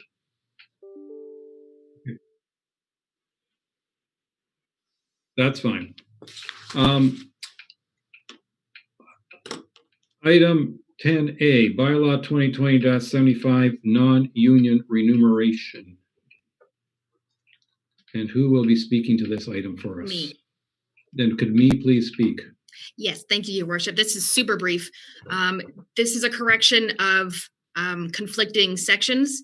And so there was one section in this bylaw that stated that extended management get paid out for bank time, but we do not. So one section said we did and one section said we didn't at the end of the year. So we just clarified it that we do not get paid for bank time. So it's just a small change, but because it's a bylaw, it still needs council approval. And moved by Councillor Hazelton, seconded by Councillor Jarvis, be it resolved that Council of the Township of Georgian Bay hereby enact bylaw 2020-075 to set remuneration and benefits for the non-union employees of the Township of Georgian Bay and to determine the conditions of employment. Any discussion? Councillor Jarvis.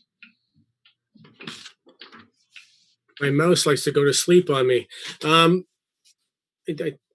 One just quick comment. I'm kind of happy with the resolution. Otherwise, I think we'd be having to redo our budget significantly to allow for additional funds to pay these staff for the extra time, for the bank time. So happy to hear it in that regard.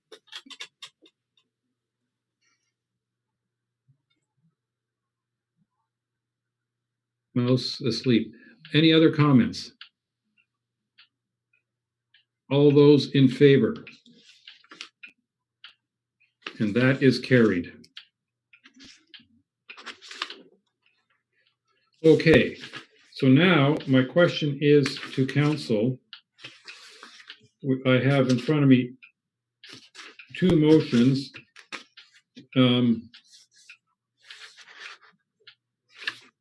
And the question is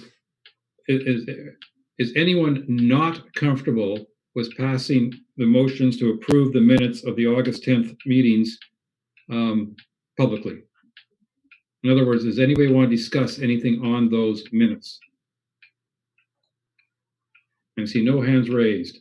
So I have a motion moved by Councillor Hazelton, seconded by Councillor Jarvis. Be it resolved that Council adopts the August 10th, 2020 closed session special council meeting minutes as circulated. All those in favor? And that is carried. And I also have, be it resolved the council adopts bylaw 20. Nope, that's not the one I have. I'm missing one here. Would you like me to read it? I got it. Got it? Sorry about that. Be it resolved the council adopts the August 10th, 2020 closed session planning council minutes as circulated. All those in favor? And that is carried. You had them in reverse order on my schedule as opposed to the agenda, so I got confused. That's my excuse, and I'm sticking to it. Okay. Page 32. Where did 32 go? There it is. Be it resolved, the council adopts bylaw 2020-076, being a bylaw to confirm the proceedings of September 16th, 2020 council meeting. All those in favor? That is carried. And be it resolved, the council does now adjourn at 3:32 p.m. until next minute, I guess, or 2 minutes from now. Or did I see some comment that we otherwise? We're going to adjourn until Wednesday, October 14th, because this is council, and then we're going to go back into planning council. So. Okay, be it resolved, the council is now adjourned at 3:32 p.m. until Wednesday, October 14th, 2020 at 10 a.m. or at the call of the chair, which, by the way, odds are will be called for a special council meeting before then. But that's not part of the motion. All those in favor? Okay, so we're now out of regular council.